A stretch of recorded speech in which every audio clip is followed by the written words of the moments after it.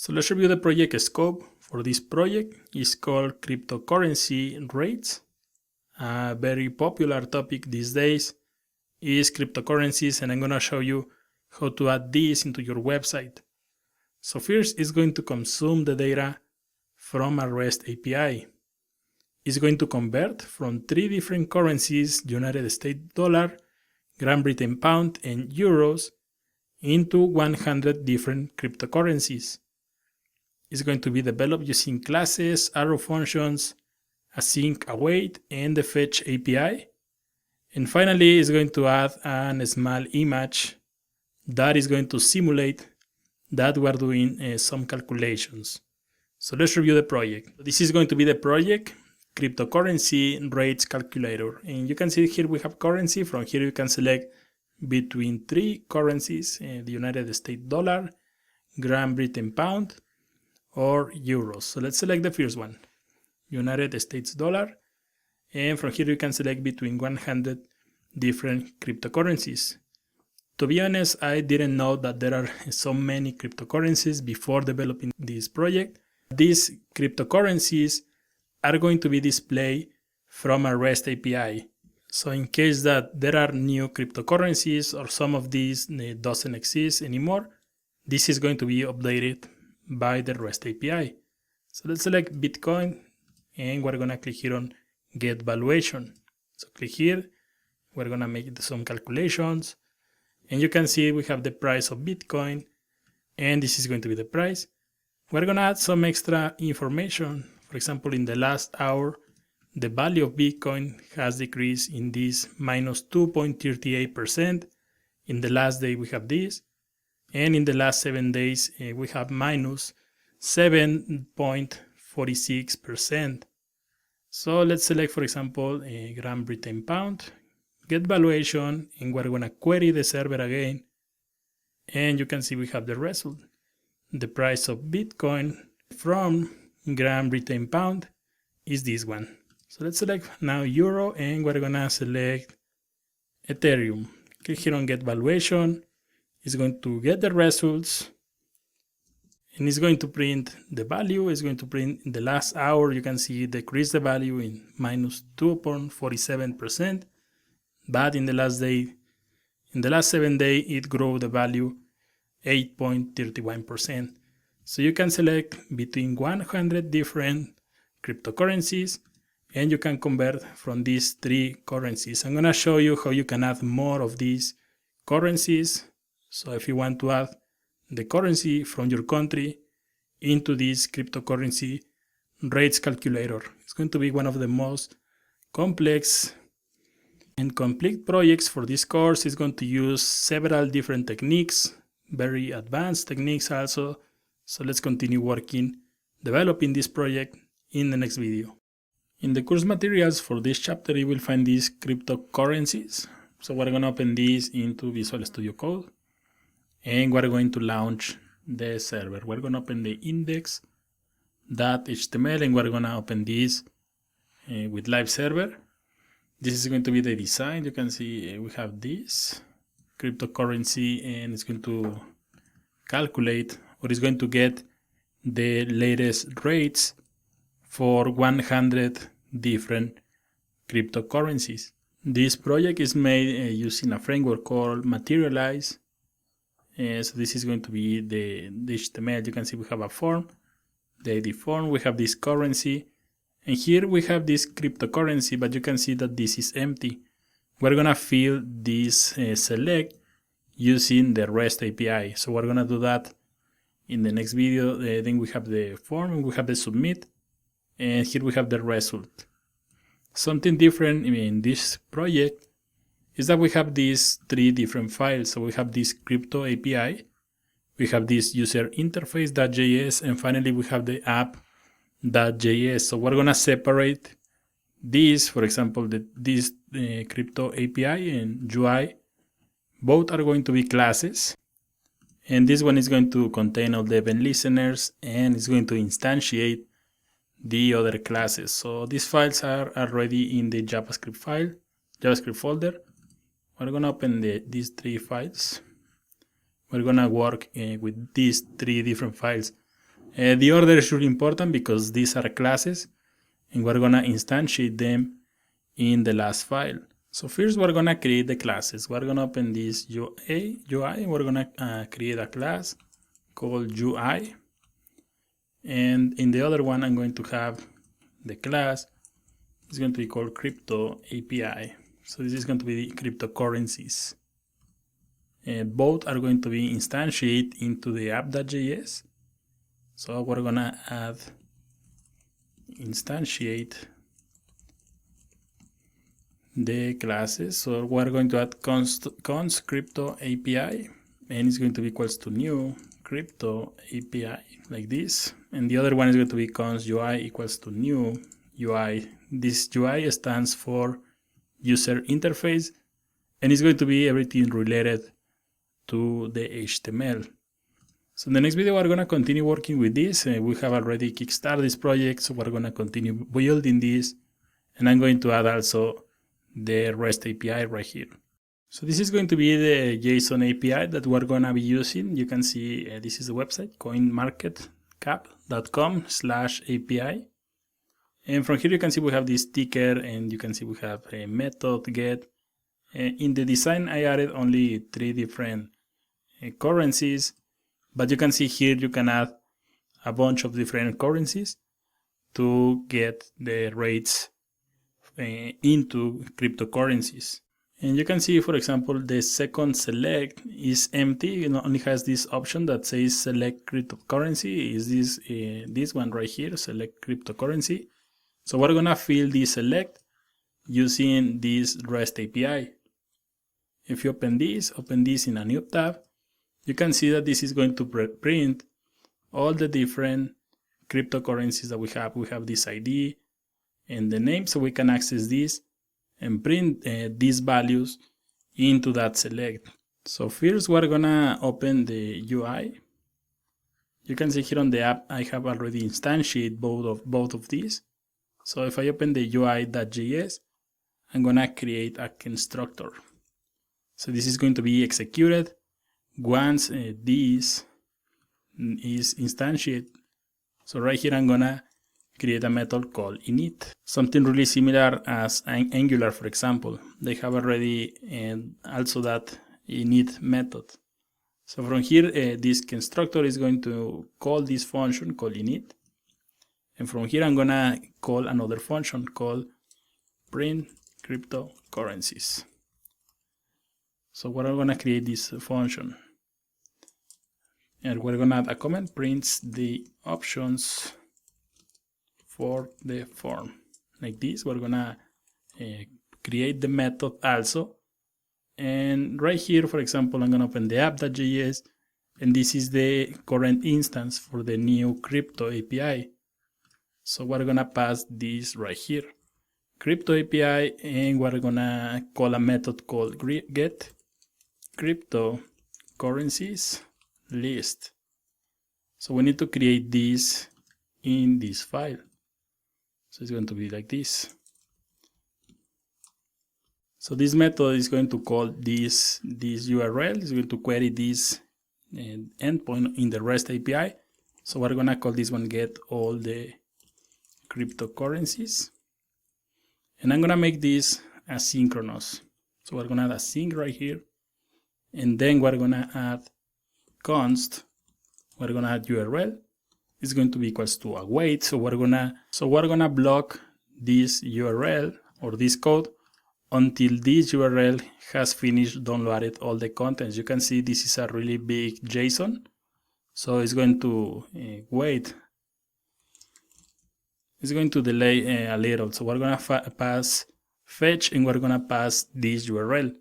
So we're gonna use await right here to stop or to block the code from executing. Then we're gonna return this as a JSON. We're gonna add const cryptocurrencies, and it's going to be equals to await. And here I'm gonna add URL.json. This is going to return this as a JSON. Finally, we return the object. So return the object,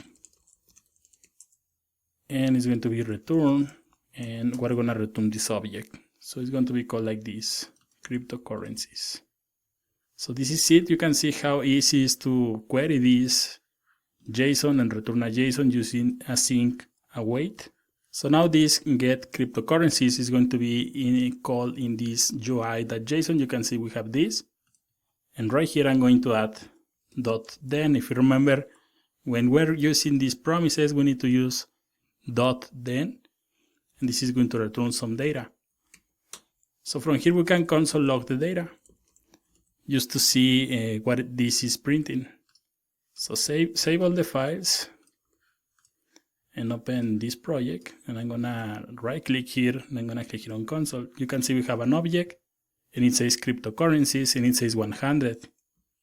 If I go back right here and open the UI, if you don't add this and you only console log this, for example, remove everything, console log, and console log the object and also the method, you can see we have promise. And remember, when you see this promise, that means that we need to add an extra .then.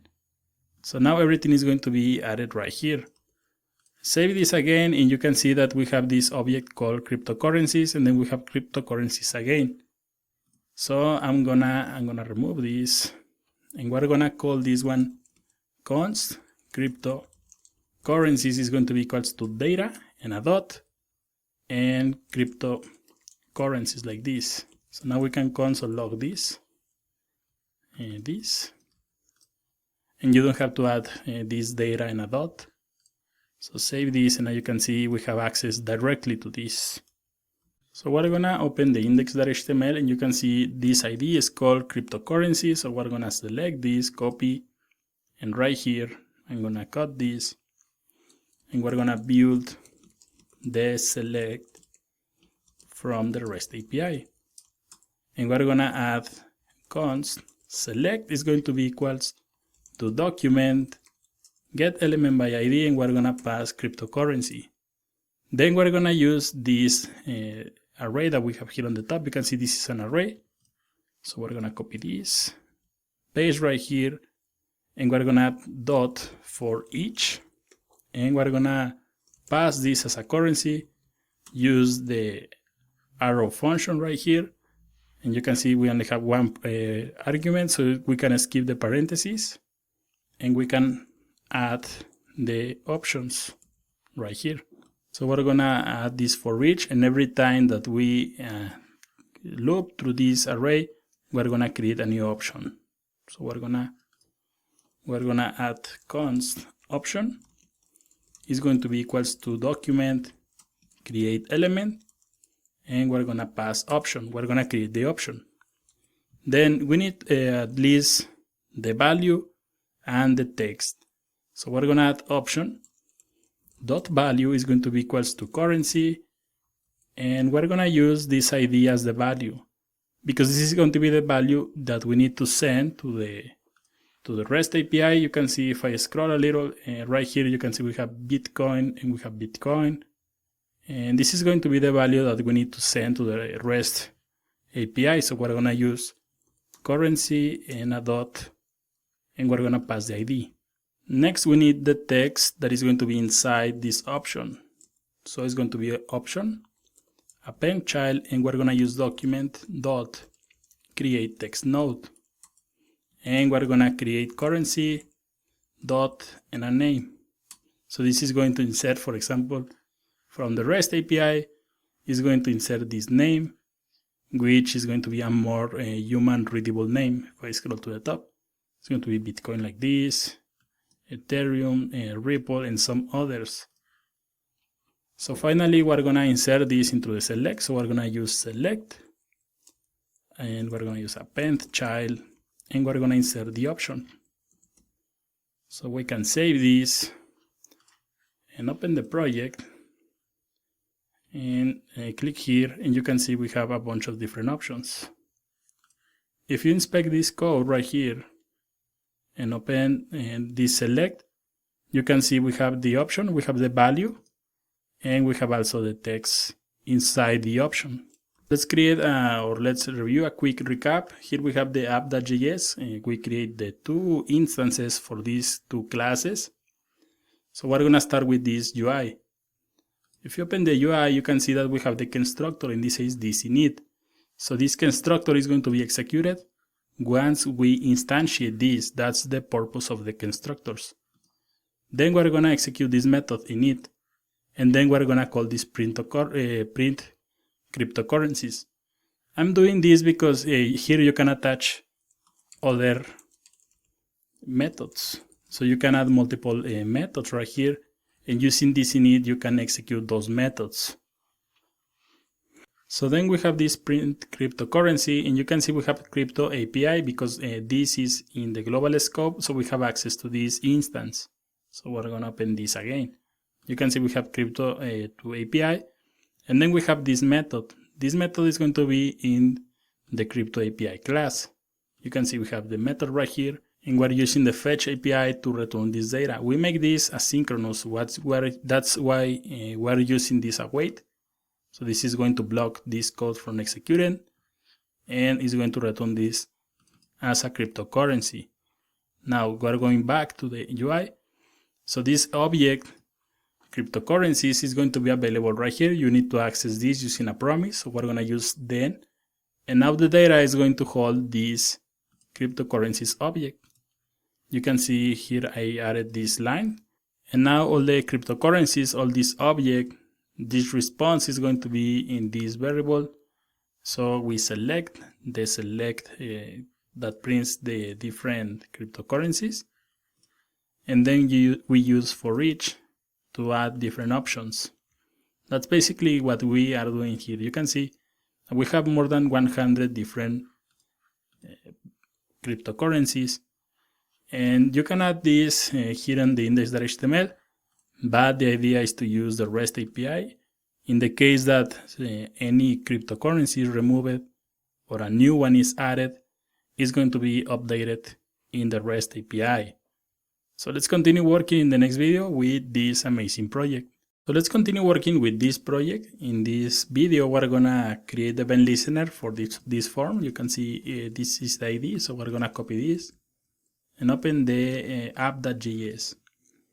So we're gonna create the variables, and we're gonna create const form equals to document and a dot get element by ID, and we're gonna select this form. Then we're gonna add an event listener. Event listener, and we're gonna add form and a dot. Add event listener, and we're gonna check for the submit. Right here we're gonna pass the event. So we're gonna use an arrow function like this, and we're gonna add prevent default. So next we need to read the values from the form. You can see here we have only 2 different selects. So we're gonna read currency, and the other one is going to read the cryptocurrency. So we're gonna const currency select is going to be equals to document get element by ID, and we're gonna open the index. You can see this ID is called currency, the first one. So right here, and in order to access the value, we're gonna use value. Second one, const cryptocurrency select is going to be equals to document get element by ID, and this is going to be cryptocurrency, this one right here. So we're gonna add cryptocurrency and dot value. So then, for example, we can add a console log, and we can send this currency select right here, and we can concatenate this like this, and select this also, and it's going to be something like this. So we have this separator here. We're gonna save this, and by the way, here I have a small delay because this project is made using Materialize, which is a really heavy framework. So for example, we're gonna select, let's say, United States dollar, and we're gonna check Bitcoin right here. Click here on get valuation. You can see we have USD and we have Bitcoin. If we add let's reload this, and if we try to submit this without any values, we're gonna click here on get valuation. You can see we have 2 empty strings. So we're gonna open the app.js and we're gonna validate that the selects have something. So we're gonna add if the currency select is equals to nothing, or the cryptocurrency select is equals to nothing, this is going to display an error. So we can add something in simple right now, console log error. Else that means that the info is correct, so we're going to add console.log success. So let's save this and let's state the project. We're gonna get valuation. You can see we have error, and we're gonna select another currency and a cryptocurrency. You can see we have success. So in the next video, we're gonna create the method that is going to print an error right here. So here we are validating that the user has submitted something into this form, and you can see we have this display an error. So here you can see here on the top we already have instantiated this. So we're gonna use UI, everything related to the user interface is going to be added into this class. So I'm gonna call print message like this, and we're gonna send a message. All the fields are mandatory, something like this, and we're gonna pass some classes. And I'm using a framework called Materialize, so we're gonna use deep-orange, space darken-4, and card-panel. So we're gonna pass these 3 different classes. So we need to create this method. Open the UI.js, and we're gonna create a comment. Prints a message. 2 parameters, message and classes. So we're gonna pass this new method, and this one is going to take the message and the classes. So we're gonna add message and class name. So from here we're gonna create a new div. Const div is going to be equals to document dot create element, and it's going to be a div. Then we're gonna add the classes. Div in a dot, class name equals to class name, like this. Then we're gonna add the message. So add the message, and it's going to be div in a dot, append child. We're gonna use document create text node, and we're gonna pass the message. So the message is going to be inserted right here, the message that we're passing from this app, this part right here, and the classes are going to be the second parameter, and they are going to be inserted right here. So then we're gonna open the index.html, and on the top you can see I'm looking for a class called messages. So you can see we have messages right here, and this is the div where we are going to insert this message. So we're gonna create a const. It's going to be called message div, and it's going to be equals to document a dot query selector, and we're gonna use messages like this. Let me check that we don't have any typos or something, and this semicolon should be outside of the parentheses. So like this is going to insert this. What we need to add messages div and a dot append child, and we're gonna pass the div. So save this and open the project. Click here on get valuation, and it says error, and maybe because I didn't save the app.js. So open this, click here on get valuation, and you can see we have all the fields are mandatory. So after 3 seconds we want to hide this, so we're gonna open the UI again, and right here I'm gonna remove the message. So we're gonna use set timeout, and open the parentheses and open the other parentheses, and it's going to be like right here, like this. We're gonna add the arrow function, 3 seconds, and we're gonna add document a dot query selector, and you can see here we have messages, but we added this as a div. So we're gonna use a dot, messages, space, div, and remove. So this is going to remove this after 3 seconds. It's going to remove the div that is inside the messages because we created this div. So click here, you can see we have all the fields are mandatory. After 3 seconds, that message is gone. So this is looking nice. In the next video, we're gonna continue working with this project. So let's continue building this project. You can see that we are validating that these are empty. The next step is going to be when the user select a currency and a cryptocurrency. You can see we have success right here. So we're gonna open this code. Open the app.js, and right here you can see we have success. So here we're gonna query the REST API. And we have already the instantiate of this crypto API. So we're gonna add this crypto API. We're gonna call this method query API. And this method is going to take 2 parameters. We need to pass the currency select and also the cryptocurrency. So this way we can send this value into the REST API and it's going to return the rate. So now we need to create this method into the crypto API. I'm gonna add this on the top. Query the REST API with a currency and a cryptocurrency. So we're gonna add query API, and this is going to take 2 parameters. First one is going to be the currency, and second one is going to be the cryptocurrency, like this. So again, we're gonna use async right here. And if you open the project and if you open the documentation here, you can see that we have, for example, we have this example and it says ticker, and then we has convert, and it has the currency. So we're gonna use this URL. So right here I'm going to add a query the URL. It's going to be const URL equals to await, and we're gonna pass fetch. So single quotes, and we pass this URL. So in order to make this more dynamic, I'm gonna make this more space right here. I'm gonna remove this Bitcoin, but we need to change the quotes. I added single quotes, and we're gonna use template or string literals. We're gonna use the backtip.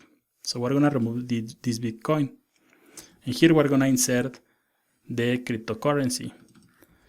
So this is going to make this more dynamic, and it's going to change the URL from the currency, and then we'll have this convert, and we're going to pass currency here. So this based on the selections of the user, this URL is going to change. So then right here we're gonna return this as JSON, return as JSON. We're gonna use const, it's going to be the result equals to await url.json, this, and then return the object. So it's going to be return, and open the braces, and we're gonna return the result. So now everything is going to be in the app.js here on the query API. So right here we can add a .then because we need to access the data using a promise. So we're gonna use .then. From here it's going to return the data. We're gonna use an arrow function right here, and then we're gonna open the braces. So we're gonna console log this data, console log data. So we're gonna open the project, and let's select, for example, USD. We're gonna select Bitcoin and get valuation. You can see this is returning an array. So we have result and result, and then you can see we have an index 0. So we need to access this using data, a dot, result, and the index 0. So save this again and open the project. We're gonna select another one, Euro and Ethereum, get valuation. You can see we have the data. It says, we're gonna open this, make this bigger, and you can see we have price Euro right here, and it's printing the name of the currency and the value. So we're gonna remove this. We're gonna cut this that data.result, and you can see we have the instance called UI. We're gonna use this same instance, and we're gonna call a method display result. And we're going to pass this object right here. So this object is going to be available in the display result. So let's open this UI and let's add a comment right here. Prints the result of the valuation or the rate. And we're going to pass this display result. And this is going to take a result right here. So we can console log the result, console log result, and let's see that everything is working. And select one of these, USD, Bitcoin, get valuation. You can see we have the object. So in the next video, we're gonna start working with this display result method. So let's continue in the next video. So let's continue working with this display result method. Here I'm going to create, I'm gonna add let, we're gonna add something like HTML template. It's going to be equals to a single empty string. Then we're gonna use template HTML and HTML template, and we're gonna concatenate a template or a string literal. So you can see that we're passing a lot of information here. We have, for example, the value, we have the ID, we have the name, and we have some other informations. So we're gonna create a div with the class card, cyan, and darken 3. This is going to be a class that exists on materialize. So we're gonna close the div. Then we're gonna create another one, div class, card content, and white text. Again, these are classes that exist on materialize. So then we're gonna create an span. It's going to be a span, and we're gonna create a class called card title. And we're gonna add result and close the span. So we're gonna create a paragraph right here. We're gonna add the price of, and we're gonna add $sign, and we're gonna add the braces, result, that, and we're gonna print this name. So the price of Bitcoin in this case is, and you can see that we have, for example, this key that is called price USD. So we're gonna copy this. We're gonna add result and a dot price USD. We're gonna close the paragraph. We're going to add more information into this HTML template, but first we're gonna test we're gonna test this to see if this is working. We're gonna add div result is going to be equals to document query selector, and we're gonna select the result. If you open the index, and there is a div called result, you can see it right here. So right here we're gonna add div result inner HTML, and this is going to be equals to HTML template. So let's save this and open the project. We're gonna test this using USD and then Ethereum, get valuation, and you can see we have result, the price of Ethereum, and it's going to print the dollars. You can even add a $sign right here. So this is going to be better. And we're gonna make another test.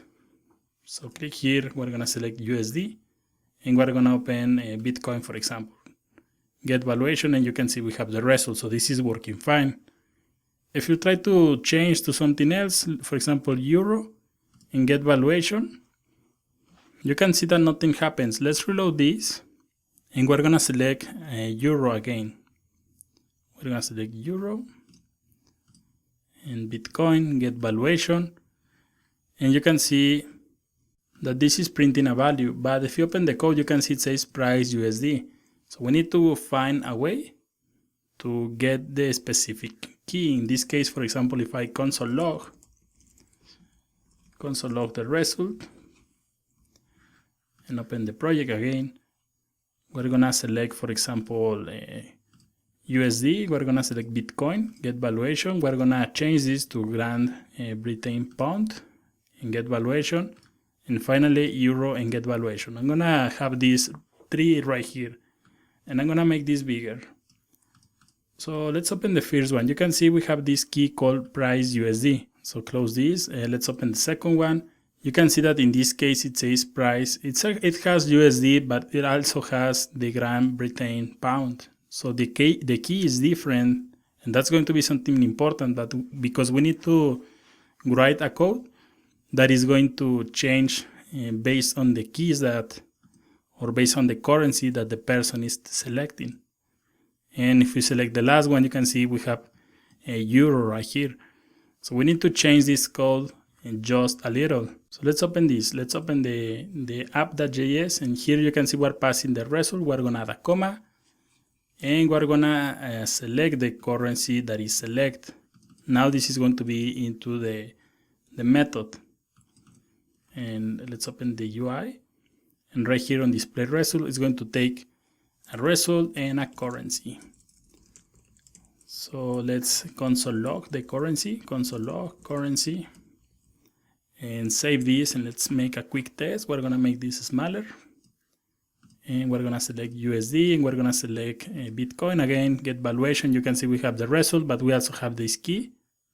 Change this to Great Britain pound. You can see we have the key right here, and also the euro. So we're passing this as expected. We're gonna remove this, and right here I'm gonna read the currency. So first we need to make this lowercase. You can see we're sending the currency in uppercase, and if you open this, you can see the key is in lowercase. So we're gonna create a let currency name. It's going to be empty. Then we're gonna add currency name is going to be equals to currency, and we're gonna use two lowercase like this, and we're gonna console log this currency name. Just to make sure that this is working, we're gonna console log this, and we're gonna select, for example, USD, and any currency is going to work. You can see we have USD right here in lowercase. So we need to add also, and we're gonna add single quotes, we're gonna add price, underscore, and we're gonna add a plus sign. So we're gonna console log the currency name again. Currency name like this. And let's make another test. We're gonna open this, open USD, open any, it's going to work. You can see we have price USD, the Great Britain, you can see we have price Great Britain pound, and euro, and you can see we have this result. So now we have the key that we need. Next we need to extract the value from the result. So this is going to be the result, and we need to add read the result from the object, and it's going to be really easy. We're gonna add const value, and we're gonna add result, and we're gonna use square brackets, and we're gonna pass this currency name. So we're gonna console log the value, save this, and this code is going to extract the value from the price and the name of the currency. So we're gonna select USD, we're gonna select Bitcoin, get valuation, and you can see we have the result. Change this to Great Britain pound. You can see we have a different result. And finally, in euros, you can see we have another result. Now we have different results based on the currency. So for example, if we change this to Ethereum, you can see we have something different, USD, or Great Britain pound. You can see that this is working fine. So finally, I'm gonna remove this. I'm gonna remove these spaces. We need to add this value in right here. So now we're gonna make another test. This is going to be the last one. USD, Bitcoin, get valuation, and you can see we have the price of Bitcoin is, and we have this. Change this to a euro, click here, and you can see we have a different value. And we can make something even better. We can open the code, and we can see that we have the price of result name from, and open the braces. We can add, for example, the currency right here is, and it's going to print the value. So let's make a test. We're gonna open USD, we're gonna select Bitcoin, and now you can see we have the price of Bitcoin from USD is this one, change this to Great Britain pound, and you can see we have a different value. And from euros, we also have a different value. So in the next video, we're gonna finish this example. We're gonna print the rest of the info that we have here, the rest of the info that comes with this REST API, and also we're gonna show the spinner. So let's finish this example in the next video. So let's continue working with this example. I'm gonna console log the results so we can see something. Console log result, and open the project. We're gonna select any currency is going to be fine, any cryptocurrency is going to work. Click here, and you can see, for example, that this REST API is going to provide some extra information. For example, we have this %. So in the last hour, you can see we have this result. In the last 7 days, this is the result. And in the last day, we have this result. So we can add this into our report, into the result. So we're gonna add a paragraph, and we're gonna add last hour, like this, close the paragraph, and we're gonna open the curly braces. We're gonna use result and a dot, and we're gonna use, and the last hour is going to be this one, this key. Paste this right here. So we're gonna make 2 more copies of this, copy and paste 2 times.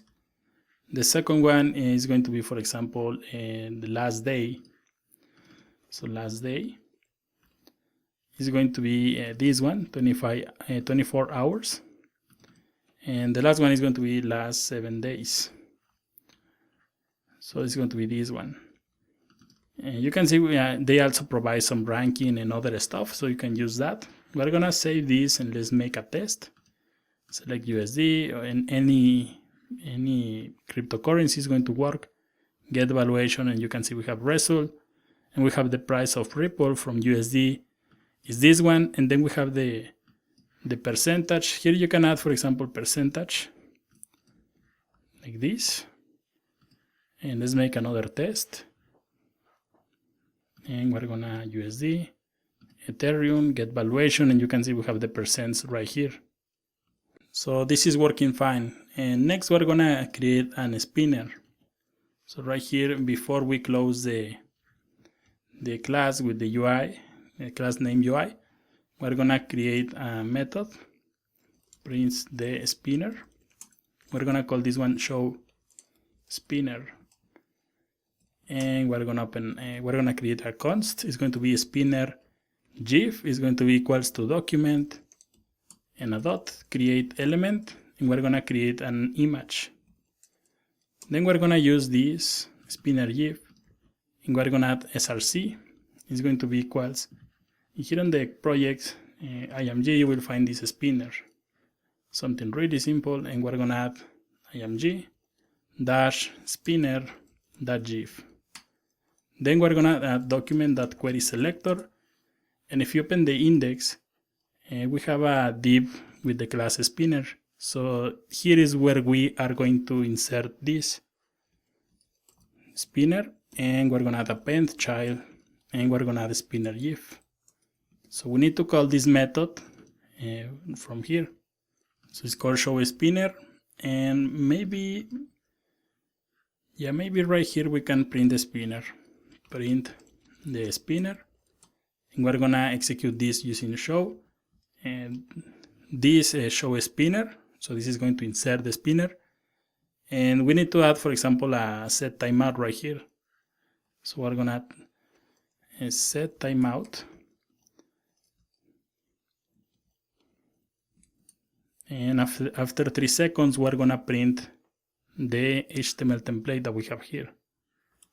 So we're gonna print this, and we're gonna hide the spinner. So we're gonna add a comment. After 3 seconds, print the result and remove the spinner. So we're gonna add print the result, and right here I'm gonna add a second comment, hide the spinner, hide spinner.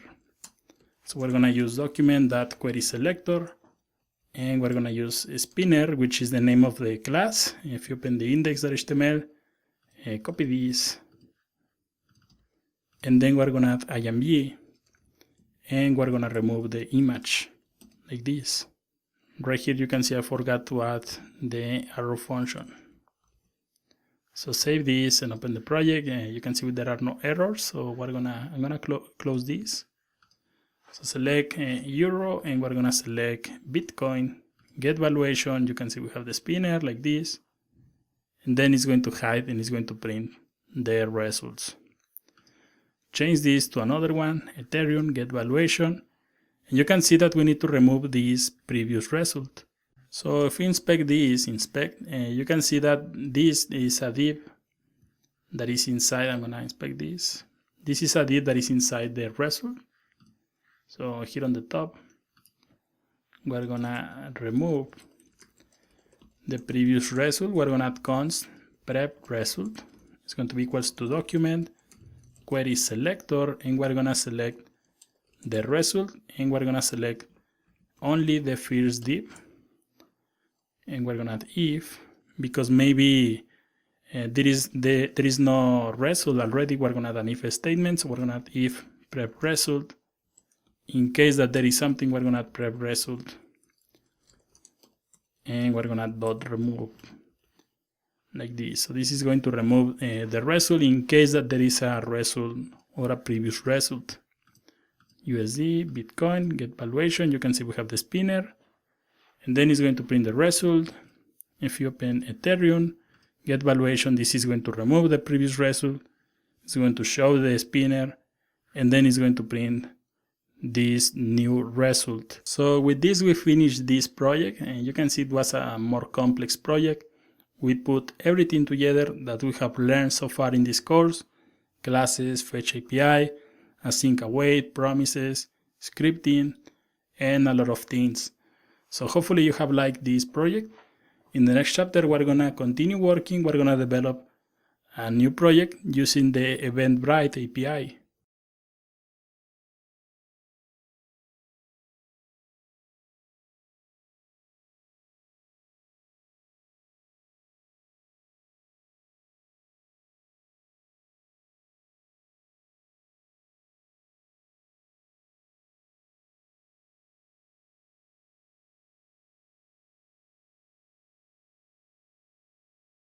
So let's review the project scope for this chapter. It's going to be a project that is called Events with the Eventbrite API.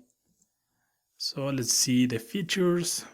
First, it's going to display the events from the Eventbrite REST API. Second, it's going to filter events by category and also by name.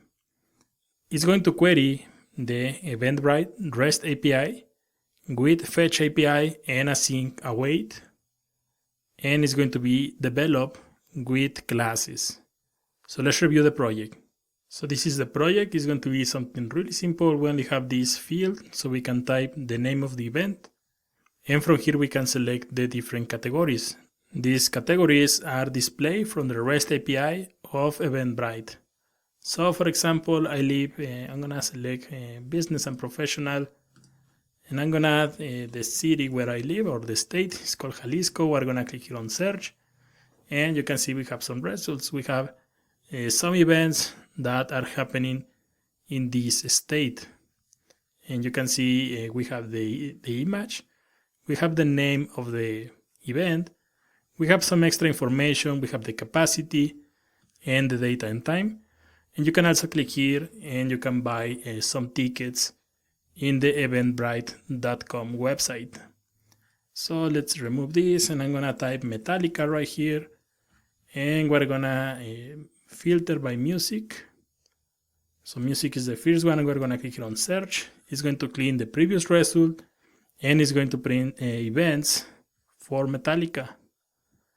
So this is looking nice. We can, for example, open business and professional, and I'm gonna pass, for example, Bitcoin right here. If you wanna go to a Bitcoin event, you can type this here, and it's going to return these events. So let's say that you are traveling to London the weekend. You can type London right here, and let's say that you're looking something for food and drink. You can click here on search. You can see we have some events. In case that you remove this and you try to make a search it's going to display add an event or a city. Or if you type something like this and you try to make a search, you can see we have no results found. So this is going to be using the Eventbrite REST API. It's going to be a really complete project. So let's continue working and start developing this project in the next video. So welcome to this new project. We're gonna develop an events application that is going to use the REST API of the website Eventbrite. So in the course materials for this chapter, you will find these events. Let's open this into the text editor. And we're going to open this index and we're going to run this server. Open this with live server. And you can see that, for example, if I scroll a little, here on the bottom, we have 3 different files. We're going to use the same approach as we did in the last video. These and these are going to be classes, and the other one is going to contain the instantiate of both classes and also the event listeners. So this is going to be the starter files for this chapter. You can see we have search for events by name or city, and we can type, for example, the name of the event that we are trying to search or the city. And from here is going to be a drop down with all the different categories. We're going to fill this using the Eventbrite API. So I recommend that you open this website, eventbrite.com/developers version 3. There is also eventbriteapi.com, and both are going to take you to this website. You need to sign up to use the Eventbrite API. It's free. You can see that I already have an account right here. So once you sign up into Eventbrite and you are in this page, click here and account settings, and this in the drop down menu. And from here, for example, here you can see we have developer and we have other options. And we're gonna click here on app management. You can see I already have 2 different applications. We're gonna create a new one. And this is going to be important because the Eventbrite API requires authentication in order to work with the request in the REST API. The previous apps doesn't require authentication, but this one does. So we're gonna click here on create new app. From here we're gonna fill this form. I'm gonna add my name right here, and I'm gonna add, for example, you can see it has application URL. In this case we're gonna use this URL. If you're trying to use this in a real server, I recommend that you use that URL, because this part is going to check that the request is made from your website. In this case, it's going to be this one. But if you are using a different URL, if you are not using a live server, you have to paste that URL right here. So we're gonna name this application. I'm gonna call this one my events to learn modern JavaScript, something like this. We're gonna check this and create the keys. So we already have our new application. So I'm gonna leave this page like this, and then we're gonna open our project. I'm gonna open the eventbrite.js, and we're gonna create a new class. I'm gonna call this one Eventbrite, and we're gonna open the braces. Here on the constructor, we're gonna add constructor when instantiate, and I'm gonna add constructor, and we're gonna add some properties here. We're gonna add this and a dot, and we're gonna call this one token_out. And this is going to be the token that is going to be sent to the Eventbrite server. So we're gonna click here, and you can see that we have your personal out token. So we're gonna copy this, and this is going to be insert in the constructor like this. So then we're gonna continue working. I'm gonna leave this as this. We're gonna continue building this. We're gonna open the app.js, and from here I'm gonna instantiate both classes. So we're gonna const Eventbrite. Everything in lowercase is going to be fine. New Eventbrite like this, and I'm gonna console log Eventbrite. I'm gonna check that this is added into the constructor. So we're gonna save this, and let's open this, open the project, and open the console. You can see we have Eventbrite, and you can see we have the token out. Token out should be out token like this. And you can see we have the out token right here. So in the next video, we're gonna continue working with this project, and we're gonna start working with this app.js and the rest of the other class that we have. So we're gonna start working with this project. The first thing that we're gonna make is to fill these categories. We're gonna read the categories that came from Eventbrite. You can see that I added this code into the UI. This should be in the app.js mistake that I made. And I'm gonna create the second class. We're gonna open this UI and we're gonna call this one cons UI. This is going to be everything related to the user interface. And right here, I'm going to instantiate also this class. UI equals to new UI like this. So now we have both classes instantiate, and we're going to have access to those methods. And we're gonna start working with those in this video. So you can see if I open the index.html, here in the category we have this select, and this is empty. We're gonna read the REST API to get all the categories from the REST API in Eventbrite. So first we're gonna start working with this UI, and we're gonna create a constructor. So once we instantiate this, it's going to run this method. So we're gonna call this one app initialization, and it's going to be this init. So we're gonna create a new method called init, something like this. And here we're gonna add all the different methods that are going to be executed when we init the project. It's not recommended that you add a bunch of different methods into the constructor, and that's why I'm using a second one. So we're gonna create a new method. It's gonna be called display categories in select like this, and we're gonna call this print categories like this, and this is going to execute this method. So it's going to be like this. You can see that these methods have this line on the bottom, and just because it says cons, it should be class, and not sure why I type it like that. So we're gonna create a new comment method when the app starts, and this is going to print the categories. So from here we're gonna create a new const. We're gonna call this one categories list, and it's going to be equals, and if you open the app.js, we already have this instance of the new Eventbrite. So we're gonna copy this, and we're gonna add this right here, Eventbrite. And the method we're going to write this in this video is going to be called get categories API. So next we need to create this method in the Eventbrite class. And you can see I really like to work with these classes because the code is going to look more organized. So we're going to add a comment, get categories from API. And we're going to call this one get categories API. So here I'm going to add a comment, query the API. So let's see how we can query the Eventbrite API. Here on the eventbrite.com/developer/version3, you will find, for example, this quick start. So let's open this. And for example, here on the bottom, here you can see that they provide this example URL, and this will contain information about yourself, your account. So we're gonna open this in a new window. So you can see that it opens this, and it says the out token that you provided was invalid. You can see it says my token right here. So this is something that we need to replace with our own token. This one that says your personal out token. So we're gonna copy this, and right here you can see that they provide this builder.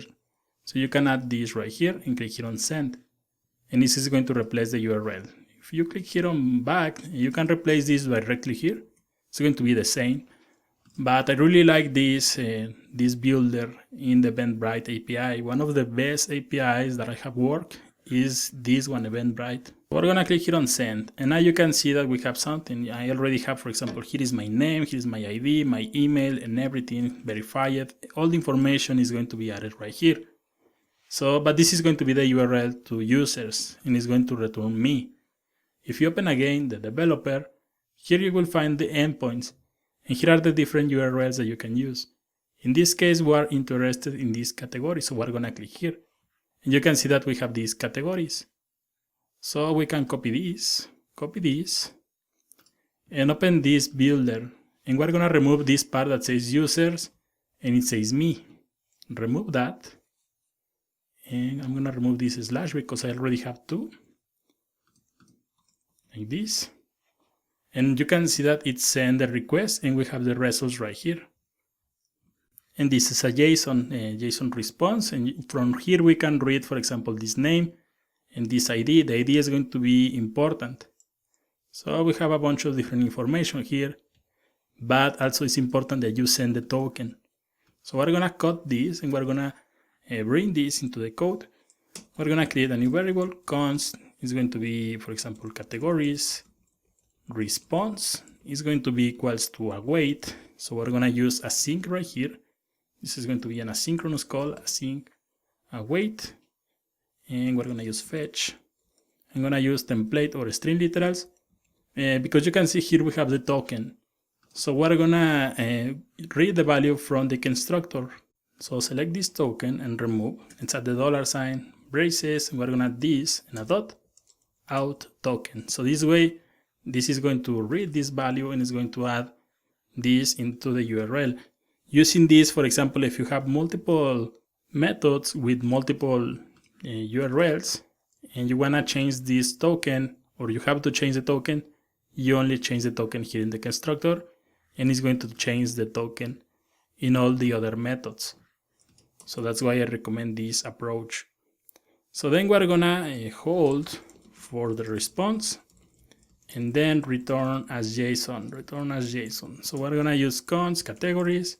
It's going to be equals to, again, we're gonna use await and we're gonna read this response and it's going to return as a JSON. Remember, in the REST API, in the fetch API, you can return as a JSON, as a text, and other ways. So finally, we're gonna return an object called categories like this. So then this categories, get categories, is going to return a promise. So remember, in order to access the values, you need to use .then. And this is going to return some data, which we can call categories. So it's going to be like this, and we open and then we execute the arrow function and open the braces like this. From here, you can console log these categories and see the response. So let's open the app events in your city, and you can see, and here I have this event right. Let me open this app.js and let me remove this. Save this, and you can see we have this object, it says categories. Click here, we have another one, says categories, and from here we have 21 objects inside this array, and you can see it's returning the categories from the REST API from Eventbrite. So in the next video, we're gonna read this response and insert this into this select that we have for the categories. So let's continue working in the next video. So now we have the response, and you can see we have the object and we have all the data. You can see that I have categories and categories right here. So we're returning this object, and let's open the UI. So you have to add, for example, categories, then a dot, categories, save this, and you can see in order to access this, we need to add another categories. So writing this categories, and it could be a little, well, it's like a lot of code, right? So we're gonna select everything from here and we're gonna cut, and I'm gonna create a new variable. Categories list is going to be equals to this. So this way we only have to write this variable instead of writing this. So then we're gonna select, we're gonna select the select that we have here. We're gonna select this ID, it's called category. So from here I'm going to const equals to category select. It's going to be equals to document query selector. We can use, for example, select, and then category is going to be a way that we can use this select category, or we can remove the select. Both ways are going to be fine. The idea is that we select this select for all the categories. Then we open this, and we're gonna, this category list is going to be an array. If you console log this, console log category list, you can see that this is an array with 21 categories. So we're going to write a for each that is going to loop into this array and is going to generate 21 different options. So we're going to open category list that for each. We're going to pass only the category, so we're going to pass category like this, the arrow function, and then we're going to create the options. So it's going to be like this, const option equals to document.create element, and it's going to create an option. This option requires the text. If you open the project, for example, you can see that we have this name, it says music, and we also have this name localize and short name. You can use name localize. Chances are that this was translated into your language. In the case of Spanish, it didn't actually translate the words, but I'm gonna use name right here. So this is going to be the text that is going to be inside the option. And also there is this ID. We're gonna use this ID because the REST API of Eventbrite, when you are querying for events and filtering by categories, you need to pass this ID. So first we're gonna add option dot value is going to be equals to category and a dot ID. Then the option dot append child, and we're gonna add the text that is going to be inside the option. Document dot create text node, and it's going to be category and a dot name like this. Finally, we have this category select, and we need to append child this option. So this is going to be everything that we need to make in order to see a list with the different categories from Eventbrite. The advantage of using this is if they add a new category or if they remove one of these, it's going to be updated automatically. So click here and open or expand this select, and you can see we have the option, it has the value, it has the ID, and it has this text inside the options. So this is working nice. And right here, for example, we can add another one. It's going to be the catch, and it's going to be the error. And we can skip this, we can console log the error like this. So save this, nothing is going to change, but if you change, for example, something here in the REST API, is going to give you an error. So we're going to use that catch. So the then is going to execute the select, and the catch is going to execute the error. So finally, I'm going to add a comment right here. Insert in categories into select. And this is going to be it for this video. So in the next video, we're going to continue working with this application. So the next step in this project is going to be when we add something here and select a category, we click in the search button. We're going to validate, for example, if the user doesn't add anything here, we're going to print a message. And in case that they add something here, we're going to check if there are some events, we're going to return the events. In case that nothing is there in Eventbrite API, we're going to return a message.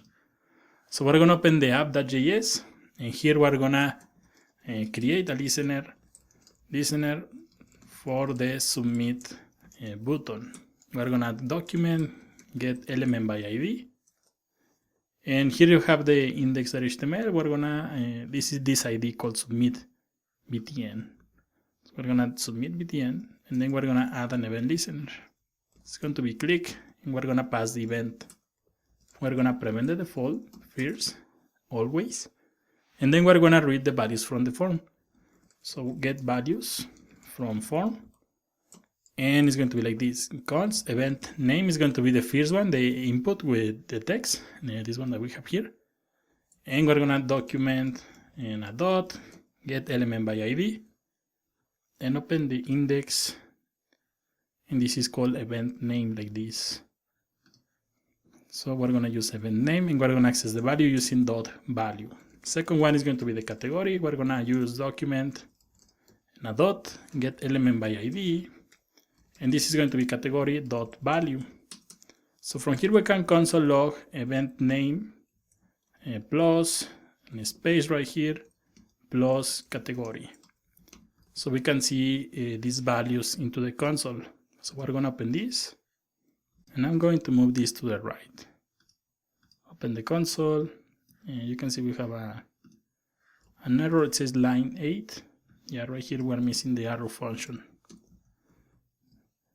So we're gonna add, for example, something here. We're gonna add, let's say that we're looking for a Metallica event, music. Click here on search, and you can see we have Metallica, and then we have the ID. This is everything that we need to send the request into Eventbrite.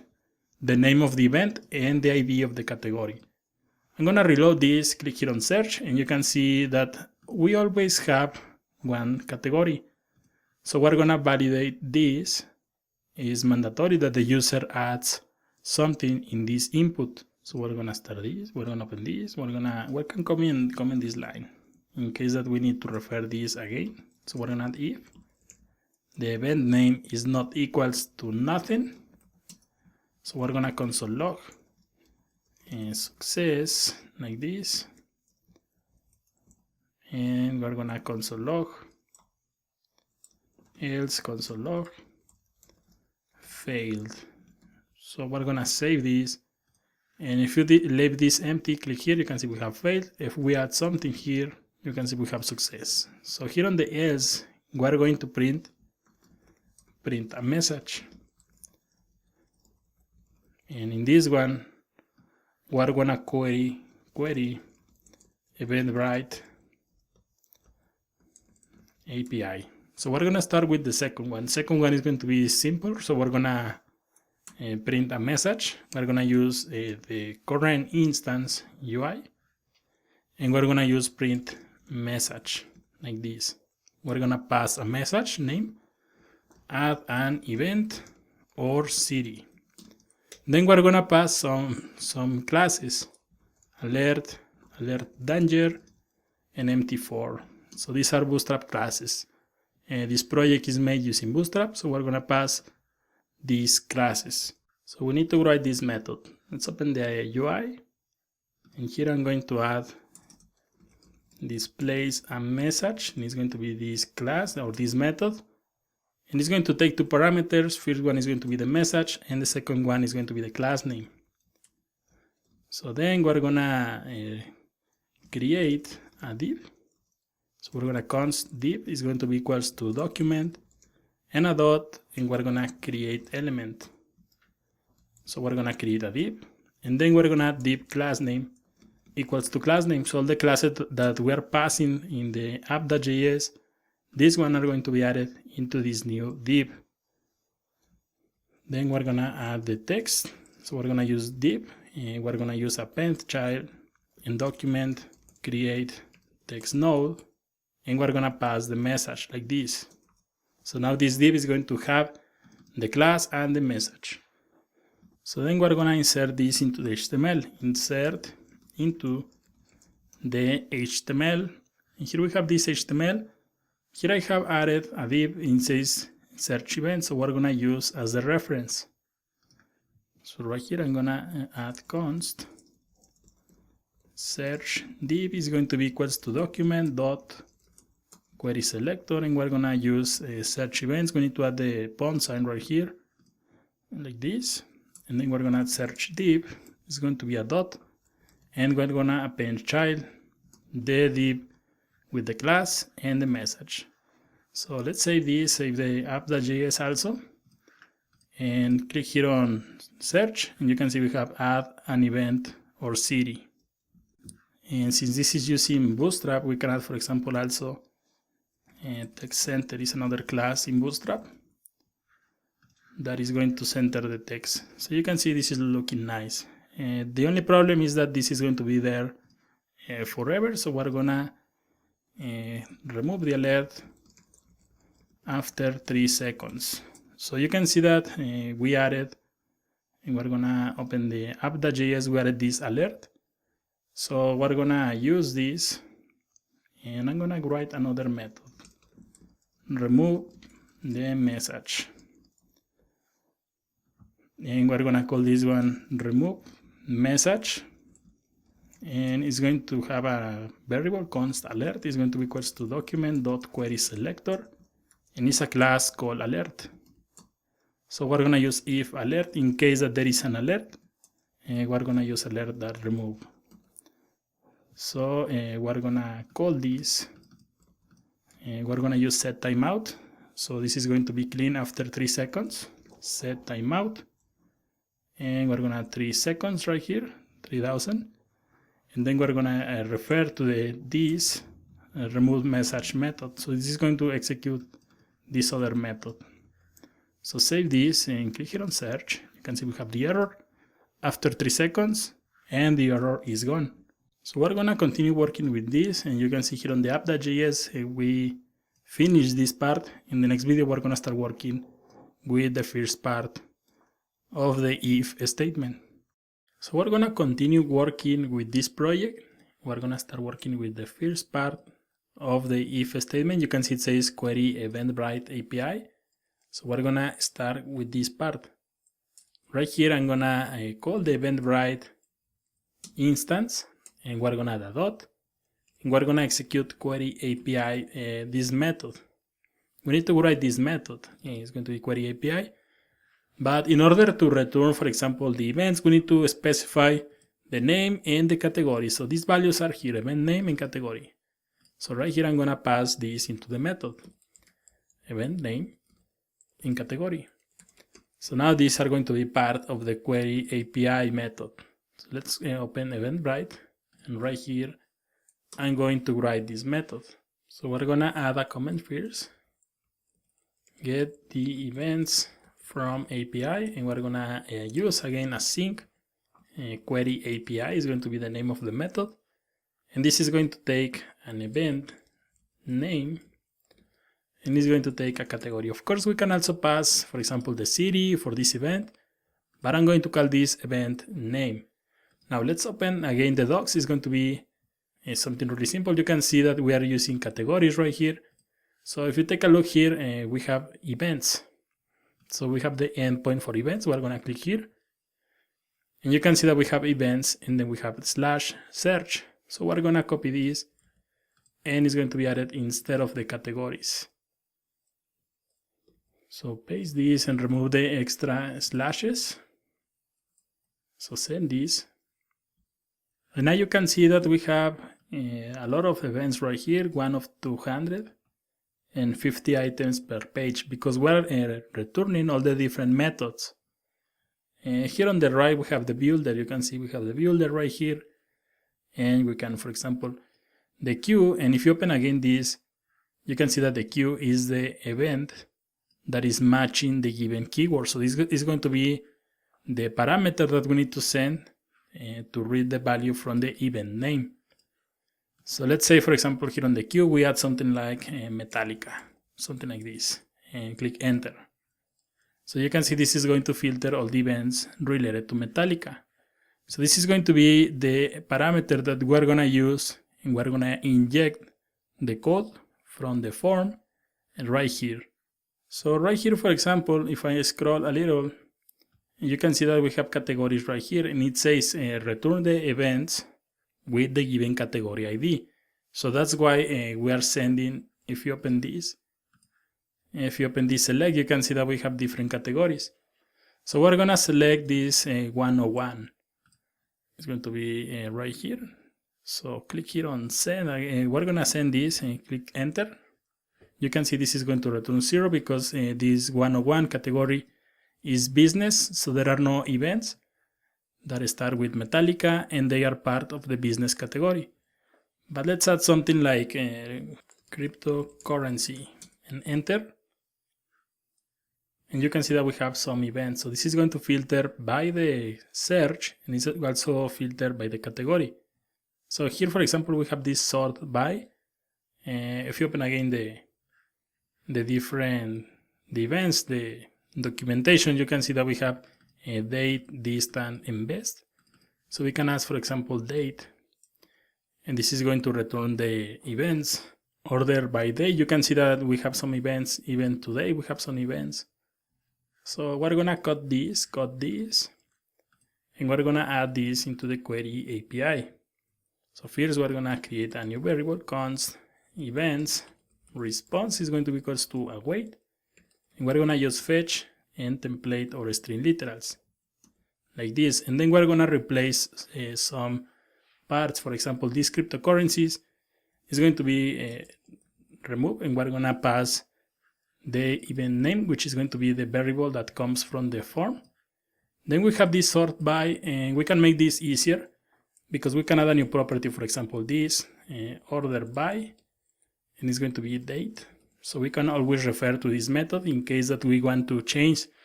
Let's say that we have a bunch of different methods that are querying the database. You can change the order by just by referring to this method. So right here, I'm going to remove this, and it's going to be this and a dot order by. You can see we're passing event right here because this is part of the method, and this is the argument in the method, but this one is a property of the object. So then we remove this category ID. We're going to add this category right here, and finally we're going to remove the out token. Open the $, curly braces, this out token like this. So this is going to be the URL. You can see we have different properties. So we have like this, and then we're gonna wait for the response and return as JSON. So this is going to be const events plural equals wait, and we're gonna add events response like this. We're gonna return this as JSON, and we're gonna return the events. So this is going to be an object called events, and this is going to be everything that we need. And of course, you can add more properties into the URL. You can use this builder, and you can refer to this part to see what you need to pass into the builder. So this is really a more simple example. So then we're going to open this app.js, and right here, remember this is going to return a promise. So we need to use .then. So .then is going to return some data. So we're gonna all data. You can also add this as events, then use the arrow function and console log events like this. So save this.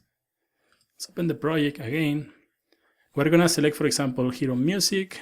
Again, we're gonna add something of Metallica. Search. Open the console. You can see we have some events. Click here, and we have 39 events that match this term, and they are in the music category. So you can see we have events again. So we're gonna console log events and a dot, events and a dot like this.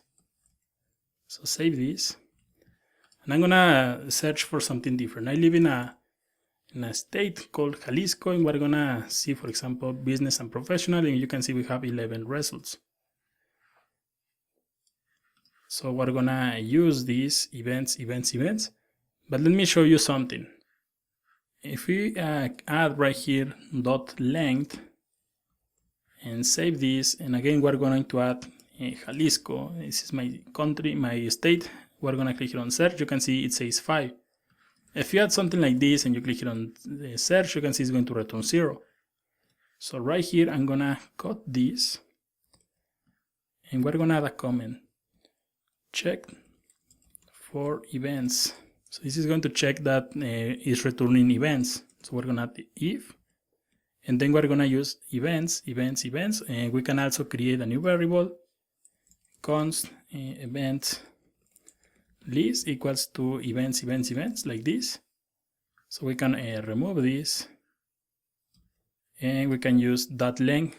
If it's greater than 0, that means that we have some events.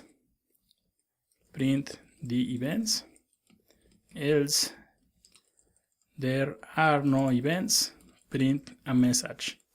So we're gonna use the same method that we have here. We're gonna copy this and paste right here, and instead of having this message, we're gonna use no results found. So we're gonna use the same alert, text center, alert danger. So we're gonna save this.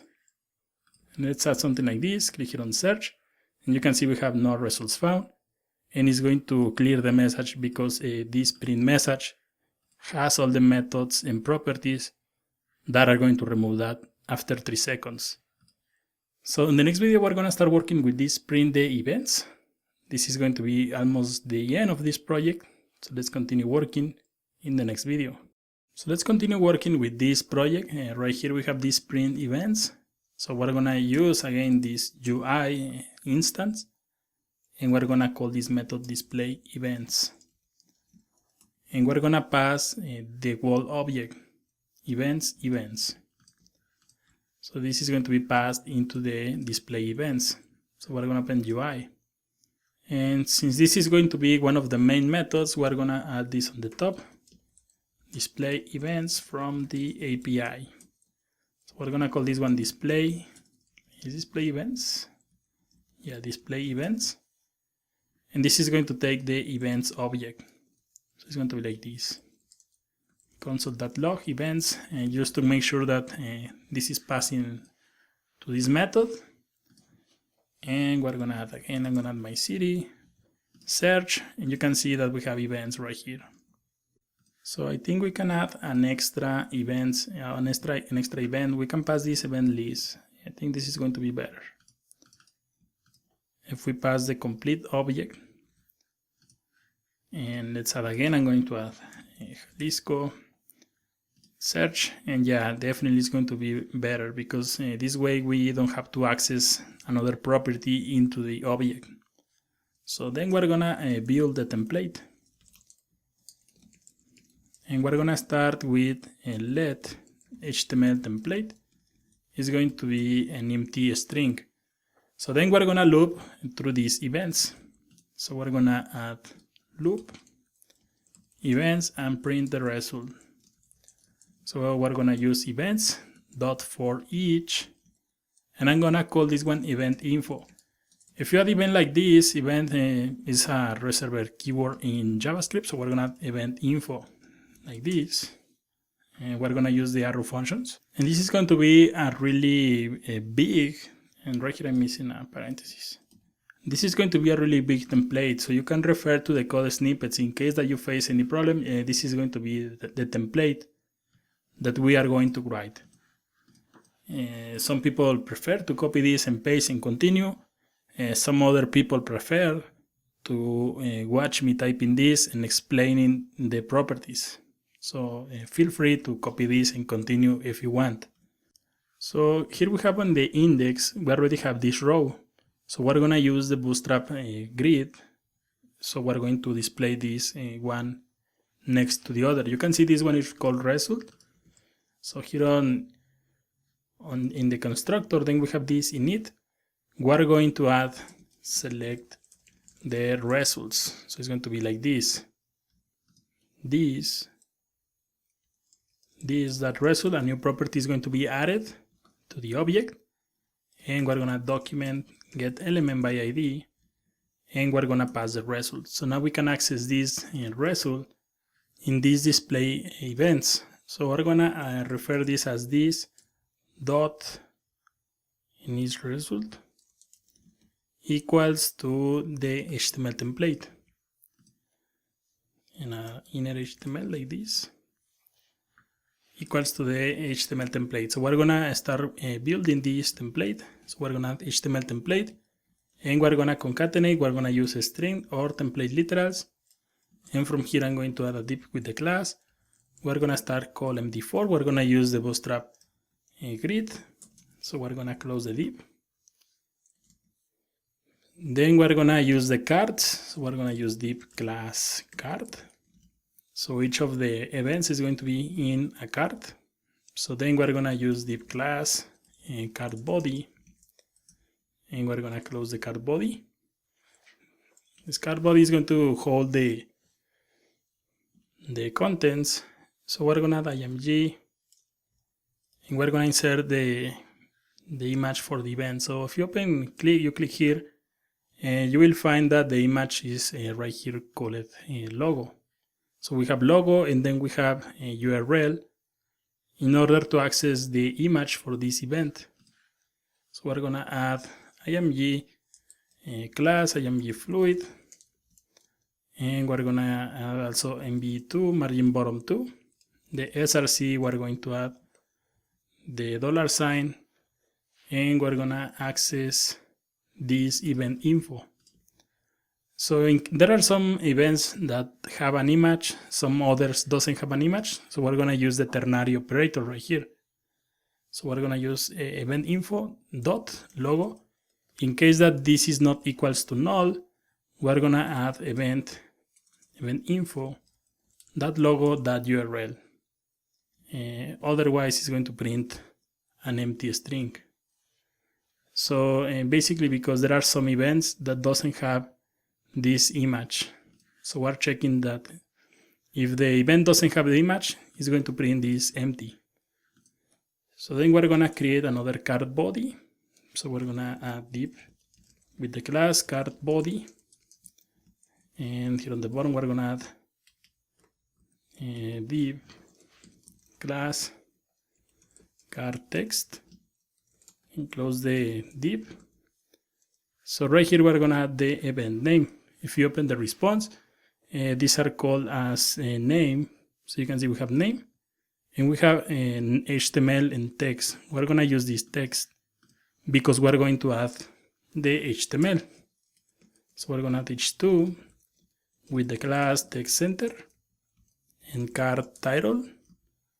So we're gonna add the $sign and we're gonna add event info again and a dot, and we're gonna access this using name and then text. So dot name dot text and close the h2. I'm gonna collapse this so you can see better the code. Then we're gonna add a p or a paragraph with the class. We're gonna add a class called lead and we're gonna add text info. Text info is going to be a class that I added. So we're gonna add event information and then we're gonna add a paragraph right here. So the description of the event is going to be here on the description. You can see that we have HTML, this will print these paragraphs, or we also have this text. Chances are, for example, this one you can see that this is a really long description. So we're going to add the following. We're gonna add the $sign and we're gonna copy this main object, event info, dot description dot text, and we're gonna use a method called substring, and we're gonna trim this when we reach 200 letters. Then we're gonna add 3 dots like this. We're gonna add another ones. We're gonna add, for example, an span class, going to be batch and batch primary. So we're gonna add capacity. And here on the event info, you can see that we have also the capacity. It says 200 persons. So we're gonna use $sign again, event info, and a dot capacity, and close the span. So let's add another one, span class, batch, and batch, secondary, and this is going to be date and time like this. So we're gonna add event info, and there are several methods that you can use. If you scroll, and you can see we have this start, and we have local, we have time zone, and UTC, and I think here on the top we have another one. We have height and date, and this is more a property. So we're gonna use this start and then local. So I scroll to the top. We have event info. We're going to add dot start dot local and close the span. So finally we're gonna add a button, a href, where the persons can buy some tickets. So for example, here on the URL, this is going to take you to the URL of this event. In case that you want to allow the persons to buy the tickets in the website, if you take a look here on the REST API, you can see that we have some tickets also. But in case that you want to sell tickets in your website, you have to contact the Eventbrite team, and they are going to give you more advanced information. So we're gonna add a target is going to be blank, because when the user clicks on this, it's going to open this in a new window. Then we're gonna give some classes, BTM, BTM primary, BTM block, MT4. All of these are Bootstrap classes. So we're gonna call this one get tickets like this and close the anchor. So this is going to be the template, and let's open the project. And right here I'm going to add, for example, I'm gonna add again my state, Jalisco. Click here on search and close this.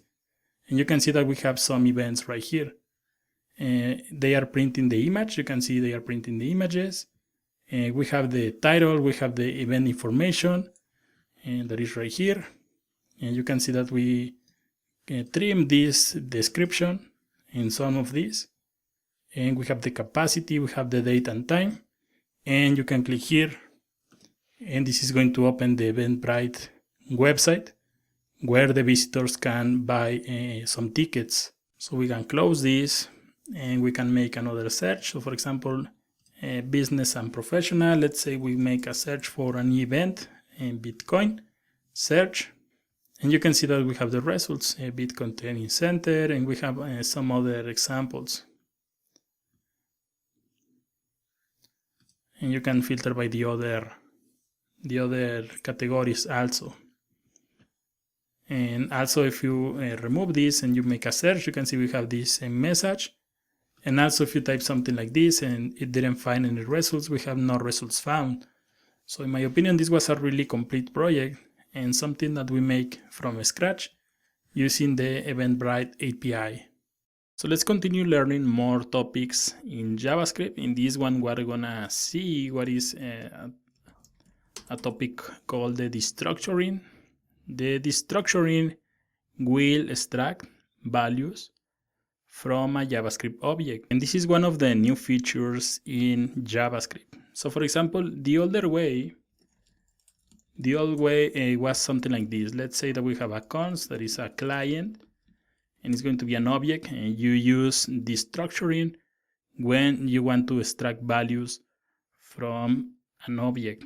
So we're gonna add a name, we're gonna call this Alexa, and then we're gonna add a membership.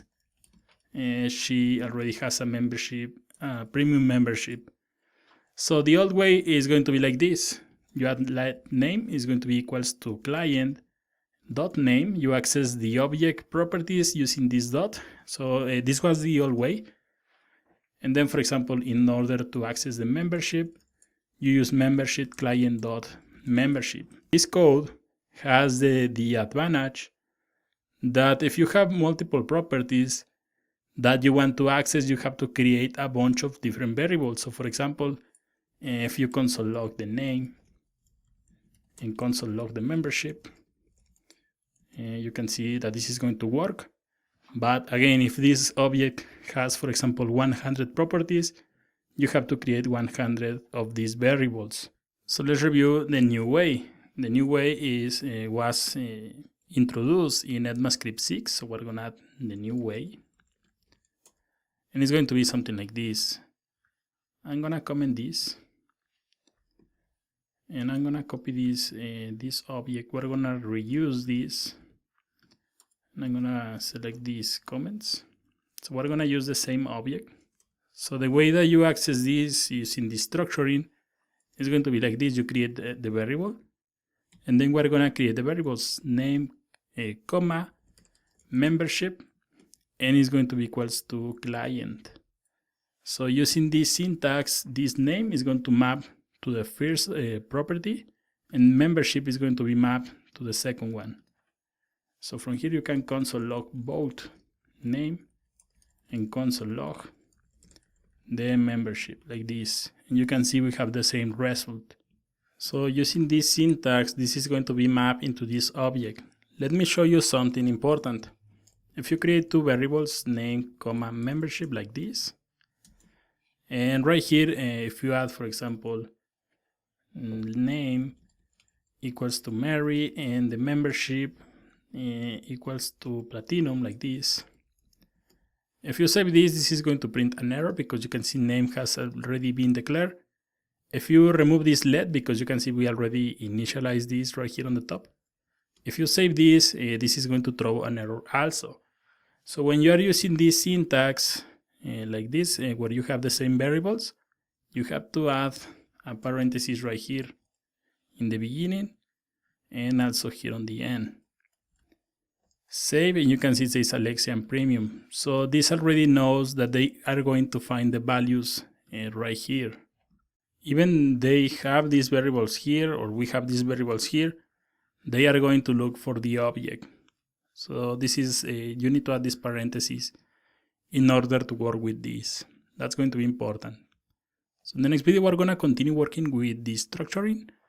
And we're going to see how you can extract objects from objects. So let's see how you can use the structuring to extract an object that is inside another object. So we're going to add a comment, extract object that is inside another other object. Let's create another const. It's going to be client also. We're going to create the object, object like this.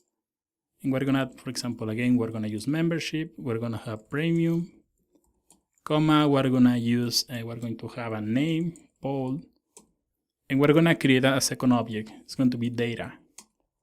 And from here, we're going to create an occasion. So this is going to be another object. So we have several objects inside this object. We're going to use city. I'm going to add the city.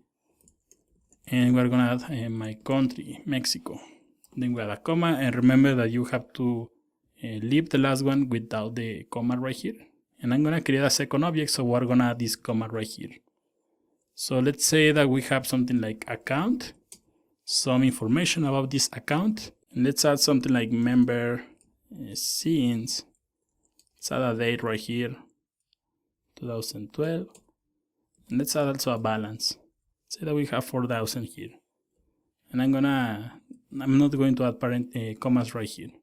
So we have this object. If you console log this, console log client, we're going to have an object, and you can click here, and you can see we have another object right here, data, and we have another two objects, the account and the location. So let's see how we can use this structuring to access these other objects. So let's say that we want to access this location, and we're gonna use this. We're gonna add, for example, let, and we open the braces, and you need to pass the object or the main object first. So we're gonna call this data. It has to be the same name, data and data, if you want to access this. So we use data, then we use the colon, and then we open again the braces. Here is where you are going to pass the name of the object that you want to access, in this case location, for example, and that location right here. And this name location is going to give us problems because there is a location reserved keyword in JavaScript. So we're going to add client location. Didn't think about that. So we're going to add client location right here. And you can see data is going to be this right here. And this is going to tell which part of the object we want to access. So this is going to be data. And then client location is going to extract the information that we have here. So finally, this is going to be equals to client, the main object. So client. And finally, we can console log, and the data is going to be added into this variable. So we can console log this. And I'm going to comment this. So you can see we have city, Mexico, and we also have the country. So for example, if you want to print this as a separate values, you can, for example, copy this and paste 2 times. We're going to add a dot, city, and dot, country. So you can see this is going to print both in Mexico because we have something like this. So let's extract now the account. We're going to create let. And this is going to be the main parent object. In this case, it's going to be this data. So we're going to use data. And then here we're going to use account because we want to extract this account. So this is going to be equals to client again. And we can console log the account like this. And you can see we have these member since, and we also have balance. And again, if you want to access those values individually, you can add something like member since and the balance. And you can see we have the member since and the balance. So it's really easy how you can extract values using destructuring. You are going to save a lot of code. So we already saw how you can, for example, use destructuring in normal objects. And we already saw how to use destructuring when you have an object inside another object.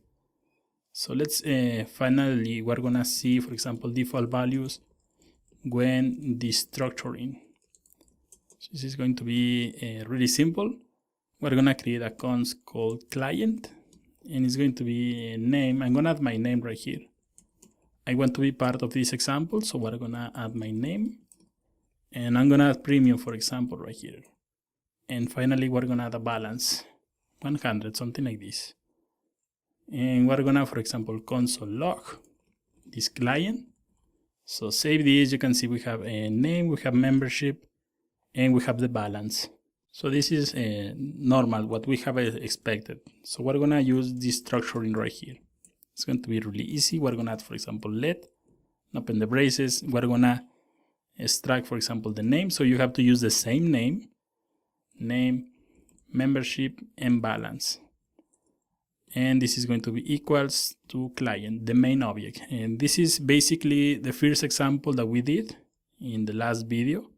And from here you can console log each of these variables. So for example, you can console log the name or the membership, or you can console log the balance. So save this, you can see we have these values like this. So let's see, for example, how you can add a default value. I'm gonna remove this balance and save this. You can see we have undefined right here. So here when you add the destructuring, you can add a default value. So for example, you add balance equals 0, and you can see we have 0 right here. If you want to extract any value and the value is not there, like in this one, you can use one of these default values. So for example, let's use another one for the membership. If there is no membership, we can add something like a standard and save this. You can see we have the name, and then we have two default values, a standard and also the balance, which is going to be 0. So in the next video, we're gonna continue with destructuring. We're gonna see how you can use destructuring in arrays.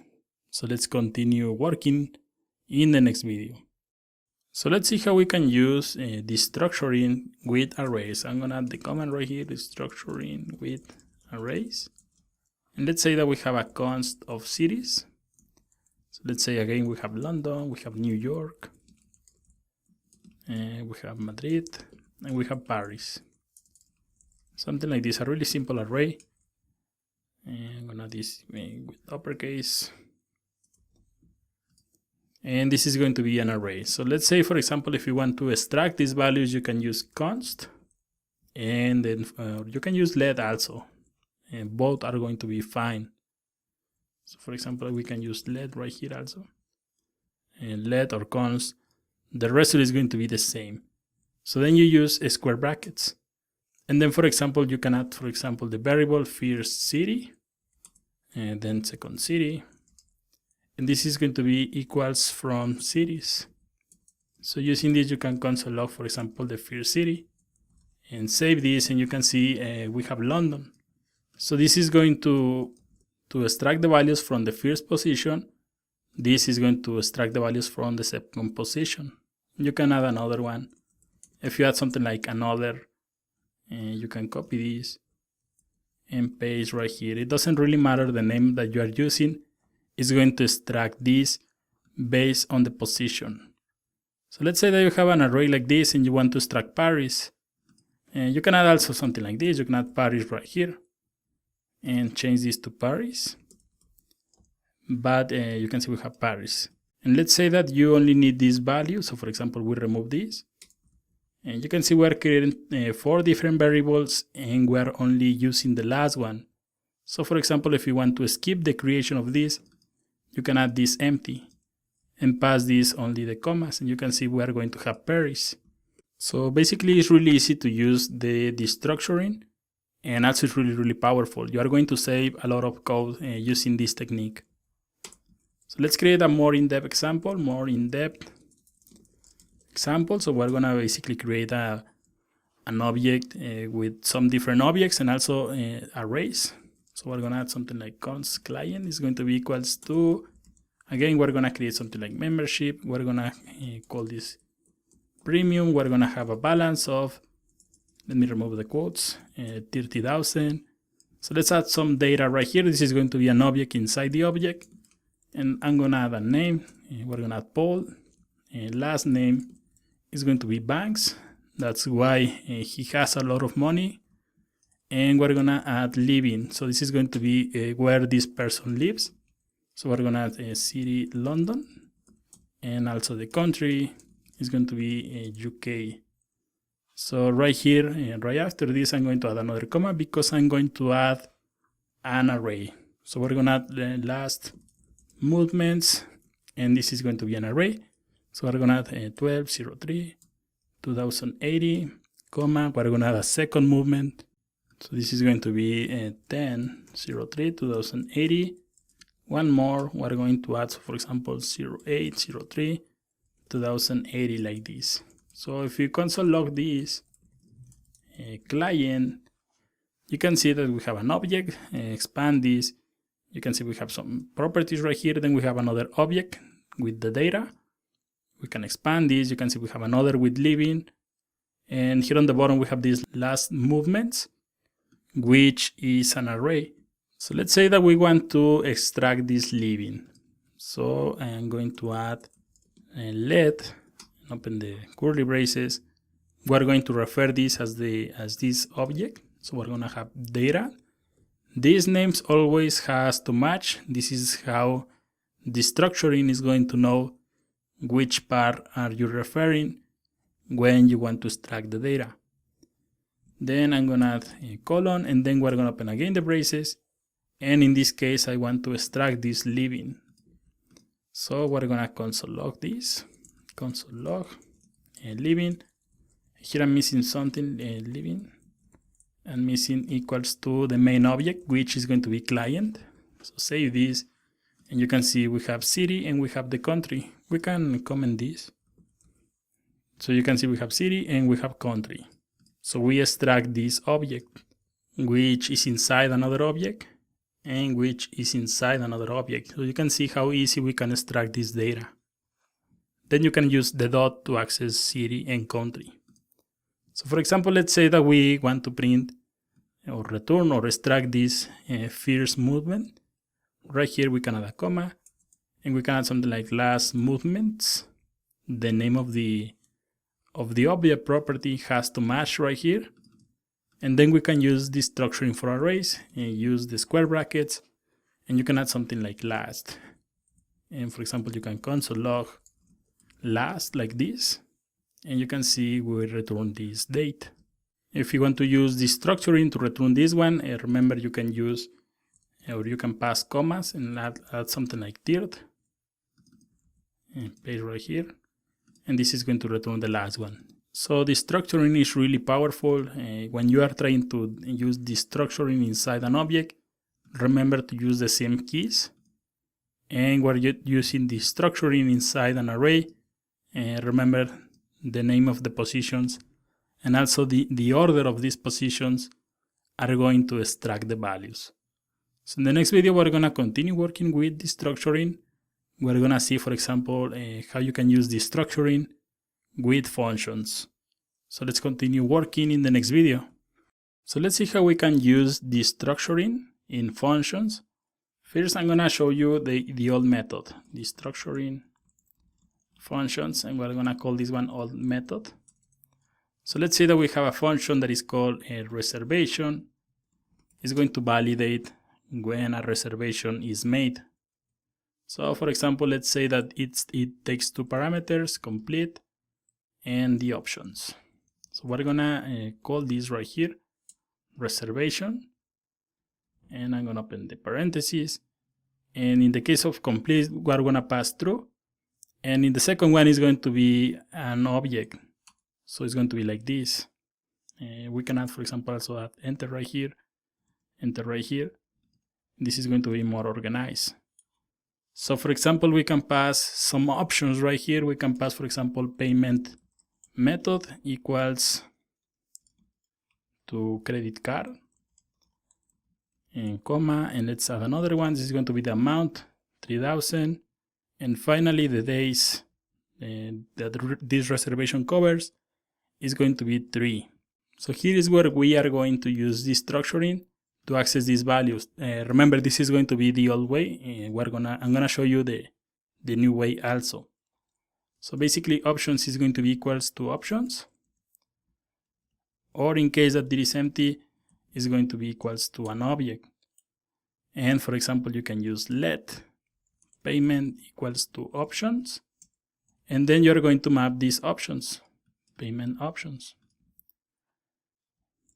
So for example, if you console log the options right here and save this, you can see we're passing all the options. In case that you don't pass this, this is going to be an empty object. And right here, and added something else. You can see this is going to be an empty object. So here we're adding, in case that the option has something, it's going to pass this into the options. In case that the options is empty, we're gonna create an empty object. You can see we have the empty object right here. And I'm gonna redo, and I'm gonna pass this object with the options. And you can see we have the object with the options. And here we're gonna try to access each of these. So we're gonna add a comma, and I'm gonna add another variable called amount. It's going to be equals to options, a dot, and it's going to be amount. And finally, it's going to be days. It's going to be equals to options, and a dot, days. So from here you can console log each of these.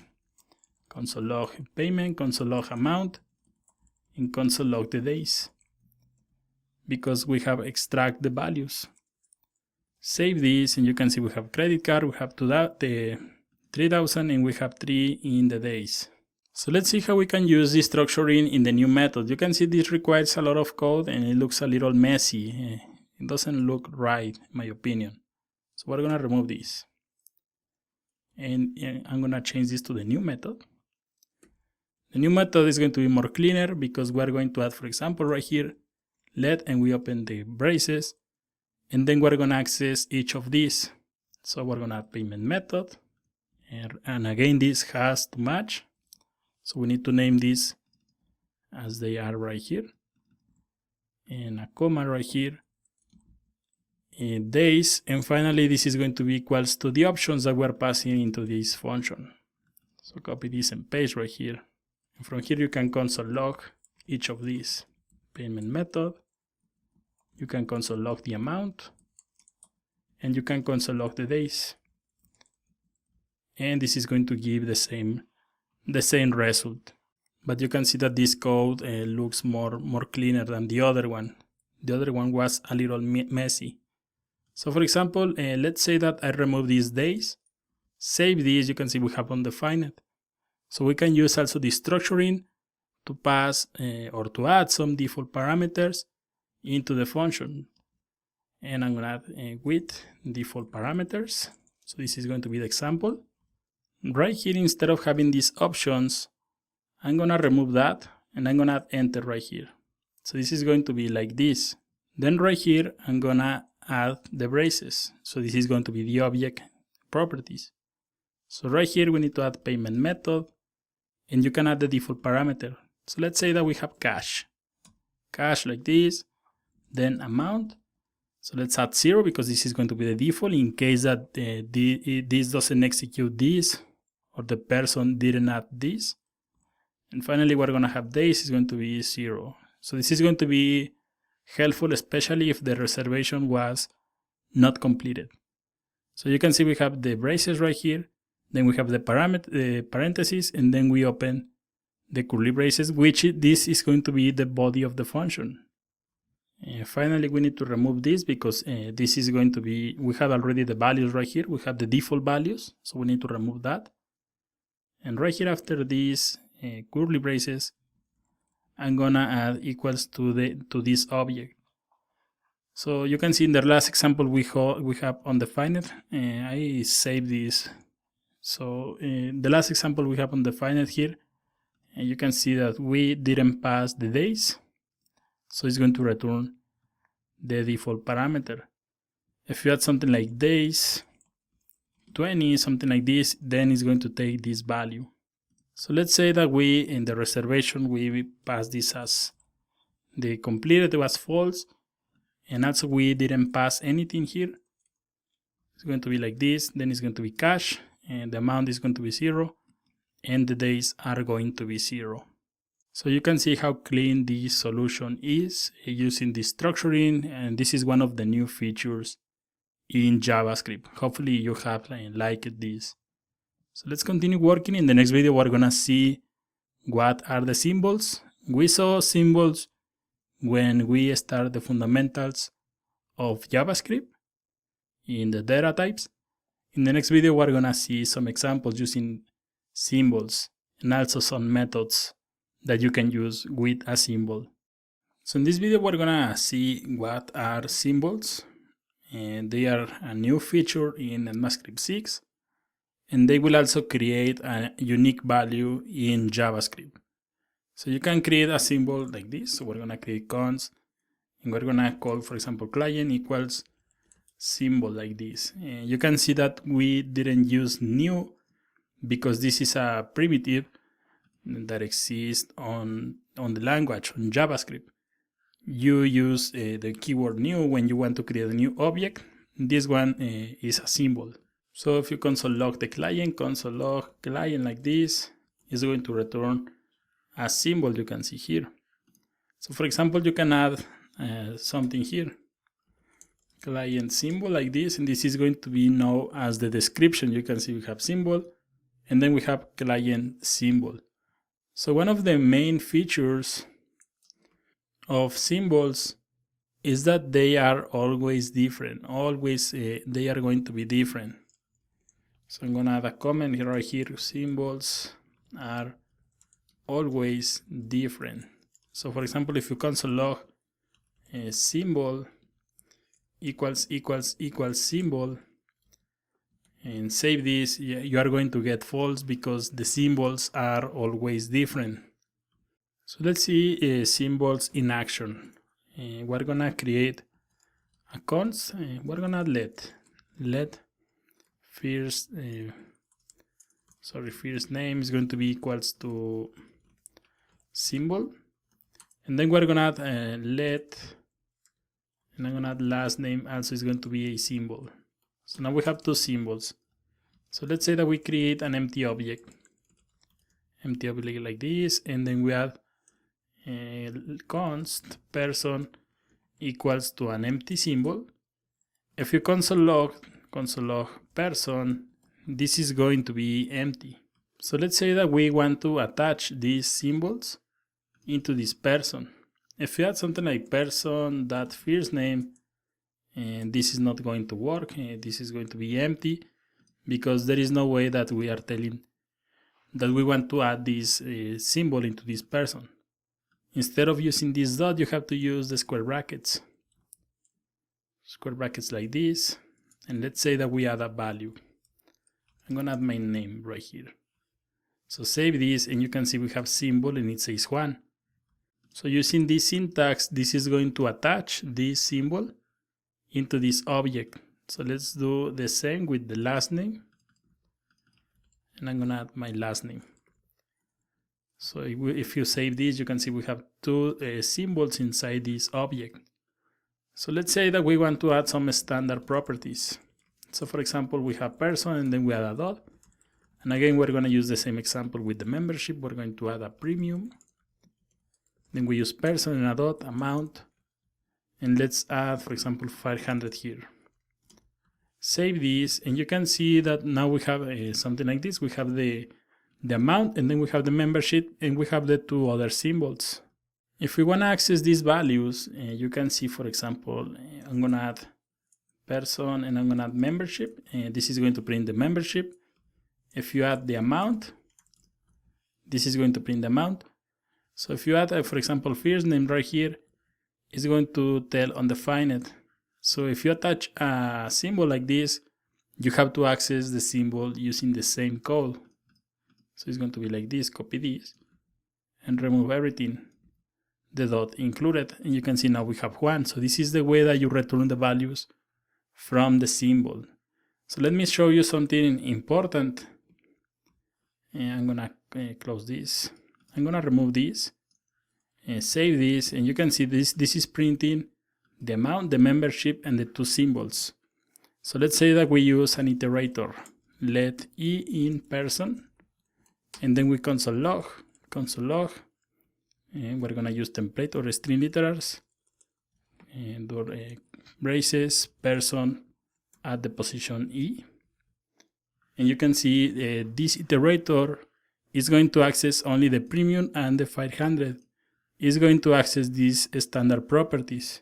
So you cannot access the symbols using a for loop. That's going to be also really important. So as I said earlier, for example, this is going to be the last code using symbols. You can also add a description. So for example, if you create a let client names equals to a symbol and you pass something here on a string, you can add a client name like this. Then you create an empty object, let client equals to an empty object like this. Let me add some space. And then we attach this symbol into this client object, client, and then square brackets, then the name of the symbol, client name. Let's add something like Peter. And we're gonna test this. So test console log client and save this. And now you can see, and I'm gonna comment this this code. Comment this and comment this also. So you can see that we have a symbol and it says client name. This is going to be the description. This is right here, and we pass the value Peter. So if you wanna access this client name, you can copy this, for example, copy this and paste, and add this client name right here. So client name right here, and this is going to retrieve the name of the client. Or if you want to return this description, you can console log client name like this, and then you will have access to the symbol and the description. So the idea of the symbol is that you create a value that is unique, and remember that you cannot access a symbol using an iterator. You have to use the square brackets, and they are going to be a value that is more isolated, separated from the program, but you can attach unique values into an object using a symbol. So in the next video, we're going to continue working with sets. Sets and maps are going to be also an important topic. Let's see this in the next videos. So let's see what are sets in JavaScript.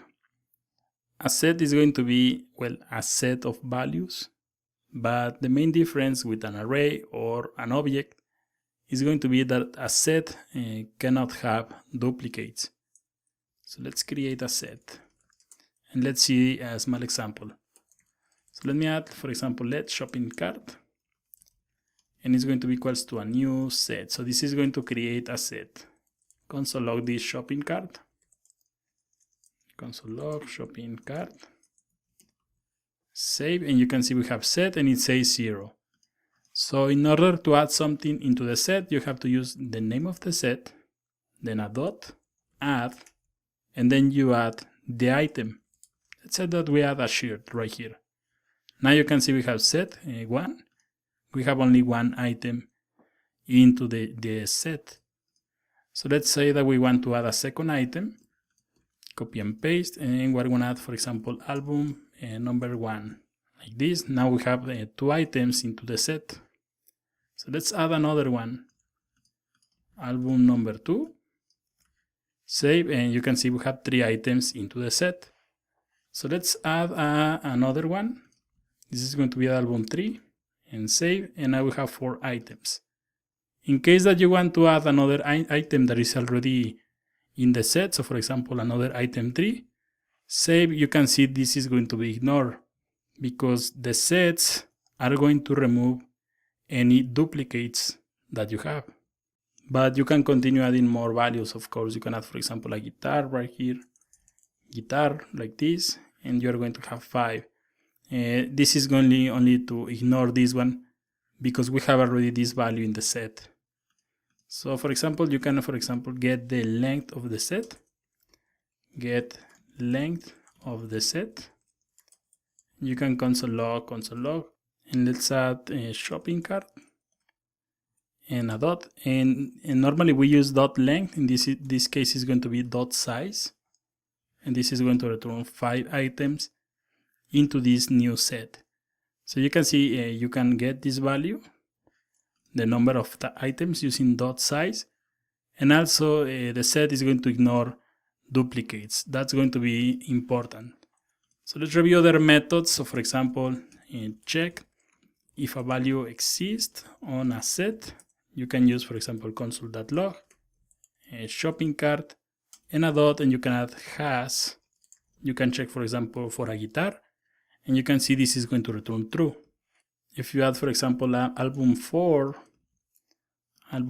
then this is going to return false because we don't have any of this album 4 into the shopping cart. So I'm gonna console log this at the end, and I'm gonna show you how to remove elements,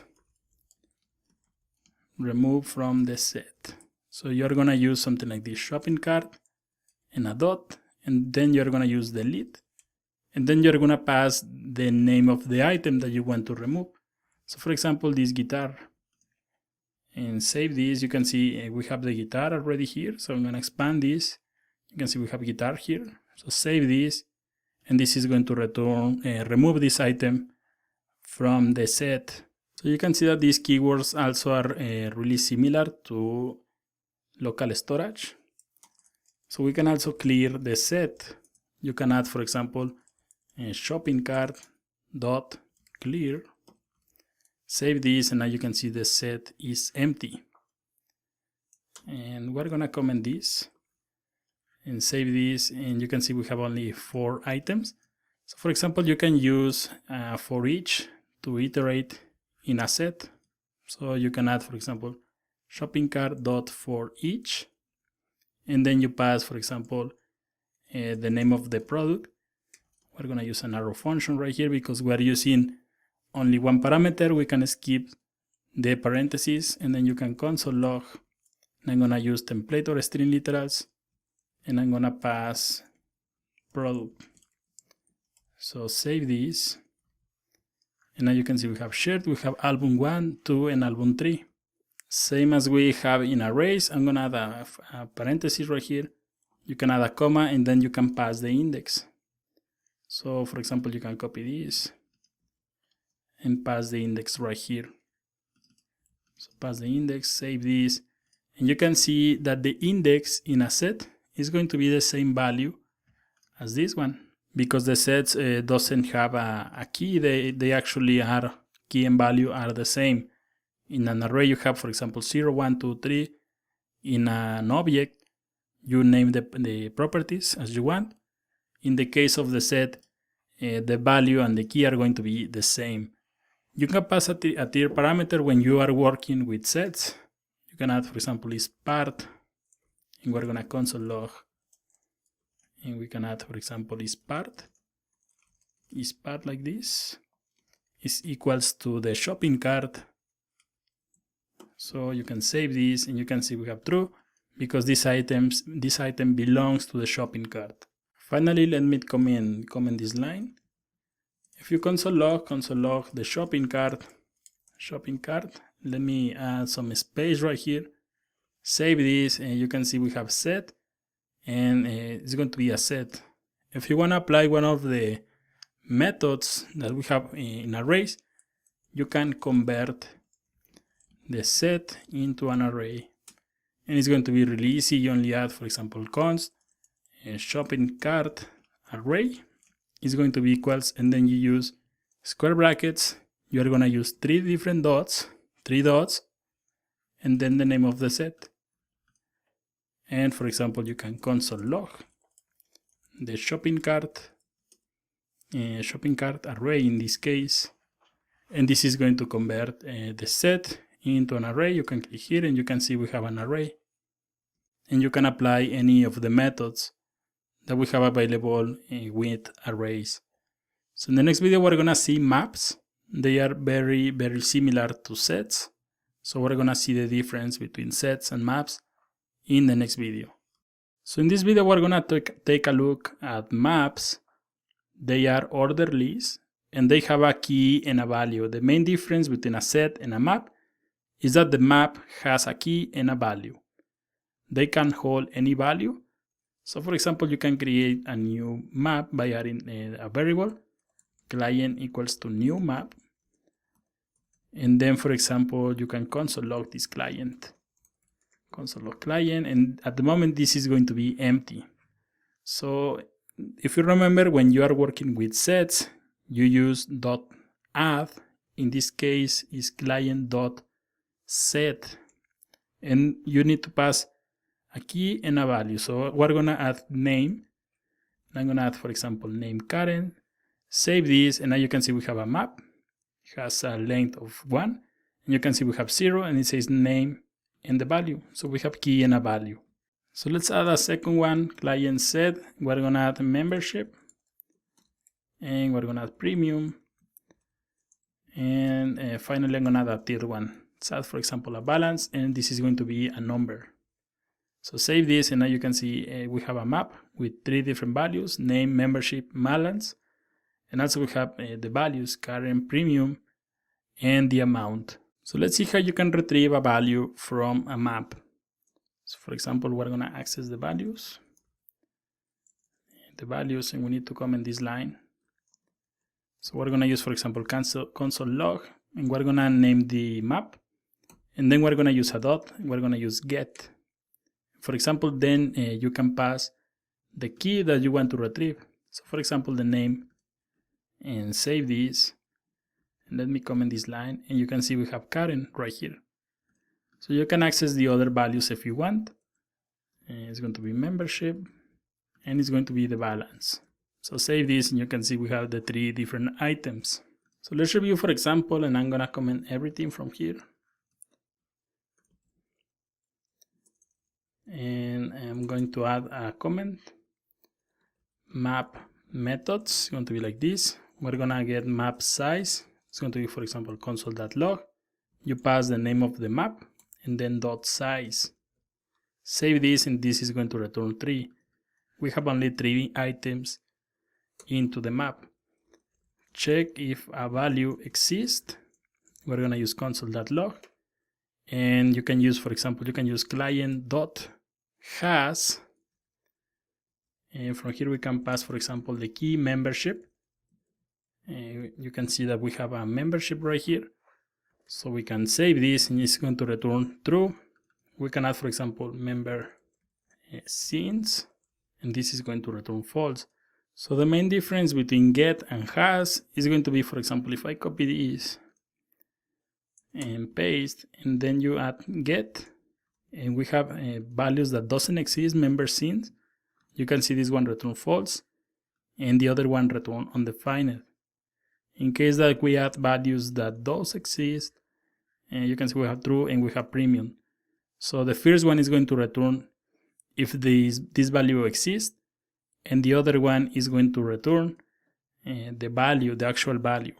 So let's see how we can remove elements. Remove elements from the map. We're gonna use, for example, client and a dot. Then you use delete, and then you pass the name of the key that you want to remove. In this case, in the map, you are always to refer to these keys. So for example, we're gonna use a delete key, save this, and now you can see we have the map, and we only have a membership and a balance. So finally, let me comment all of these. And we can also clear the map. Clear the map, and then you can use, for example, client, which is the name of the map, and then clear, and this is going to remove all the contents from this map. Similar again as we saw in the previous video with sets, and also from a local storage. So you can pass default default values into the map. So for example, let's say, and I'm gonna remove this, and I'm gonna remove this also. So let's say that we create a new variable. Cons is going to be patient. So we have, for example, an hospital. Then we're going to add new map. Then you open parentheses. Then you open square brackets. From here you create another square brackets. And right here I'm going to add name. And I'm going to give the name, patient name. Between this and these square brackets, I'm going to add a comma. And I'm going to create another square brackets. So then we have room and a comma. And then we have a not defined.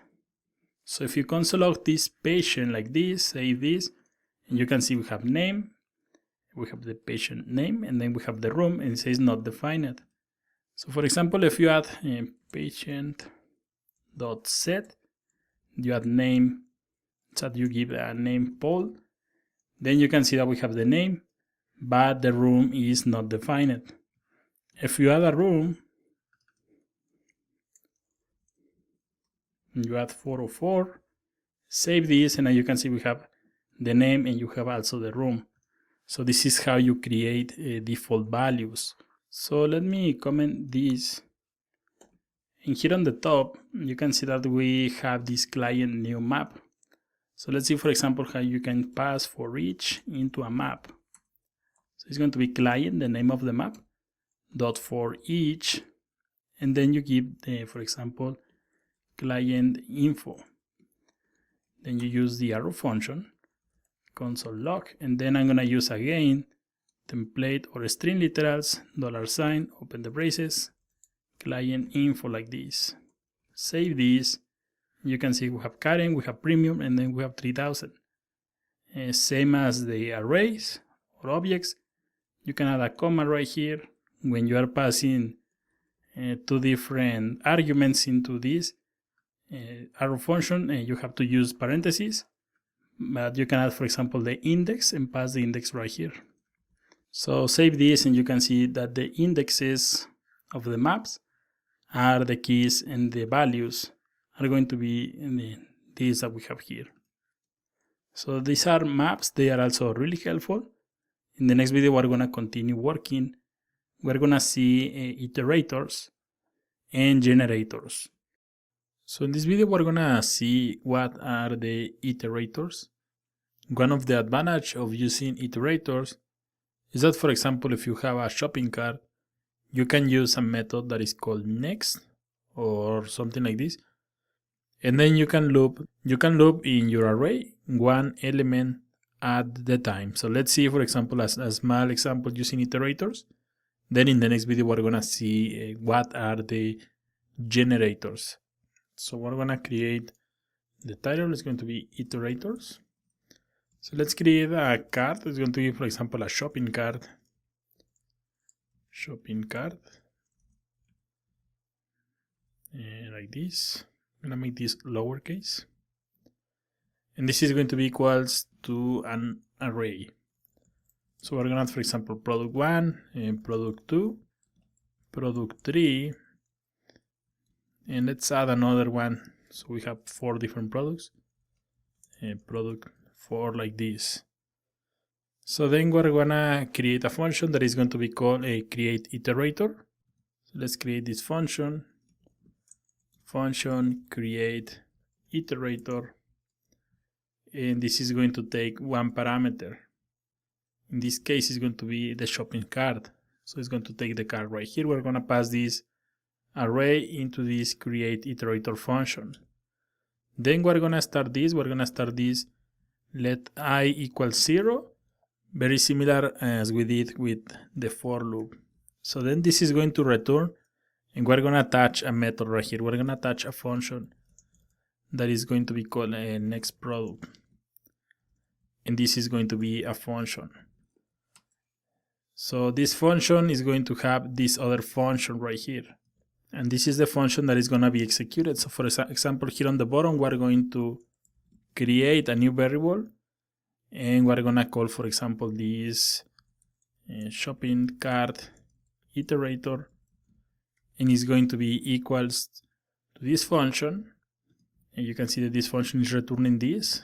So it's going to be assigned right here. And then we pass the shopping cart. So we pass this shopping cart like this.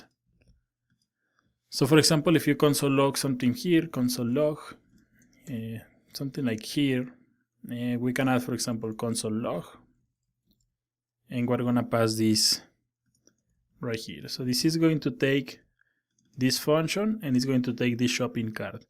You can see that we added this next product, so we're gonna add right here next product. Save this, and you can see we have here. So it's going to print this right here. So we're gonna build this function right here. We're gonna create the end, and we're gonna add a variable called end, and it's going to be equals to, and we're gonna create parentheses. It's going to be equals to I greater or equals to this shopping cart length. So this is going to stop running, or is going to stop executing this function when we reach the end of the shopping cart. Then we're gonna add another one called value, let value, and it's going to be something like this. We're gonna use this is not the end, so we're gonna use the ternary. So in case that this is not the end, we're going to increase this cart position by 1. So we're gonna add I++.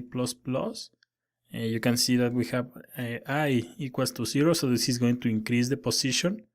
So we're gonna start from here. In case that this is not the last item, it's going to increase 1 value, and we're gonna get the value from the cart 2 and then the cart 3. So once we add in the product 4, this is going to be the end, and in this case it's going to be marked as undefined. So each time we're gonna return the end, and we're gonna return also the current value like this. So save this, and you can see that we have something like this. We have end, and it says false, and the current value is going to be the product 1. The main difference between this iterator and a for loop is that you can call this one at the time. So let's add a second one. You can see we have product 1 and product 2, and you can continue calling this. You can see we have end false because we haven't reached the end. Another one, and you can see we have product 4. We have end false, and we can call this again. And now this is going to be, the last value is going to be undefined, and the end is going to be true. So normally you will create an iterator like this using JavaScript. And in the next video, we're gonna see what are generators. They are going to make this more easier. So let's see how you can use generators instead of iterators in the next video. In this video, we're gonna take a look at generators. Instead of creating iterators like the one that we saw in the previous video, we created this iterator by hand. Instead of using that, you are going to use a generator. So we're gonna start with generators in this video. You indicate a generator with an asterisk before the function name. So it's going to be like this. Function, then you create the asterisk, and we're gonna call this function create generator like this. So with this asterisk right here, JavaScript is going to know that we want to use or create a generator. So right here in the body, we're gonna use a keyword called yield. Yield is a new keyword that is introduced in ECMAscript 6. So it's going to be like this, yield, and you can pass the value, for example, 1, and yield, and then you can add, for example, a string, name of the person, yield, 3 plus 3, should be a semicolon at the end instead of commas. And finally, we're gonna add two more, true, and yield hello from generator. So you can see the main difference between a generator and a normal function is going to be this asterisk, and also in the body we're going to have this yield.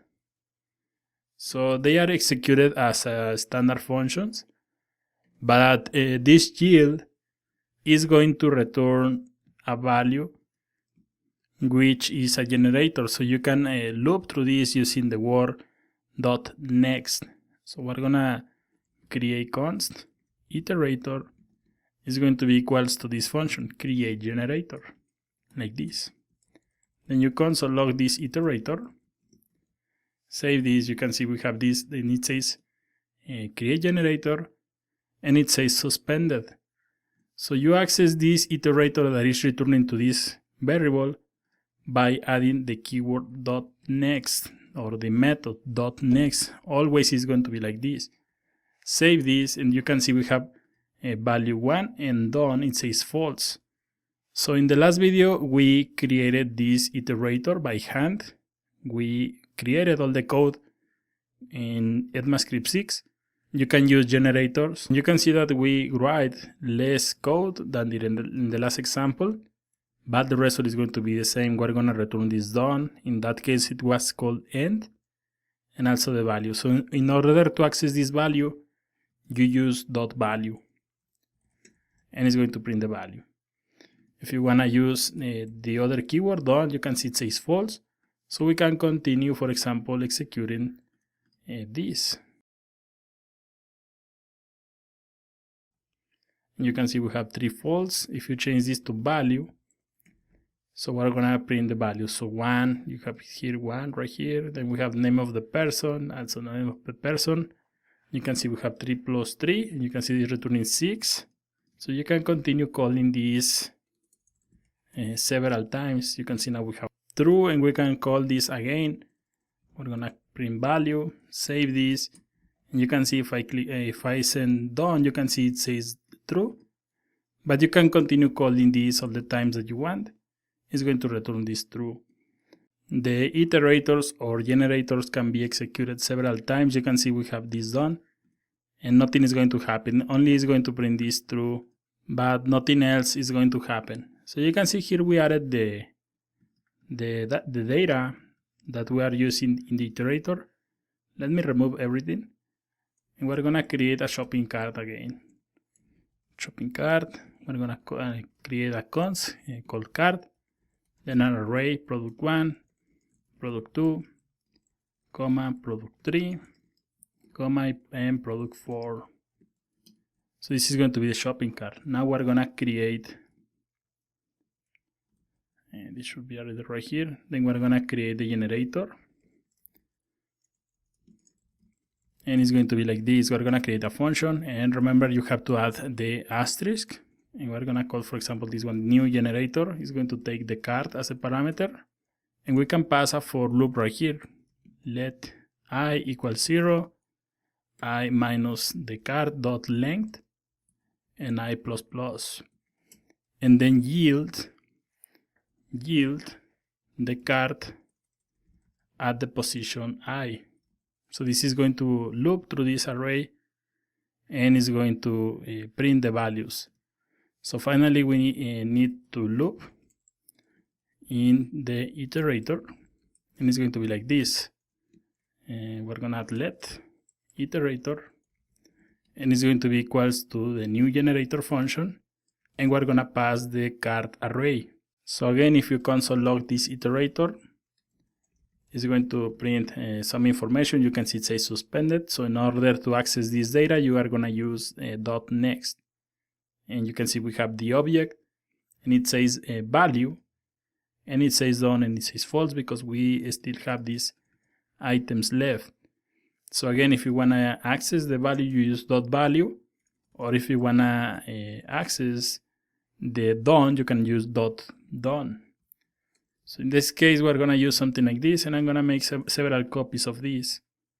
So let's make 2 more copies, and you can see we have product 1, product 2, and product 3, and the done property says false. We can create another one. This is going to be the end of the iterator, but you can see we have done false. So we can create or call this again, and now you can see we have value undefined, and done says true. And again, when you have a generator or an iterator, you can call this several times. Nothing is going to happen. It's not going to print an error or something. And the main advantage of using this is that you are going to loop this one step at a time. In case that you need to do something like this, this is going to be the way of doing it. So in the next video, we're going to see other iterators by default JavaScript.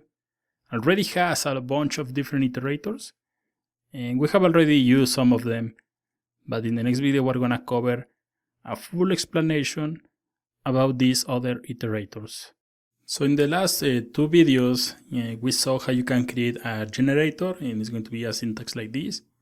Also, we saw how you can create your own iterators, but JavaScript has a lot of different iterators already built in. So we're gonna create iterators, build iterators, and we're gonna create an array. For example, it's going to be called cities again, and we're gonna call this one London, we're gonna call this one New York, we're gonna call this one Madrid, and finally I'm gonna call this Paris.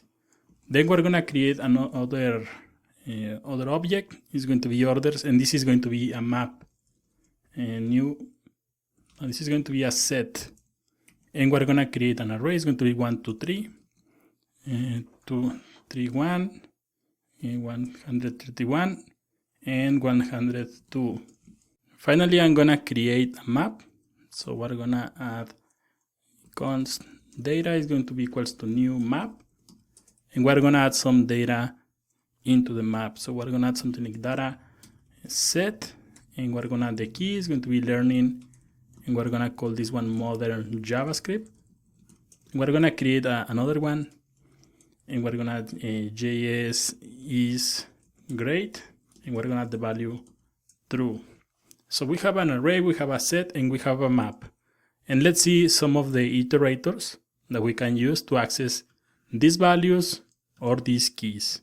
You can also access these values using for each, or you can use the for loop, while, or do while. But there are other iterators that you will find on JavaScript. First, we're gonna start with entries.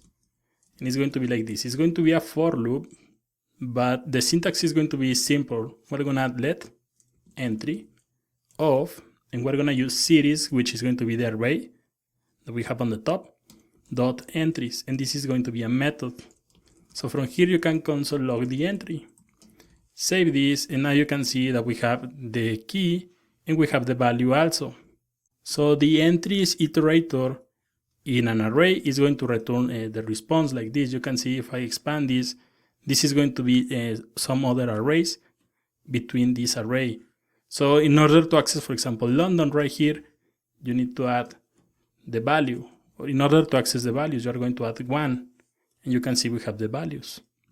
If we want to print the keys, then it's going to be number 0, it's going to be 1, 0, 1, 2, and 3, because this is a numeric array. So let's see, for example, the entries with sets, and I'm gonna copy this, and I'm gonna remove this 0. And I'm gonna comment this console log so we can see only one console log at the time. And we're gonna use these orders. So we're gonna use orders right here. And we're gonna save this. And you can see when you have the entries iterator in a set, it's going to return the key and the value. But if you remember, in sets, there is no key, but it's going to return the value as the key. So again, you can access this using 0 or using 1.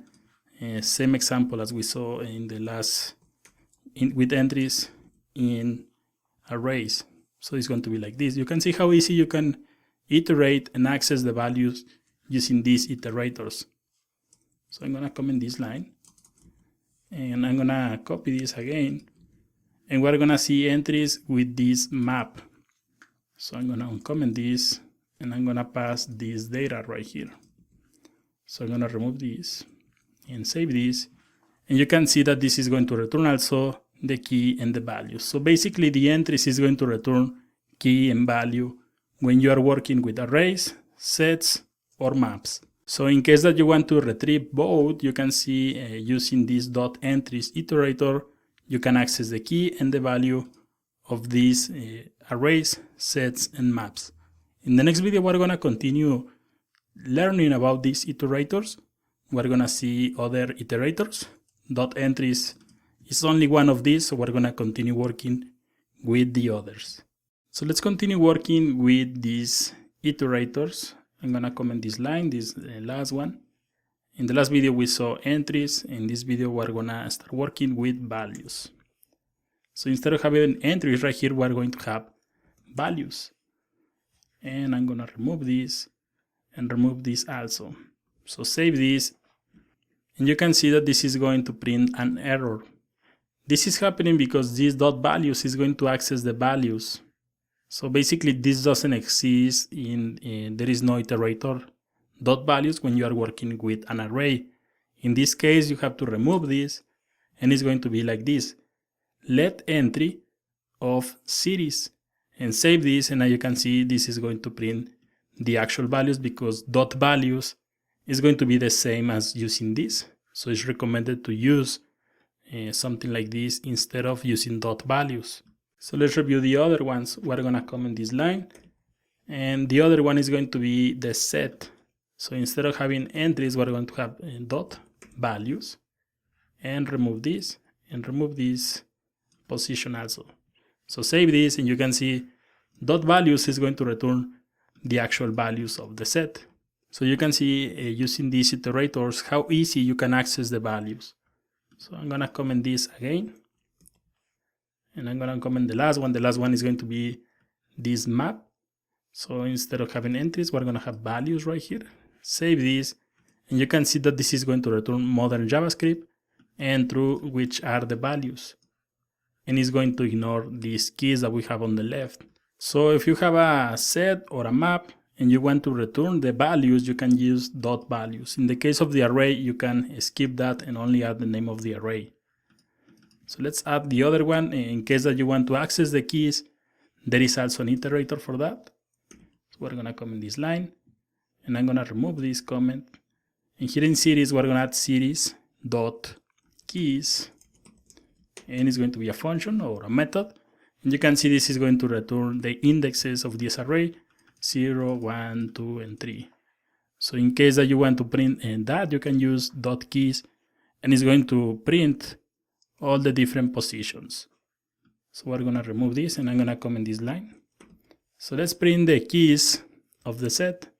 And if you remember, sets doesn't have any keys. So we're gonna use dot keys, and you can see it's going to return the values, because basically the key and the value in a set are going to be the same. So if you remember, if you add dot entries, it's going to return the key and the value. In the case of the sets, these values are the same. So you can use, with sets, you can use keys or values. It's going to return the same data. So finally, we're gonna comment this line, and we're gonna print the keys for the maps. And you can expect this. You can see it's going to print the keys that we have on the left, and it's going to ignore the values on the right. So let's review the default iterators. We're gonna default right here. Default iterators are going to be the values that are going to be print when you skip this function. So in the case of the array, we already saw that if you remove these, it's going to print the actual values of the array. You can see this is going to be the default, and it's going to print this information, this data that we have in the array, the values, and it's going to ignore the index. So let's comment this line, and uncomment this one, the next one. This is going to be the default iterator in a set, so we're gonna remove this, save this, and you can see it's going to print the values. And in this case, if you remember, dot values or dot keys are going to print the same in the sets. So we're gonna continue working with this. We're gonna see the last one.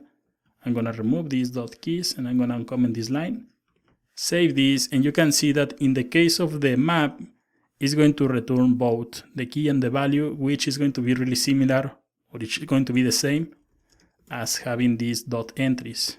It's going to return the same. So dot entries is going to be the default iterator when you are working with maps. So these are iterators in arrays, sets, or maps, but you can also, for example, I'm going to remove everything. You can also iterate an string. So you can add something like a message, a string, and you can add something like learning JavaScript.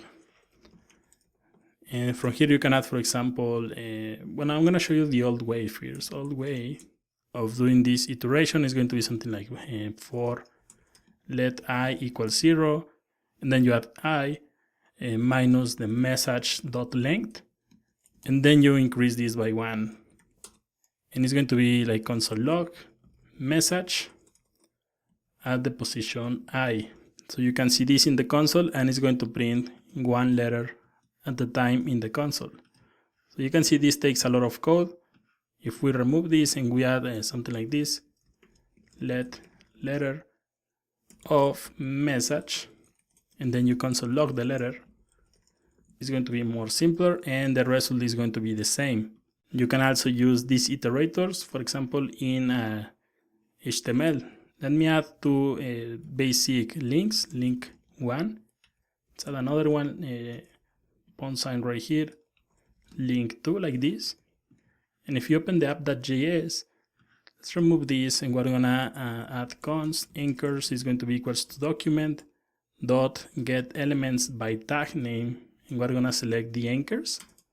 You can use for let anchor of anchors in plural, and then you console log the anchor, and it's going to print this href. If you want to access it's going to print these anchors. If you want to access the href, you add a .href like this, and you have access to this href or the links that you have in your HTML. So these are iterators. They are really helpful. They are really powerful also. So let's continue working in the next video. So let's start working with regular expressions.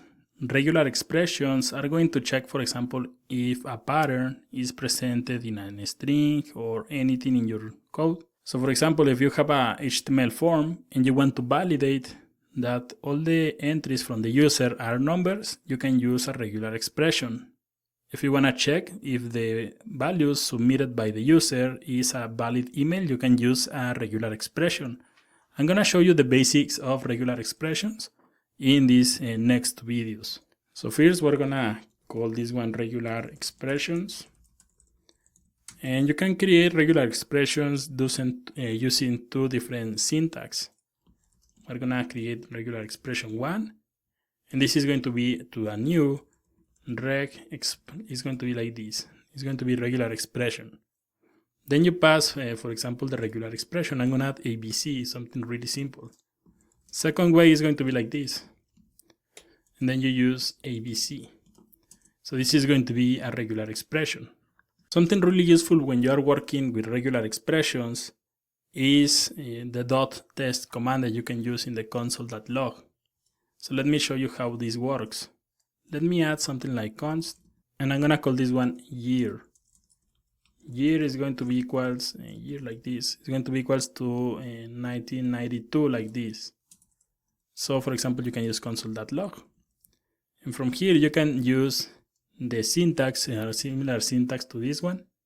So we're going to use slash. Then I'm going to add square brackets, and then at the end I'm going to add another slash. So this is going to be the beginning and the end of the regular expression. So right here I'm going to add numbers, all the numbers. And I remove the closing square bracket. Then we're going to use right here dot test, and dot test is going to check this regular expression that we have here if this, for example, this year contains pure numbers. So we're going to add year right here and save this, and you can see we have true because yes, in this year we have only numbers. If you add something like hello, it's going to print false because there are no numbers right here. So basically this dot test is going to evaluate this regular expression with this value right here. So for example, this one is going to check if all the numbers from here, if all this variable contains pure numbers. You can see that here I added 0 through 9. You can also remove this and add a dash in the middle. And the result is going to be the same. So basically this is going to tell if this number is if this variable contains any value from 0 through 9. So let's see, for example, and I'm going to remove this. I'm going to comment this. So let's see, for example, if you have check if a date follows the pattern, something like this, 20-10- and the year. So we have day, dash, month, dash, and year. So for example, it's going to be like this. Const is going to be the date. Regular expression is going to be equals to this. And remember that the slash is going to be the beginning and the end of a regular expression. So then we're going to use the backslash. Then we're going to use the letter D. D is going to check for any number. Again, we're going to use backslash. So you can see basically this backslash D is going to check for the first number. So we need to create another one, and it's going to be like the same. So here we're checking that we have two digits right here. So it's going to be, for example, the 2 and the 0. Right after this, I'm going to add the dash in the middle. So you can see we have something like this. Then you can see that we're checking again for two numbers. So it's going to be the same as we have here. Backslash and D and backslash and D. And we're going to add another dash in the middle. Finally, you can see we have 4 more digits. So we need to add 4 times this. So I'm going to add backslash this, backslash D, backslash D, and backslash D. And it's going to finish with this slash or 4th slash. And it's going to be like this. So this is going to be the regular expression. And we're going to create a date. So for example, we're going to pass that value, 2080, and then we're going to console log. So first we're going to use the date regular expression, then .test, and then we're going to pass this date. So save this, and you can see it says true, because this text that we have here is going to follow this regular expression. If you pass a date like this, for example, 2080, and right here you add 20, it's going to fail because it's not following this pattern. So let me undo that, and I'm going to comment this. We're going to continue learning. For example, let's check for the time, and let's add that we have something like this, 12 hours or 24 hours in the clock. So we're going to validate something like that, and it's going to be like 50 right here. Then we're going to create the regular expression. We're going to call this one time regular expression, and it's going to be like this. It's going to be equals to, and we're going to create the 2 slashes. So this is going to be the beginning and the end of the regular expression. And if you remember, we used the backslash and D to check that we have numbers. So we're going to use backslash and D 2 times. Then you can see we have the colon. So we're going to add the colon right here. And then we need to add the backslash again 2 times. And this is going to check that we have the time like this. So let's create the time. Time is going to be equals to, for example, 10 and 10 with 15 minutes. And we're going to console log. So we're going to add the time regular expression dot test. And then we're going to pass the time that we want to test. And you can see it says true. If you add something like 20, it's going to work because it's following the pattern. And if you add, for example, 10 a.m., it's going to fall under true because we're checking that this pattern is right here, and you can see it's right here. It's not going to check the rest of these. So if you remove the colon and you add something like this, it's going to fail because it doesn't follow the pattern. So let's add a more complex example using a syntax like this, the time and also AM or PM. So we're going to add check for the time in 12 hours with AM or PM. So we're going to create something really similar. We're going to call this one time reg expression complete. So it's going to follow the following. We're going to start the beginning and the end of this regular expression, and then we're going to add 2 digits like this. Then we're going to add the colon, 2 digits again, like this. And then we are going to read this pattern, AM or PM. You can see they are lowercase, so we're going to use right after this, \d, capital D. So let's create, we're gonna call this one let. We're gonna call this one complete time, and I'm gonna assign the value right here. So let's add, for example, 8 o'clock, well, 8 and 30 minutes PM, and then we're gonna console log the time regular expression complete, and we're gonna use .test, and we're gonna pass this complete time. So I'm gonna scroll this so you can see this on the center. Save this, and you can see we have true, and because this is following the pattern. If you add something like 30 right here, is going to print error, because this one is going to check that we have the digits using AM or PM. You can see that when we are checking for different numbers, we're using this \d and then \d. So let me show you a quick example. Let me comment this, and I'm gonna create a new one, const, and we're gonna add numbers reg expression, and it's going to be equals to, again, beginning and the end of the regular expression. So if you add something like this is going to check that we have 4 different numbers. So if you add const digits, and we add 1, 2, 3, 4, and then we console log this, and I'm gonna add, for example, the number regular expression, and this one right here, and then we use .test, and we pass the digits, and you can see it's going to return true. But you can see I added 4 different times the same code. You can remove all of these, and you can add a plus sign right here. So plus sign is going to check that this digit is going to be repeated more than once. So if you change this, for example, into something like hello, this is going to cause an error because the D is going to check for numbers. So in the next video, we're gonna continue learning about the regular expressions, and we're gonna see a more advanced example.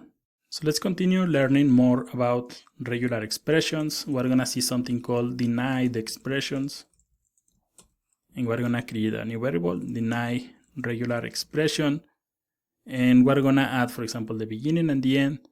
And if you remember, if you add inside the square brackets and you add 0 through 9, this is going to check that all the values, or it's going to evaluate that we have pure numbers. But if you add this like this, it's going to deny this expression. So it's going to check that there are no numbers. So if you add const numbers, and you add 1, 2, 3, 4, 5, then you const log deny reg express, and then you test these numbers, is going to print a false because we have some numbers here. So this is going to deny this. If you add something like hello, then it's going to return true because there are no numbers in this text that we are evaluating. So let me comment this. If you remember here on the top, I'm gonna comment these lines. Here on the top we have this that is going to check a pattern in a date. So we're gonna comment this and copy this. And I'm going to add this, and I'm gonna comment these lines.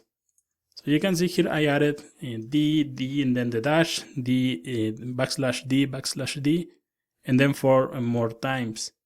So there is a way that you can make this a little more smart, because, for example, if you save this, you can see we have true. In the case, for example, that we have a month like 1, this is going to print false. You have to add the month like 0, 1, and then it's going to print true. So let's see how we can make this more smart. We're gonna remove everything from here. And I'm gonna add the beginning and the end of the regular expression. And then I'm gonna add the \D. And right here I'm not gonna open the curly braces. I'm gonna add 1, 2. So basically this 1, 2 represents that this value, any number, can be presented in this 1 or 2 times. So basically it's going to return true if you have something like 20, or if you have something like 2. It's going to check that this number exists 1 or 2 times. So right here I'm gonna add the dash, and I'm gonna copy the same, because again this is going to be 1 or 2. And the last one, I'm gonna add \d, and I'm gonna add 4, because a year contains 4 different digits. Of course, if you are building a website or an application that, for example, something about history, well, maybe you can add, for example, 1 through 4, because there are many years in the history, many important dates and many important years that you can use. So it's going to be basically something like this. So if you save this, you can see we have, well, you can see we have false because we have this space. So spaces are important in regular expressions. You can see now we have true.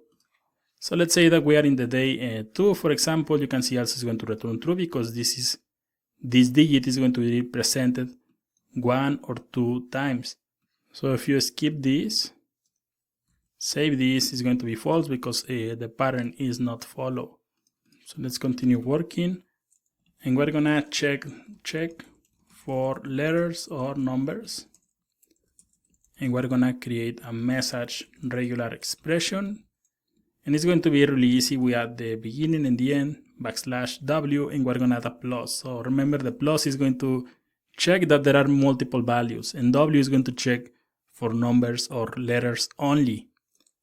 So if you add something like let message, here on the bottom we add console log, this message regular expression, and then we use dot, and we evaluate the message. We're going to have something like this. Message equals to a test message, and you can see it's going to return true because this is going to check that we only have numbers or letters. So for example, if you copy this and paste, and then you replace this, and then you add, for example, 1, 2, 3, 4, it's going to return true because there are numbers in this variable. So for example, if you add a space, it's going to be false because the space is not a letter or a number.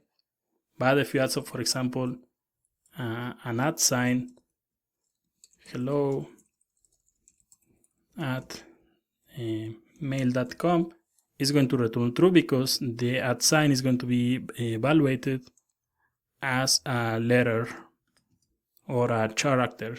So finally, we're gonna check that there are only numbers. So let me comment this. And we already saw how you can check for numbers. You can see we added this in the first example, but we're gonna check for numbers. And we're gonna add const check numbers. It's going to be equals to something like this: beginning and the end of the regular expression, then the \d and plus. So this is going to check. We're gonna add const, we're gonna add numbers, we're gonna add 1, 2, 3, 4.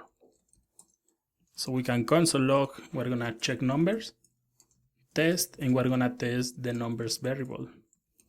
So save this, and this is going to return true. There is a secondary way that you can use. So for example, I'm gonna copy this, and I'm gonna comment this. So right here, instead of having this D, I'm going to have a range. So it's going to be like this, parentheses, and then curly braces, and then we're gonna add 0 through 9. Then we're gonna add, instead of having the D, we're gonna have W. Save this, and you can see we have true. And for example, if you want to evaluate, we're gonna create a comment, evaluate for uppercase only. And it's going to be similar to this one, and I'm gonna comment this. So it's going to be like this. We're gonna const check for uppercase, and it's going to be like this: beginning and the end, parentheses, square brackets, and then I'm gonna add A through C, and then right after the parentheses, I'm gonna add the \W plus. So it's going to be like this, the regular expression, and then we're gonna add let message, and we're gonna check for multiple values just to make sure that this is working. Check for uppercase is going to be .test, and we're gonna evaluate the message. So we're gonna add message, and I'm gonna add something like 1, 2, 3, 4. Save this, and you can see it says false because, well, first these are numbers and they are not uppercase because there is no uppercase in numbers. Then we're gonna add message. We're gonna add something like message, all lowercase, You can see we also have false. And finally, if you add message and you pass uppercase like this, it's going to return true because this pattern is follow. Similar to this, we can copy this. We're gonna copy this everything from here, and we're gonna comment this. And we're gonna check for lowercase only. So we're gonna lowercase only. And instead of having this check for uppercase, we're gonna check for lowercase. So instead of having this A through C in uppercase, we're gonna have this in lowercase. So basically we're gonna remove this, and you can see we're gonna save this. You have false because we have numbers. I'm gonna add this one, and you can see this one is going to be true because this is all lowercase. And finally we're gonna check this one that says uppercase, and you can see it's returning false because yes, this is all uppercase. So these are the basics of regular expressions. Normally, I don't recommend that you memorize everything, and you will find some great resources with great examples of regular expressions. Just to show you how complex a regular expression can be, we're gonna copy this last example that you will find in the code snippets. And you can see that we have this regular expression. So you can see how complex this, and this is going to validate the email address. So in this case, we're checking this email at email.com. So let's open this, and you can see we have true. This is a valid email because it will check that you have a name right here, you have this @ sign, and then you have a valid domain with this dot. If you remove this dot and save this, you can see it's going to have false. If you remove the @ sign, also it's going to print an error because then this is not a valid email.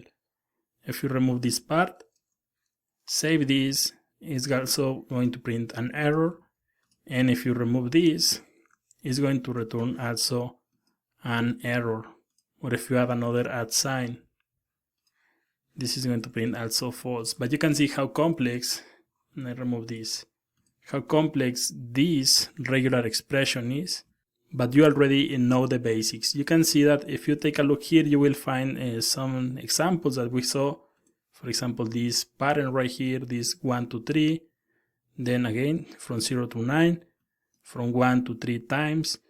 Everything, all the basics are going to be in this regular expression also. So let's review the project scope for the Perfect Cocktail Recipes app that we are going to build in this chapter. So these are the features for this project. You can see we're going to display recipes into 4 different HTML files. We're going to see this in just a little. We're going to consume different endpoints from the REST API based on the drink name, the category, the ingredients, and if the drink contains or doesn't contain alcohol. We're going to use some modern techniques such as classes, async await, fetch API are going to be used into this project. And we're going to allow the visitor to save or remove favorite recipes into the local storage. I'm going to show you how to do this. So let's review the final project. So this is going to be the final project. You can see it's called Perfect Cocktail, and we have these 4 different pages. So you can make a search for cocktail name, by ingredient, by category, or if it contains or doesn't contain alcohol. So let's start working with the cocktail name. So let's say that we're looking for something like tequila, and we're gonna make a search, get cocktail. And you can see that I already have these buttons. So for example, we can use these buttons to add or remove the recipes into the favorites page. You can see this one, the tequila fizz, already is on the favorites. So you can see it has this button. So I'm gonna open this. You can see we have 2 items into the favorites. And you can add another one. So for example, let's add this one. And this is going to be saved into my favorites. So let's reload this. You can see we have a new recipe. From here into my favorites, you can view this. You can view the recipe, the preparation, and the ingredients. Or you can also remove them from the local storage. So let's say that you want to remove this. This is going to remove the recipe, and we can go back and we can continue looking at the recipes. You can see the information that we're printing here from the API. You can see we're printing the image, the name of the drink, the instructions and the ingredients, and also some extra information right here, the category, and if it contains or doesn't contain alcohol. And you can continue adding more items. You can add all the items that you want. In case that you can see we have some results, you can remove this and make another search and get the cocktails, and this is going to return the cocktails that match this name. And you can continue adding them into the storage as a favorite. You can see, for example, this one is already with this button, and this is because this one is already a favorite. So we're gonna save that information and we're gonna display the results like this, so the visitors will know which drinks they already have on the favorites.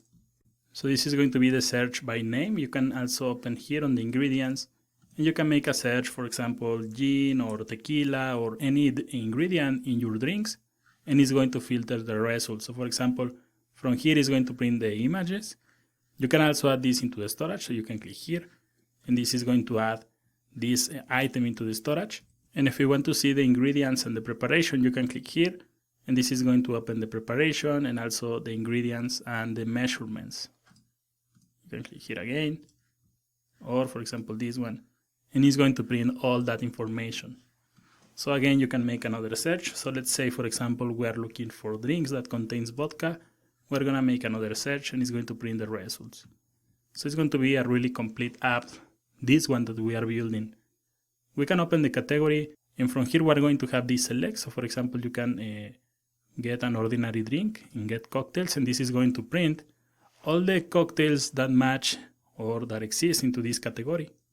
And again, you can also add this into the storage. So you can save this and you can see we have the new item, and you can view the recipe from here. So everything is going to be saved into my favorites. In case that you want to remove this, you can click here on remove, and you're gonna remove this from the storage. So you can see that we have all these results for the ordinary drink, and we have several other categories. Finally, we have alcohol or non-alcohol. So you can click here on non-alcoholic and get cocktails, and this is going to return the results. So a really complete project that is going to use everything that we have learned so far in this course: DOM scripting, fetch API, async await, local storage, classes, and more. So we're gonna start developing this project in the next video. So let's start working with this new project. In the course materials, you will find this cocktail folder. So I'm gonna open this into Visual Studio Code, and we're gonna see this project. So you can see that this one is a little different than the others. This one has 5 different files. We have a category, we have a favorites, we have also a filtering, an index.html, and also an ingredient. So I'm gonna open this index.html, and we're gonna click here on Go Live to open this into live server. So this is going to be the index. You can see we can make a search for cocktails by name. So you can add the name of the cocktail right here. If you click here on ingredient, you can also search by ingredient. Here on the categories, we're gonna print the different categories for the different cocktails and drinks. And finally, we're gonna filter also if the drink contains or doesn't contain alcohol. Here on the right, you can see we have this my favorite, so we can add these drinks, recipes, and they are going to be saved into the local storage. So here is the place where we can review the favorite recipes again, and they are going to be saved into the storage. So finally, we're gonna use the cocktail DB. This is the REST API, and you can see that it contains several endpoints or methods. We're gonna use several of these in this example.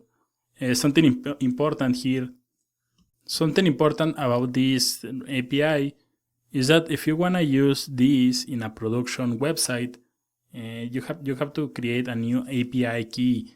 In this example, we're gonna use the API 1. You can see this URL say 1, but you have to send an email to the owner of the cocktail DB in order to have the API key. So we're gonna go back to this in the upcoming videos. So finally, let's open this, Again, you can see we have 5 different projects, but also if you open the JS folder, you can see that we have 4 different files. We have this app.js, and in this file, we're gonna instantiate the other classes. We're gonna add the event listeners, the global variables. Everything is going to be right here. Also, the DOM content loaded, event listener. The cocktail API is going to contain the different methods that we're gonna use to query the REST API. And we're gonna return this as a JSON. Then we have this cocktail DB. This is going to be everything related to the local storage is going to be added right here. All the classes and methods are going to be here. And finally, this user interface class is going to contain everything about the HTML in our project. So basically, this is the project. We're going to start working in the next video with this index.html. So it's going to be the root of the project. So let's start working in this project in the next video.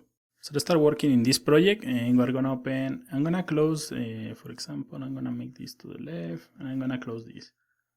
Close the category. We're gonna start with this index.html. If you scroll a little, you will find this form. You can see we have this ID called search form. So basically, we're gonna start working with this app.js. So first, we're gonna create the event listeners. And here on the top, we're gonna add instantiate the classes. So we're gonna start with the event listeners. I'm gonna add the event listeners into a function. So we're gonna call function event listeners, and we're gonna execute this function. So we're gonna start with the search form. So we're gonna add right here, add event listener when form is submitted. And we're gonna create a const variable, const, and we're gonna call this one search form. Is going to be equals to document, a dot, query selector, and we're gonna select the search form. Then since we are using different files, so for example, if you save this and you add a search form and a dot, add event listener, and you add submit, we're gonna create this function. We're gonna call this one get cocktails. And cocktails like this doesn't need the parentheses. So here on the bottom, we're gonna get cocktails function. I'm gonna create this, and we're gonna see an example. So we're gonna save this, and we're gonna right click here. You can see if I inspect this in the console, nothing happens. But if you open this, my favorites, you can see that we have an error because this form doesn't exist in the favorites page. So this is going to be something common in your JavaScript websites where you have more than one page. Sometimes these variables or these selectors won't exist. And we didn't have this problem in the previous example because we only work with one-page websites. In this case, this one has multiple projects and multiple files also. So right here in the code, we're going to add if search form. In case that this is valid, we're gonna add this event listener. So this is going to fix this problem. You can see that we don't have this error anymore. So we're gonna open the index.html again. And now you can see that we have the event listener, and we also have the get cocktails function. So we can make a simple test. We can add, for example, E to pass the event, and then we can prevent the default, and we can console.log, click, or submitted or something. And we're gonna see that everything is working. So we're gonna open Chrome, click here, and you can see we have click. So everything is working just fine. So next we're gonna remove this. And we need to get the value from the input. If you open again the index.html, you can see that this input text has this ID, search. So we're gonna use this. And right here, I'm gonna create a new variable, const. Search term is going to be equals to document dot query selector, and we're gonna add the search ID. We need to retrieve the value. So I'm going to add dot value right here. And this is going to print the value. So let's make another test. We're gonna console log the search term like this and save this. And you can see if I add something here and you click on get cocktails, it's going to print the value. So if you remove this and click here on the button, you can see this is empty. So we're gonna add the following code. Check something is on the search input. So we're gonna add if search term is equals to nothing, we're gonna console log print error, else we're gonna console.log query the REST API. So this is what we are going to do in the next videos. So click here, you can see we have print error, and let's add something. You can see we have query the REST API. So we're gonna start working with this. We're gonna print a message, same approach that we used in the previous examples. We're gonna create a method in the user interface class. So we're gonna remove this, and we're gonna call user interface print message. So we need to create that class. So let's open the user interface, and we're gonna create a class. We're gonna call this one user interface, and then we're gonna add the message. So displays a custom message, and we're gonna call this print message. So this is going to be the method. We're gonna write this in the next video, but for example, here on the app.js, we need to instantiate the classes. So we're gonna const UI equals to new user interface, and this is going to create the instance. So right here, I'm going to add this right here, UI and a dot, and then we're gonna pass the method right here. Just to make a test, we're gonna open this and we're gonna console log from the method and save this and open Chrome again, the browser, and click here. You can see we have from the method. So in the next video, we're gonna start working with this method. We're gonna print a small alert that is going to tell the user that they must provide some information right here in order to make a query. Let's continue working in the next video. So we have created the class and also this method. We're gonna open the app.js, and right here we're gonna send a message, and we're gonna send also a class. So this project is using Bootstrap, so we're gonna use a Bootstrap class. So we're gonna add something like a message, please add something into the form. And then we're gonna pass the class. This is the danger class. Is just this class exists on Bootstrap. So we're gonna open this print message, and this is going to take a message, and also is going to take a class name.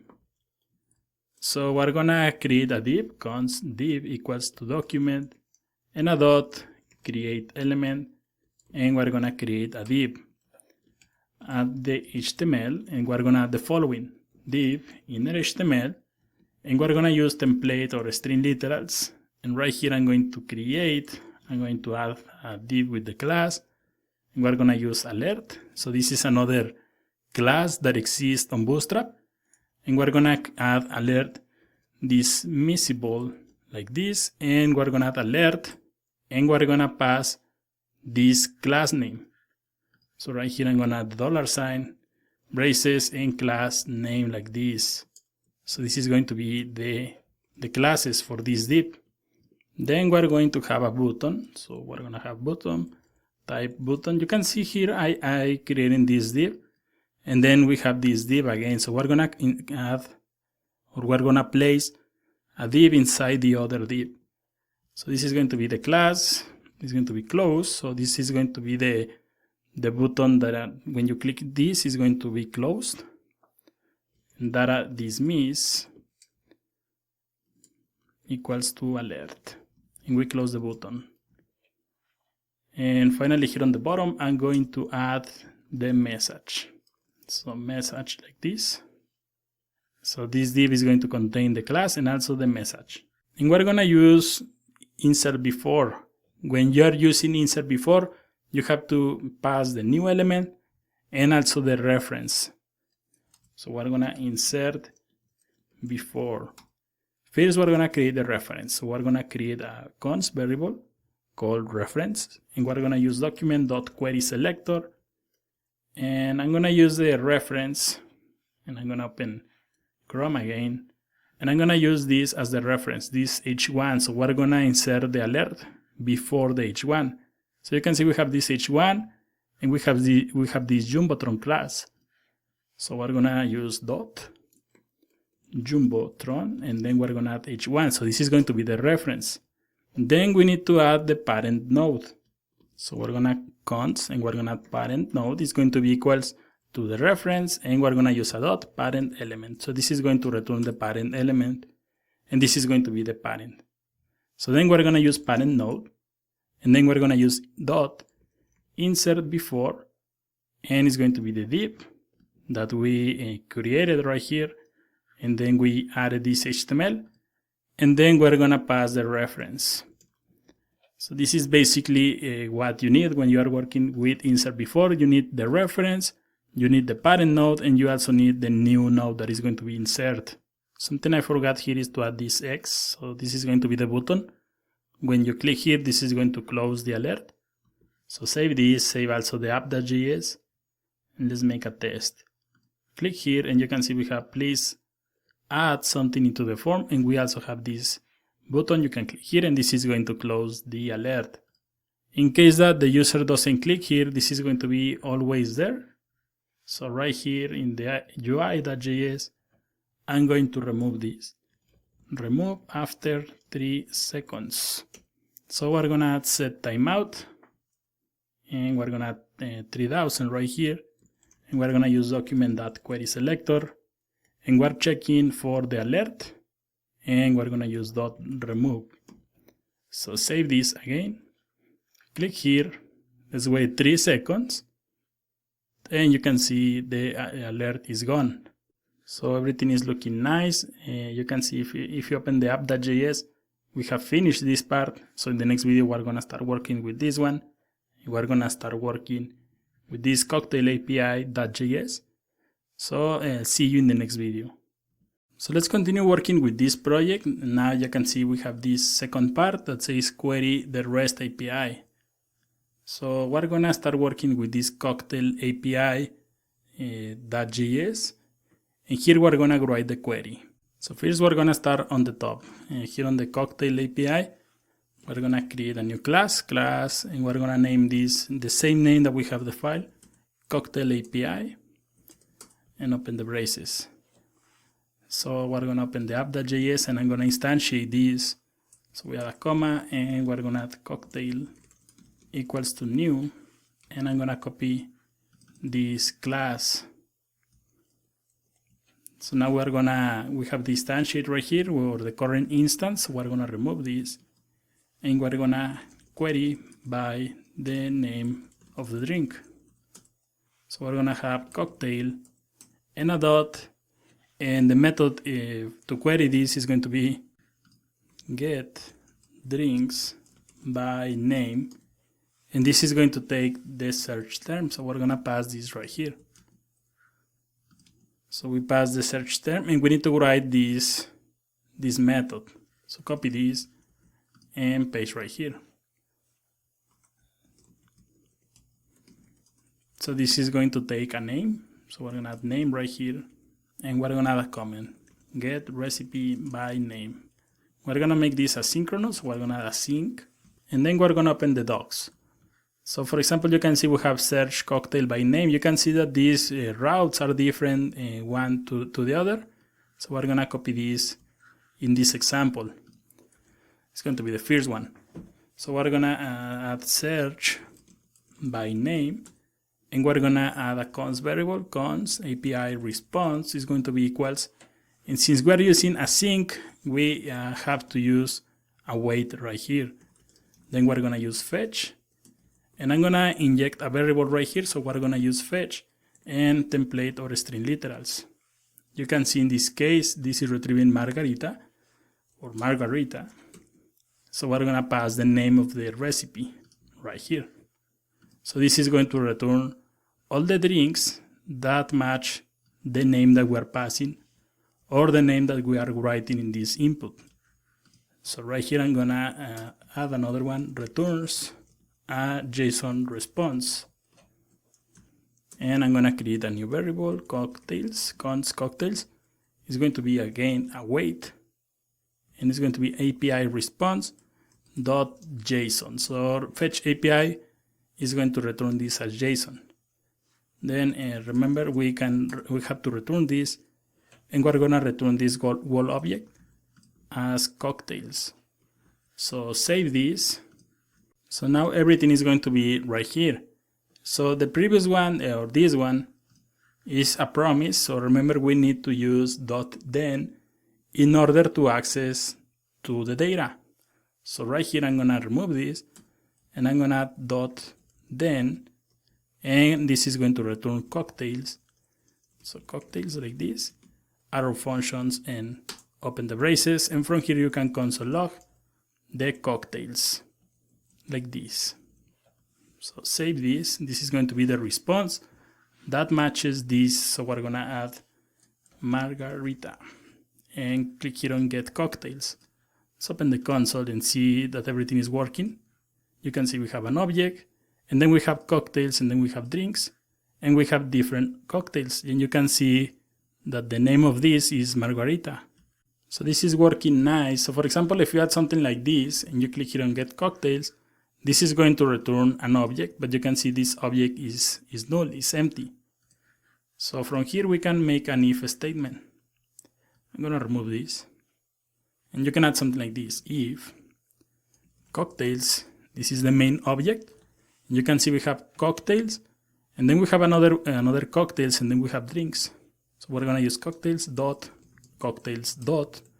drinks is equals to null. That means that nothing exists. So nothing exists, and we're gonna print another message. So we're gonna copy basically this. We're gonna remove this, and we're gonna add there, and we're gonna escape the quotes.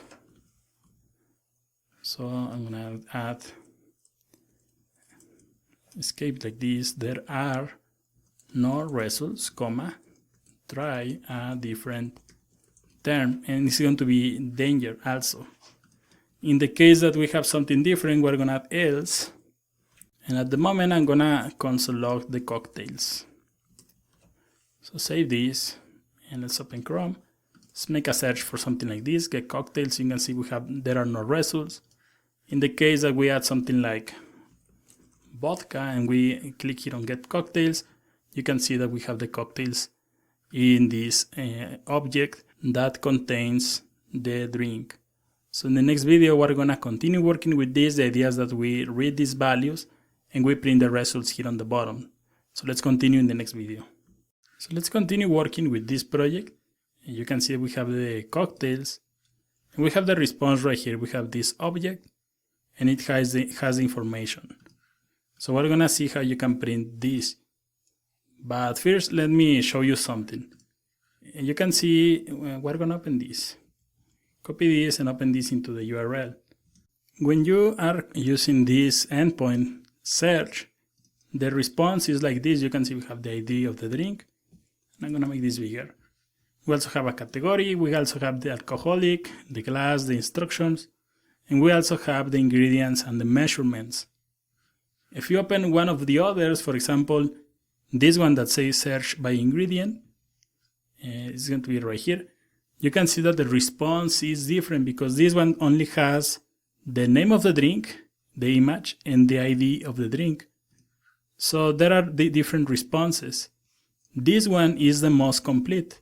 This one has the instructions and also has the ingredients and the measurements, and this one doesn't have any of this information. So we're gonna create the method, and I'm gonna remove this. It's going to be UI. This is the current instance, and we're gonna call this one display drinks with ingredients. So a really long name. We're gonna pass the wall object. So we're gonna pass this right here. So we need to write this into the UI.js. So here on the top, I'm going to add displays drinks with ingredients, and we're gonna paste the method, and I'm gonna name this. We're gonna pass the object is going to be drinks. So next I'm gonna open the index, and you can see that we have this results wrapper. At the moment it says display none, so the idea is that when we make a query right here and we're printing the results, we change this into display block. So we're gonna select this results wrapper, and right here I'm gonna show the results fields. So we're gonna add const results wrapper is going to be equals to document query selector, and we're gonna pass the results wrapper. Then we're gonna add results wrapper, and we're gonna add style.display is going to be equals to block. So this is going to change from none to block. And again, I'm gonna open this. You can see we have these results. Here is where we are going to inject the results. So we're gonna insert the results. It's going to be like this, const. We're gonna call this one results div. It's going to be equals to document query selector, and it's going to be ID results. So this on the top, these drinks is going to be an array. So we're gonna use drinks, and then we're gonna use for each to print each of the drinks. We're gonna pass drink right here, and we're gonna open the function. So from here we're gonna use results div, and we're gonna add inner HTML, and we're gonna concatenate the value like this. So this is going to, each time that we iterate into this array, is going to inject a new code. It's going to concatenate the code with the previous one.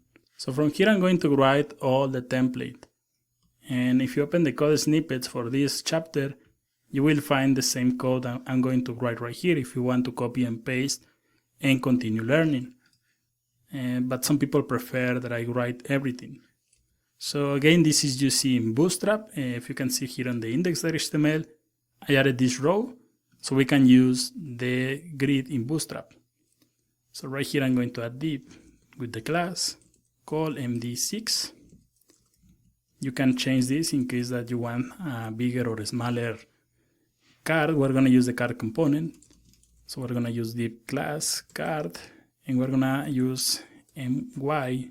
This is going to add a margin top and bottom. So then we close the div. Then I'm going to add the image. So we're going to add img class, and we're going to add card img top. Then we're going to add the source. So the source is going to be from the REST API and also the alt tag. I'm going to add this in just a little. Then we're going to add the card body, div class card body, and we're going to close this. Next, we're going to add a heading. We're going to add h2, and we're going to add a class called card title. I'm going to add also text center. All of these classes belongs to Bootstrap. From here, I'm going to inject the card title. I'm going to add this in just a little. Then we're going to create a paragraph. It's going to be p class card text, and we're going to add another class font weight bold, and we're going to add the instructions right here because this response is going to retrieve also, and I'm going to open this, is going to return the instructions of preparation. So these are going to be in another paragraph, and I'm going to add again card text. So this is going to be empty because I'm going to add the code right here. Then we're going to add another one, and I'm going to copy this, paste right here, and I'm going to add an unordered list. Unordered list. We're going to add a class, and this is going to be a list group. So close the unordered list, and then I'm going to add an li. I'm going to add a class, and again these classes are Bootstrap classes, list group, item, and I'm going to add alert, alert danger, and I'm going to add ingredients. So we're going to print also the ingredients. And here on the bottom, I'm going to add the rest of the ingredients. If you open again the response, you can see we have the ingredients and the measurements. Then right after this unordered list and this paragraph, I'm going to create a new one. So this is going to be really similar to this. So we're gonna copy this and I'm gonna paste right here. And I have a typo right here. It's instructions like this. And then we're going to have some extra information. So extra information like this. And we're gonna print, for example, if I open the response, we're gonna print if this contains alcohol, and also we're gonna print the category. So it's going to be something like this. We're gonna add another paragraph, class card text, and close the paragraph. And inside I'm going to add an span. So span class, and we're gonna add batch, and we're gonna use the fields, batch field and batch success. Success is going to be the color. Then we close the span, and I'm gonna copy this, and I'm gonna paste. I'm gonna change the color. It's going to be a warning, and I'm gonna add, for example, right here, I'm gonna add category, and I'm gonna add the code right there in just a little. So this is going to be the template that we're going to build. You can see it's really complex, but we're going to start injecting the code from in the next video. We're going to continue working. We're going to inject the code right here into the template. So we're going to continue working with this project, and we're going to start injecting this code into the template. So first we're going to start from the top. You can see that we have this IMG, and we have this source. So we're gonna add the $sign, and we're gonna add the braces. And here we are inside the drink, so we're gonna add drink. And I'm gonna copy this because I'm gonna use this several times. So then in order to print the image, you can see, and right here we have this str drink thumb. You can see this is missing the HTTP at the beginning. So we're gonna add HTTP right here, colon / and then we're gonna use drink and a dot, and we're gonna use str drink thumb, and this is going to print the drink. Then in the alternative tag we're gonna print this str drink. So we're gonna add drink and then a dot str drink, and this is going to print the drink in case that it doesn't load the image. So right here I'm going to add the same dot str drink, and this is going to print the title. Then you can see we have the instructions right here, and I'm gonna add the code right here. And if you open this, you can see we have str instructions. So we're gonna use a dot, and we're gonna add str instructions, and this is going to print the different instructions. We're gonna skip the ingredients in just a little. We're gonna go back here, and we're gonna print the key if this has alcohol or doesn't have. You can see we have str alcoholic, so we're gonna add a dot str alcoholic, and finally the category, we're gonna add a dot, and it's going to be str category like this. So let's make a test. Let's save this, and let's open the project. I'm gonna add something like tequila, and we're gonna click here and get cocktail, and you can see this is going to print the image, it's going to print the title, it's going to print also the instructions, the preparation, the extra information, alcoholic, the category, and here on the ingredients we are missing that part. And this is because if you take a look here on the response, we have this str ingredient 1, and it's from 1 to 15, same as the measurements. So we're gonna see how we can display this into the ingredients list. So I think we're gonna create a new method. This is going to be easier. So I'm gonna scroll to the bottom, and right here I'm gonna create this new method. We're gonna call this one prints the ingredients and measurements, and we're gonna call this one display ingredients, and this is going to take the current drink as the parameter. So if you scroll a little right here, I'm gonna add this and a dot and display ingredients. And we're gonna pass the current object. We're gonna pass the current drink. And you can scroll here and you can add, for example, console log drink just to test that everything is working. And I'm gonna open up my project again. We're gonna add tequila and we're gonna get cocktails, and right click here and open the console, and you can see we have 4 different objects. We have the 4 drinks. Let's open this, and you can see we need to access this str ingredient from 1 to 15. And you can see that some of them doesn't have any values.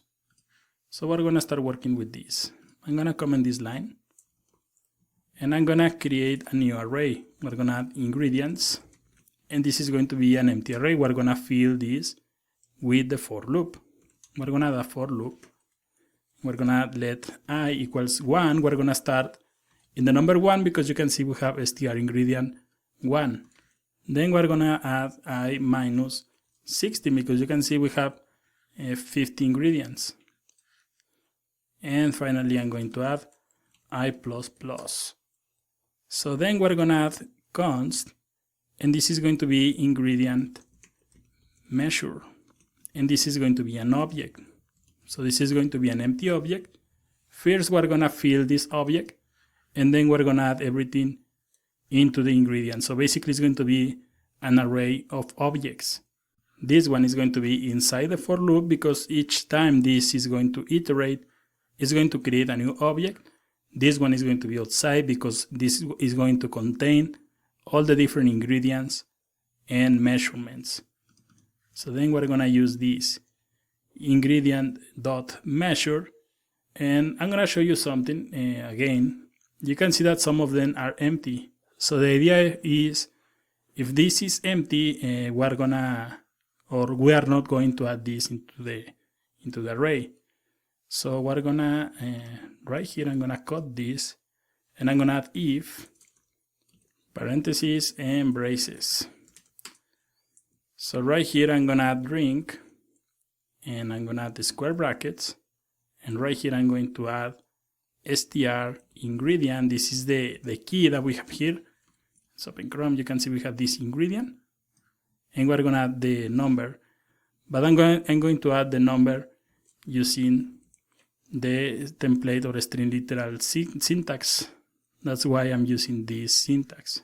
So we're checking for the key, str ingredient, and based on the for loop is going to iterate from 1 to 15. In case that this is empty or this is not empty, we're going to add this into the object. So now we can add ingredient measure, and we can add ingredient. This is going to be equals to drink, and I'm gonna copy this code that we have here. So drink in the position, because this is an array, like this, and it's going to be str ingredient, and the position of, or the current position that we are. For example, 1 is going to add this, and then we're gonna copy this and paste right here. And you can see here I'm missing the closing square bracket in both of these. So in this case it's going to be this str measure. The position is going to be the same, but in this case we're looking for the str measure key. So basically this is going to be 1 and 1. So it's going to be 1 and 1. So it's going to grab tequila and this measurement, lemon juice and this measurement. So that's why we're using this syntax. And then we're gonna push this into the array. Right here, instead of this is ingredient, this is going to be measure. And then we're gonna push these ingredients dot push, and inside parentheses we are going to pass this ingredients measure. So right after this for loop, you can console log the ingredients and see the result. So save this, and again I'm gonna make a search for tequila right here and get cocktail. And you can see that we have an array with 5 items. That means 5 different ingredients and measurements. This one has 5 again, this one has only 3, and this one has only 2 ingredients. And you can click here, and this is going to be ingredient and measure. So this is looking nice. I'm gonna comment this line, and I'm gonna close this. Comment this line, and if you take a look here on the project, it's here on the top. You can see that we have this unordered list, and we have this list group, and then we have this li, and we're gonna display this right here. So we're gonna continue working with this. We're gonna build the template, and we're gonna add like this: let ingredients template is going to be equals to an empty string, and then since we have everything in this ingredients array, we're gonna use ingredients dot for each, and we're gonna pass ingredient. So we're gonna access each ingredient in the ingredients array. So we're gonna use this ingredients template. We're gonna pass this, and we're gonna concatenate this using template or string literals. And right here we're gonna add the classes in the templates from the template. And I'm gonna copy this li, copy this and paste right here, and add the closing li. We need to remove this alert danger and also this alert. So it's going to be only this code, list group item. And I'm gonna indent this. So right here in this position, we are going to be inside the array. So right here we can add $sign and open the braces, and we're gonna add ingredient and a dot, and we're gonna add this ingredient. So we can add, for example, a dash here. This is going to separate the ingredient and the measure. So copy and paste right here, and copy this measure. So we need to return this. So return the ingredients template. So this is going to be in this function. So save this, save everything, and we're gonna add tequila right here again, and we're gonna click here on get cocktails and close this, and you can see now we have ingredients, and we have the different ingredients, and we have the ingredient and also the measure, and you can see here we have different ingredients for different cocktails. So I think this is looking really nice. This was a great kickstart of the project. We have finished this search cocktails by name. In the next video, we're gonna continue working with this ingredient. So basically we can search by ingredient. So let's continue working in the next video. So let's continue working. In this video, we're gonna start building this search cocktail by ingredient. So if you take a look here, we have this ingredient HTML. So I'm gonna move this to the left. And this is going to be the same. It's going to be really similar. If you scroll right here, you can see the form is also called search form. And also the search has the same value. So basically everything is going to be the same as we have here. But there is a really big difference because for example, if you type something like vodka here, vodka, and you click here on get cocktails, it's going to return everything.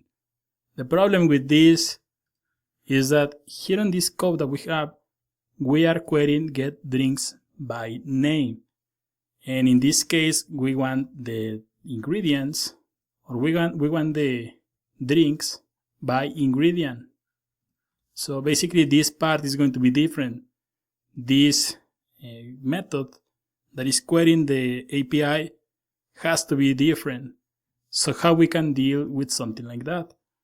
Let me show you something. If you open the index.html, you can see we have this input type height, and it says type, and it says name. So this is the type of form. If you open the ingredient, you can see we have ingredient. So we can use this information and read this value. You can see it has this ID.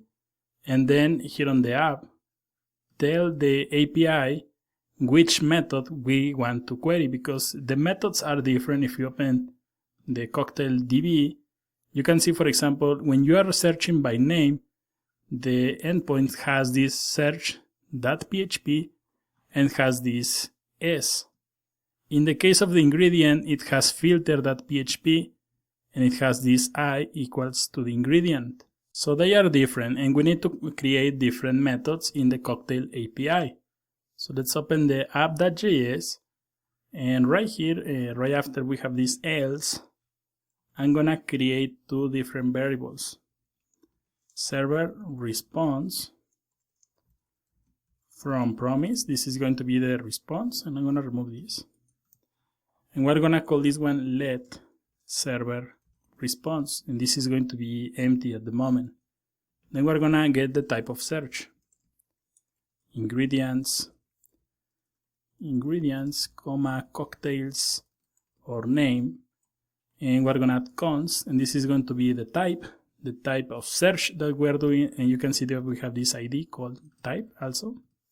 So we're gonna type, this is going to be equals to document, and a dot, query selector, and I'm gonna type and value to access that value. Then we're gonna make some changes here, because I'm gonna add a switch statement. This is going to evaluate the type of method and then execute the query. So we're gonna have switch, and we're gonna evaluate the type variable right here, this one. So we're gonna open the braces, and right here I'm gonna add case. In the case that we are in the name form, we're gonna execute this. And name is going to be the index.html. You can see we have value name. The ingredient has the value ingredient. So it's going to be this one that we already have. So in this case, I'm gonna add the following. I'm gonna code this code. And right here in the case name, I'm gonna add server response. It's going to be equals, and we're gonna use the method. So remember, in get drinks by name, this one, await fetch and everything, is going to return a promise. If you add this variable like this, the value is going to be added right here. So this server response is going to have all the information. So we're gonna copy this and add this right here. So basically we're replacing this get drinks by name. And remember, this one has the URL to query by the name of the drink. But in this case, we're gonna evaluate different URLs, and that's why we're using this. So this is going to work if you save this. And I'm gonna add a break right here in the switch statement. You need to add a break. If you save this and open the cocktail name, and you add, for example, tequila again, and get cocktails, this is going to work just fine. But from here we can add more and more forms, and we're gonna add this ingredients form in the next video. So you can see this approach is going to be more flexible, because we have a bunch of different forms that we can use to query. So in the next video we're gonna continue building this project. So I'll see you there. So now that we have added this case name, we can continue adding more and more, and we are gonna continue working with this ingredient. You can see we have the value ingredient, and right here we can use case and then ingredient. And in this case, the server response is going to be equals to cocktail, and we're gonna create a new method. This one is going to be get drinks by ingredient. And we're gonna pass also the search term.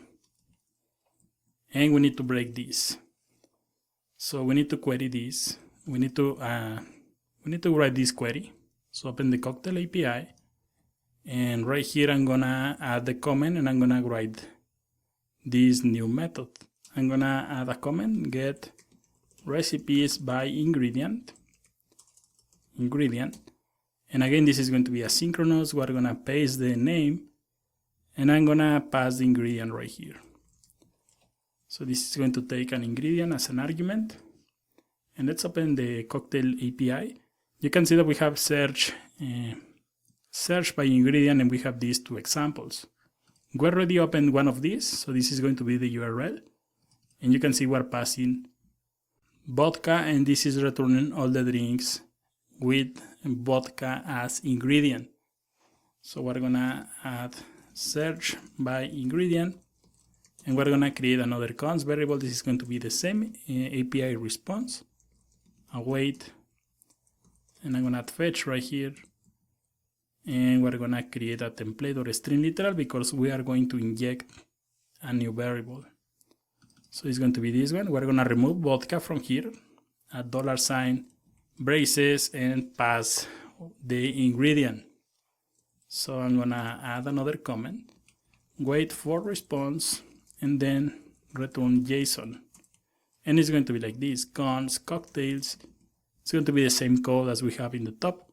So we're gonna add await, API response, and return everything as JSON. Then we're gonna return the cocktails. So this is going to be the method. And save this and open the app.js. And I'm gonna let this as it is at the moment. So let's make a search, and we're gonna open ingredient. Let's make a search for vodka. Get cocktails. And you can see that we have something like this. We have the image, and this is fine. We have also the name, and this is fine also. But you can see that we have a lot of undefined variables. Undefined and undefined. And this is because if you remember this one, the one with the search name, search by name, this one has ingredients, measurement, and also has these instructions. This one doesn't have that information. This one only has the name of the drink, the image, and this ID.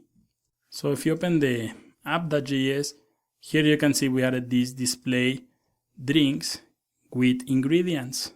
So we need to create a different method that only prints this information, that doesn't print the ingredients. So right here I'm gonna cut this, and I'm gonna add the following. We're gonna check if the type is equals to name, same example as we did right here on the top. But in this case, we are only evaluate name, that's why I'm using this if. In the case that we have the name, we're gonna display with ingredients. And this is going to be the method. Then we're gonna add an else statement, and we're gonna display without ingredients. And this is mostly because the response from the API is different when you are querying by name or when you are querying by ingredient, or also the other methods that we have, category or alcohol. The JSON that is returned is different in each case. So that's why we are building different methods as we are doing here. So we have display without ingredients, and this is going to apply to category, comma, alcohol, comma, and ingredient. So we're gonna add UI dot display drink. This is going to be a new method that we need to create, but in this case we're gonna pass the same object. So we're gonna pass this right here. So we need to write this method, and in the next video we're gonna continue working with this example, and we're gonna write this method into the user interface class. So let's continue working with this project. We're gonna copy this method, and I'm gonna open the user interface. And you can see, for example, that we name this display drinks with ingredients. I'm gonna create a new method that is called only display drinks. I think it's display drinks, plural. It's going to be better. So we're gonna display drinks. And this is going to take a drinks object, and I'm gonna add a comment right here on the top. Displays the cocktails by ingredient.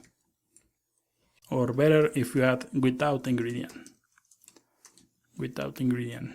So it's going to be like this. We're gonna add, you can see we have this code from the previous example. We can copy this and paste. This is going to take these results from display none to display block.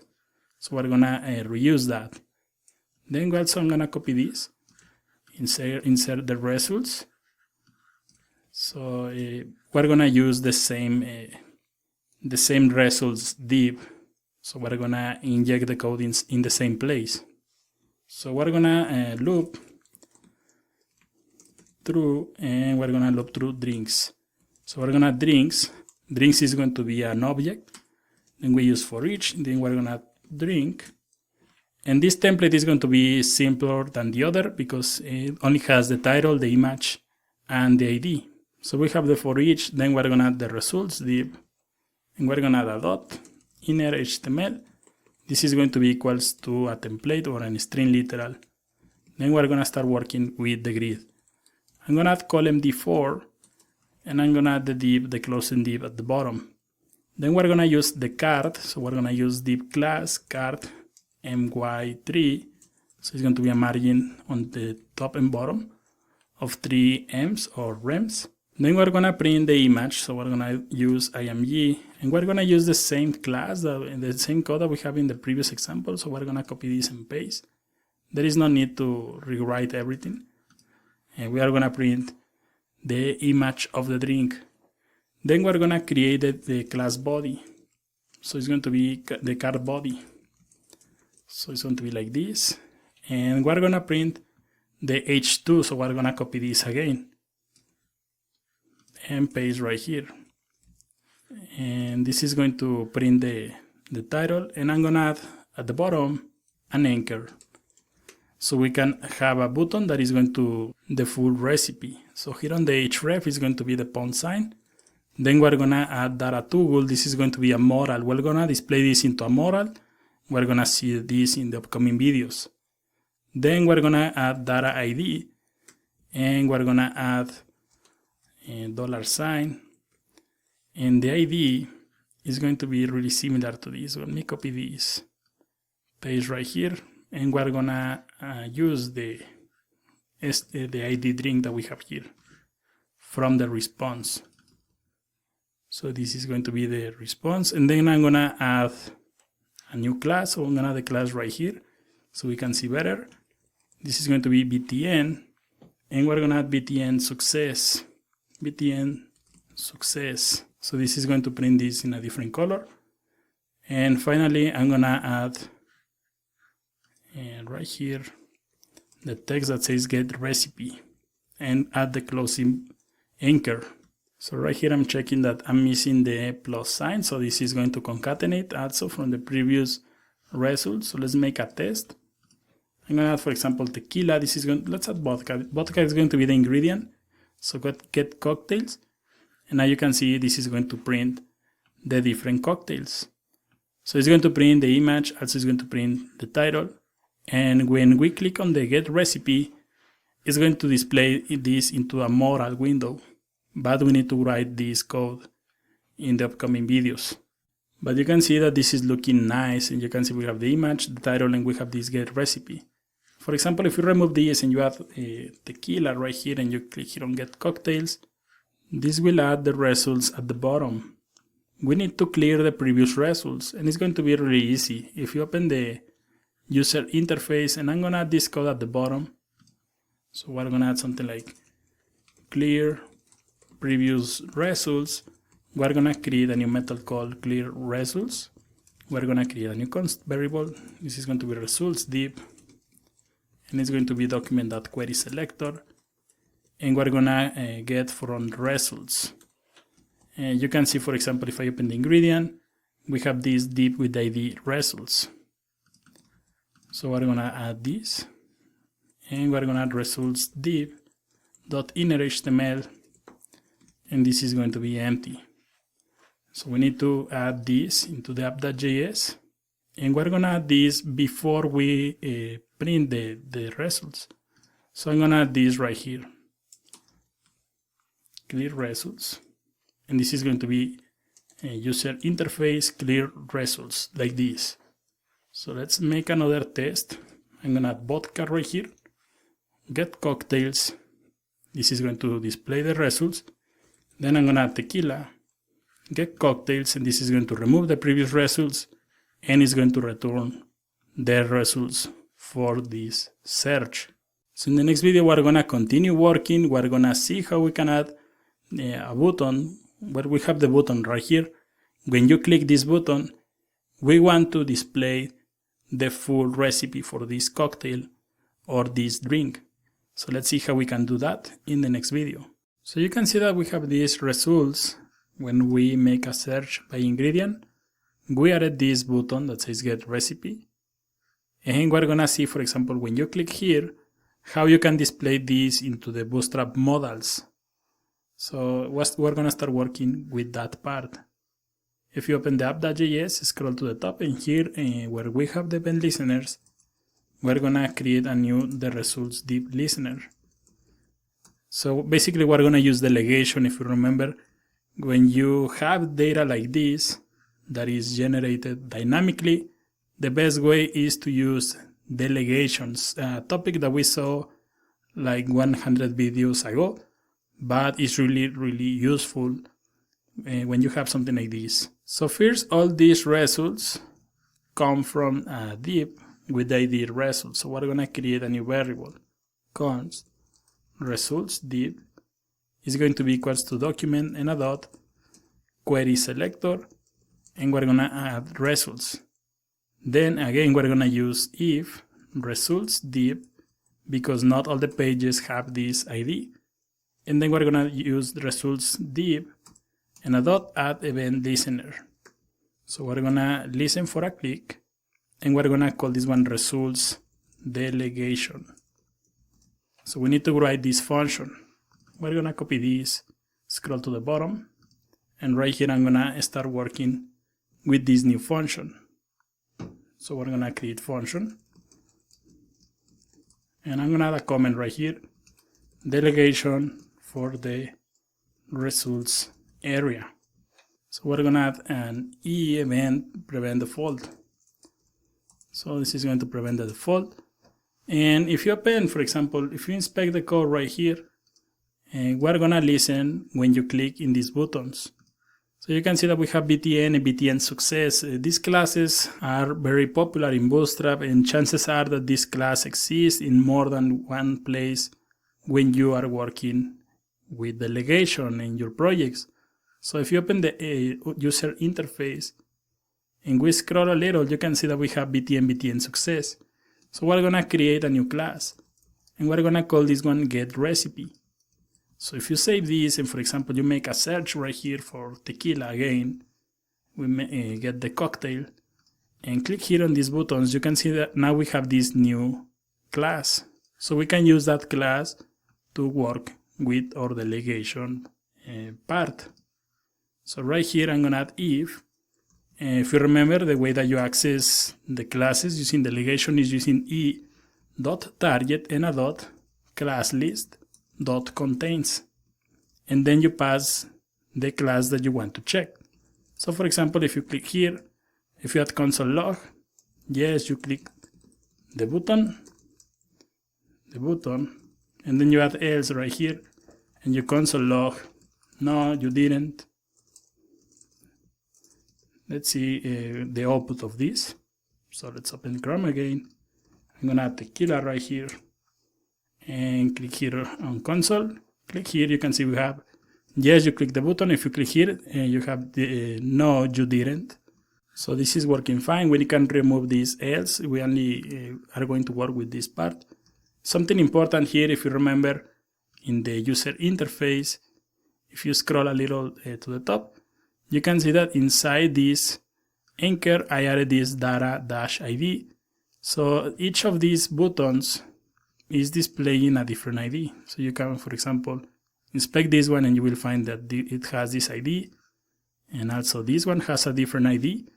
And if you open the cocktail DB, you can see that, for example, you can look the full cocktail details by ID, and you need to pass the ID. That's why we are adding this right here. So we need to find a way to retrieve this value. And we're gonna continue working in the app.js. So we're gonna scroll to the bottom, and right here I'm gonna remove this. So we're gonna console log, and I'm gonna use e.target dataset ID. So the ID, this ID, is going to be the same as this data ID. So this is the way that you access the data attributes in HTML5 using JavaScript. So we're gonna tequila again, get cocktail, open the console and click here. So this is going to return the ID. If you click in this one, you can see we have different values, and we can use this dataset.id, so we can pass the ID into the API. And remember, in the user interface, this is because we named this data-id. In HTML5, you can create these custom attributes. There is a second way that you can access this, and I'm gonna show you this really quick. You can use e.target, and then you can use a dot get attribute, and then you pass data ID. So this is going to be the same, but you can see the other one is shorter. So we're gonna add tequila, click here, and you can see this is going to be the same result. I'm gonna use the other one, dataset.id, and it's going to be shorter. So we need to retrieve this ID, and we're gonna send this into the cocktail API.js. So I'm gonna remove this. We're gonna use the current instance, cocktail dot, and we're gonna call this method get single recipe.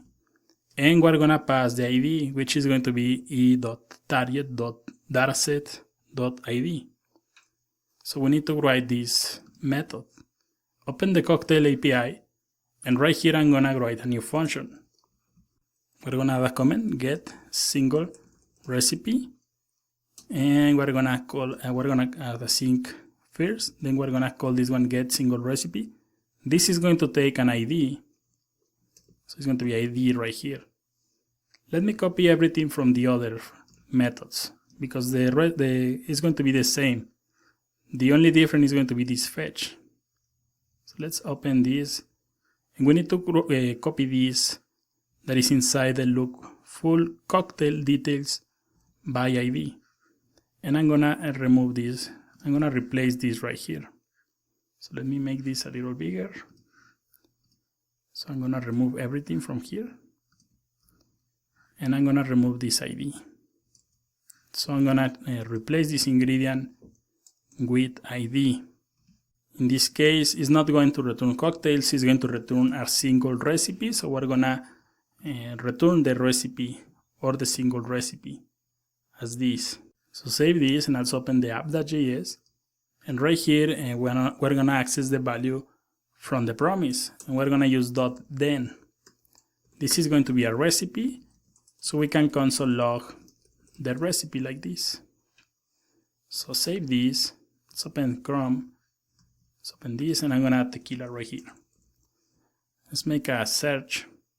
This is going to return, for example, let's say that you want to access this 110 in the shade. Click here on get recipe. You can see returning the recipe, and open this. You can see we have the drinks, and now this is going to display all the information from this specific recipe. Now I want to display this inside a modal, so we need to write, or we need to continue working with this code. So in the next video, we're gonna finish this example.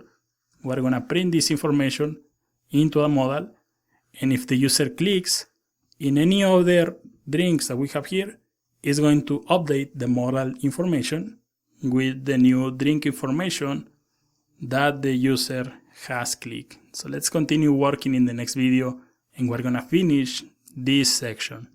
So let's continue working with this example, and you can see that the return value of this is recipe. We define this into the cocktail API. You can see here we return a recipe. So we have recipe right here, then we have recipe, then we have drinks, and always when you click here, it's going to return only one recipe, so the position is going to be always 0. So I'm gonna remove this, and we're gonna add a comment. Displays single recipe into a modal. So we're gonna use user interface, and we're gonna create a new method. It's going to be called display single recipe, and we need to pass the recipe and a dot, then recipe again, then drinks, which is the name of the array, and then the position 0. So we're gonna pass the recipe object. So I'm gonna copy this name, and I'm gonna open the user interface, and let me add this before the print message. So we have, for example, the display ingredients, display with ingredients, and everything is going to be like this. So we're gonna display single recipe, and we're gonna add the method display single recipe. This is going to take a recipe. A single recipe is going to be passed right here. If you take a look here on the ingredient.html, on the bottom you can see we have this ID recipe. So there are two things that we need to make first. I'm gonna open the user interface.js and I'm gonna scroll to the top. And right here where we have this get recipe, we need to link this button with this modal. This is the way that Bootstrap works. So we need to add right here a data target.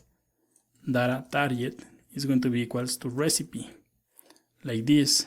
And this is going to connect this recipe with this modal. So if you take a look here on Chrome, for example, if you add vodka again, let's make a search, and you click here, this is going to open the modal, but you can see it's empty. Click in this one and also it's empty. And this is because the modal that we have here is empty. So we need to find a way in the user interface to add the information inside that modal window. And if you take a look here again, this is going to be the last one, you can see that we have this modal title variable. So we can use this. And also we have some other variables right here. So for example, we have the preparation and the description, we have the ingredients, everything is right here. So we're gonna use this recipe. This one is containing all the information, and we're gonna inject the code. So let's start working. We're gonna get the variables, and we're gonna call this one const. It's going to be modal title. It's going to be equals to document.querySelector, and we're gonna select this modal title. So this is a class. So let's add a dot and modal title. I'm gonna add a comment because I'm gonna add another const variable. This is going to be modal description. So this is going to be document.querySelector again. And we're gonna look for a description text. So you can see we have description text right here. And this is inside our modal body. So we're gonna add dot modal body. And let me copy this description text class. So we have both variables right here. If we console log the recipe that we are taking into this method, let me show you something. Tequila, and we're gonna click here, and let me inspect the code. You have to click in one of these. So this is going to return the object. And we want to print the name of the drink. It's going to be this str drink. And also the instructions. So it's going to be this one. So let me remove this. And we're going to set the values. It's going to be equals to modal title and a dot inner HTML. So this is going to be equals to recipe and a dot. And we're going to pass this str drink. So str drink. And then we're gonna add modal description dot inner HTML. It's going to be equals to recipe and a dot. And we're gonna use this str instructions key from the JSON response.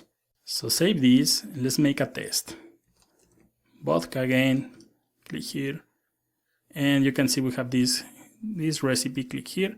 And you can see we have the title and we have also the preparation. Close this and let's open another one. You can see we have the new title and the new preparation.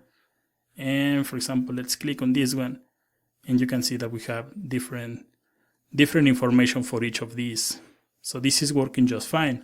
You can see we also have these ingredients. So let's see how we can print the ingredients.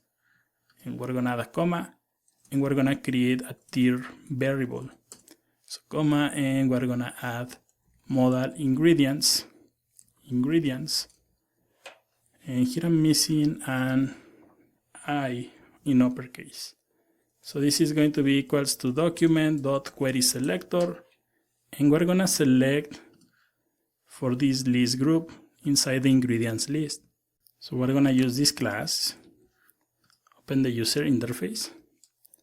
You can also add modal body if you want, modal body. This is going to be more specific. then ingredient list, and finally we're gonna use this list group. So we're gonna inject the code right here. So this is going to be the selector, and here on the bottom we're gonna display the ingredients. If you remember, we already write a method called display ingredients. So I'm gonna scroll to the top. You can see we have the display ingredients, and this one takes a single recipe and is going to format everything. So we're gonna use that. I'm gonna, again, if you remember, this is returning a value, so it's going to return the ingredients template. So we're gonna use the following: let ingredients list is going to be equals to this, because we're gonna access a method that exists on this same class. So we're gonna use display ingredients. Display ingredients takes an object with a recipe, and we're gonna pass this one right here. So this one was passed into this function, but you can also pass this into another function. There is no problem with something like that. Finally, we're gonna add modal ingredients. We're gonna use .inner.html, and this is going to be equals to ingredients list. And I think you can also, for example, remove this and cut this like this. And this is going to be a more shorter way. So let's save everything. Let's make a search. We're gonna make a search for tequila, get cocktails, and I'm gonna close this. Click here, and you can see we have the ingredients and we have a list of the ingredients. We have the name, we have the preparation, and we also have the ingredients. So remove this and let's scroll. Let's click on this one. You can see we have the name, the different preparation, and also different ingredients. So this is really nice. This is working exactly as we might expect. So you can see it's filtering and displaying all the different recipes. So this is working just nice. So we have finished two sections: cocktail by name, cocktail by ingredient. So let's continue working in cocktail by category. So let's continue working in the next video. So let's continue building this project. We're gonna open the category link. And from here you can see, if I open this, I'm gonna click here, open category. You can see that in this case, this one is a select. So we're gonna see how you can consume the different categories using the REST API. So if you open this API, here on the bottom you can see we have list the categories, glasses, also the ingredients, or alcoholic filters. So the first one is going to be the categories. You can see it starts with this C letter. I'm gonna make this bigger. So copy this and let's add this into a new one. So you can see that these are the categories from the REST API. And if you open this, the idea is that this is going to be executed when the page loads. So let's open the app.js and scroll to the top. And right here, I'm gonna create a new event listener. This is going to be similar to the document ready. So we're gonna add document ready. And we're gonna add document.add event listener. And it's going to be DOM content loaded. And we're gonna add a comma. We're gonna call this function document ready, similar as jQuery. So copy this function and scroll to the bottom. And right after this results delegation, we're gonna create a new comment, document ready. It's going to be function document ready. So again, if you open this category, I'm gonna move this to the left. We can close this. You can see that in this case, we also have this search ID, but this one is available in all the different pages. So that's why I'm using this search category. So I'm gonna open the app.js, and right here I'm gonna select the search category, select. So we're gonna add a const. It's going to be search category, and it's going to be equals to document.querySelector, and we're gonna select the search category. So same as we have earlier, we're going to check if we have this, if this exists. So we're gonna add if search category In case that this exists, we're gonna use the user interface instance and we're gonna call print categories.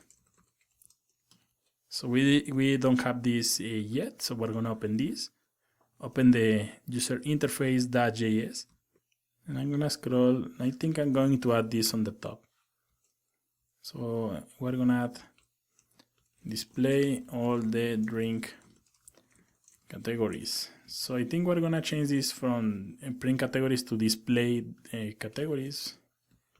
We have used this display function in all the other functions, so we're gonna be more consistent with this. So this is going to be display categories, and right here I'm going to add display categories. It's going to be a method. The idea of this method is that this queries this page, this endpoint. So we're gonna create a new variable category list, and this is going to be equals, and we're gonna use the cocktail instance. So it's going to be cocktail in a dot. Then we're gonna use get categories like this. So we're gonna copy this and open the cocktail API. And from here I'm gonna create a new method. Retrieves all the categories from the REST API. And this is going to be a sync again. This one doesn't take any parameters.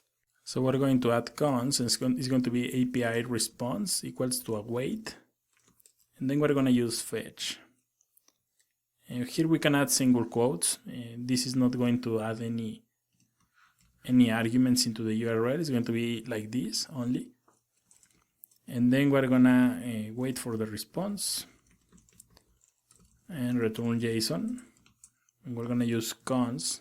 We're going to use categories equals to await, and we're going to use API response dot JSON, and this is going to return the categories. So I'm going to remove this. So this is going to be the method, and now we can open the user interface, and right here we can access the values using .then. So .then right here, this is going to return the categories, and we can console log the different categories like this. And here I forgot to add the arrow function. So with this console log, we can save this and open the project, and I'm gonna right click here, open the console, and you can see we have an object. So click here, open the categories, open the drinks, and you can see that we have the different categories. So we're gonna continue working with this file. I'm gonna remove the console log, then we're gonna create a list. You can see that we have categories, and drinks. So I'm gonna add a category list, and it's going to be equals to categories dot drinks.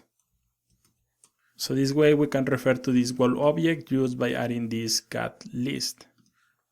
So this is going to work just fine. Then we're gonna append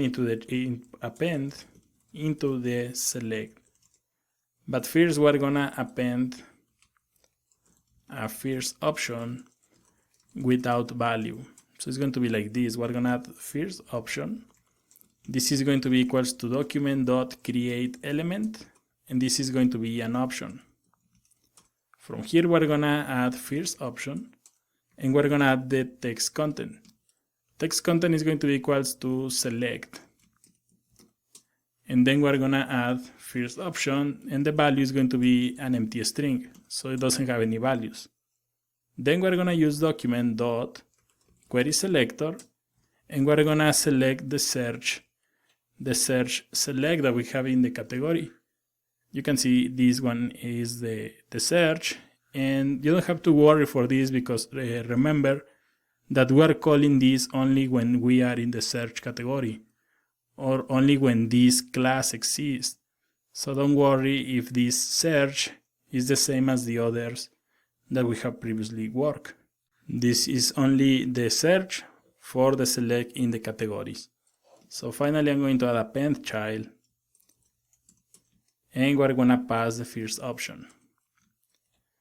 So save this, and this is going to print the first option. You can see we have select, And the value, if you inspect the code right here, expand this and click here, you can see the value is empty. So that's nice. Then we need to append into the select the other options. So we have the cat list. This is the array with all the different categories. Then we're gonna create a for each, and this is going to be a category. We're gonna use an arrow function, and then we're gonna create an const variable. It's going to be called option, and this is going to be a document.create element. We're gonna create another option. This is going to be a second option, and this is going to be the rest of the options. Each category is going to have its own option. Then we're gonna read the values from the response. If you take a look here, and I'm gonna open this, you can see that you can access the values using str category. So we're gonna use option and a dot, text content. And text content we're gonna use equals category, and we're gonna use a dot str category. So this is going to give the text content into the option. Let me add something here. We're gonna add document, and I'm gonna add the same code that we have here. We're gonna copy this, and we're gonna replace this first option with this option. So save this and open this. You can see this is going to print the different options. If you inspect the code right here, you can see that we have the options and the text. And we have the options right here, and we have the text, but we need to create the values. So let me show you something. We're gonna open again this. You can see that the different options have these spaces right here. If the option text contains more than one word, it has these spaces. If you take a look here under API, you can see that we have this filter by category, and when you are passing different or categories with 2 words, it requires this underscore. So we're gonna do the following. We're gonna add option.value. This is going to add the value into the options. And then we're gonna use category and a dot. We're gonna add str category. So this is going to, I'm gonna copy this. This is going to add the text with the blank spaces, but we're gonna use dot split. And dot split is going to be a function that is going to separate the values with when they have a space. And then we're going to use dot join. And join is going to glue the values again, but instead of having this space, it's going to have this underscore. You can also use replace, and you can replace the blank space with an underscore. But this one is going to work just fine.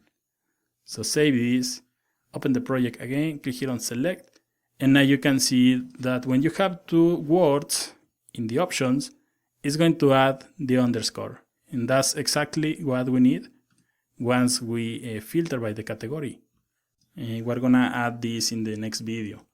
So you can see, I'm gonna close this. Now you can see that we have the different categories for the drinks. The next step is going to be, for example, select beer and get cocktails, and this is going to return all the different drinks that exist on this category. We're gonna do this in the next video, so let's continue working.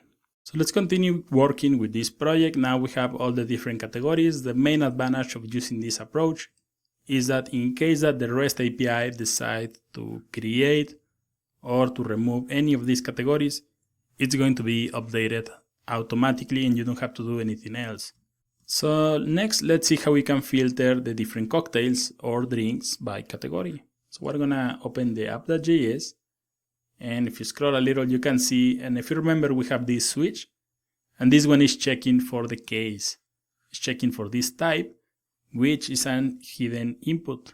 So we can open this category, and you can see that in the case of the categories, we have this hidden, the ID is type, and the value is category. So we can use this value. So copy this and open the app.js. Right here, we're gonna create a new case.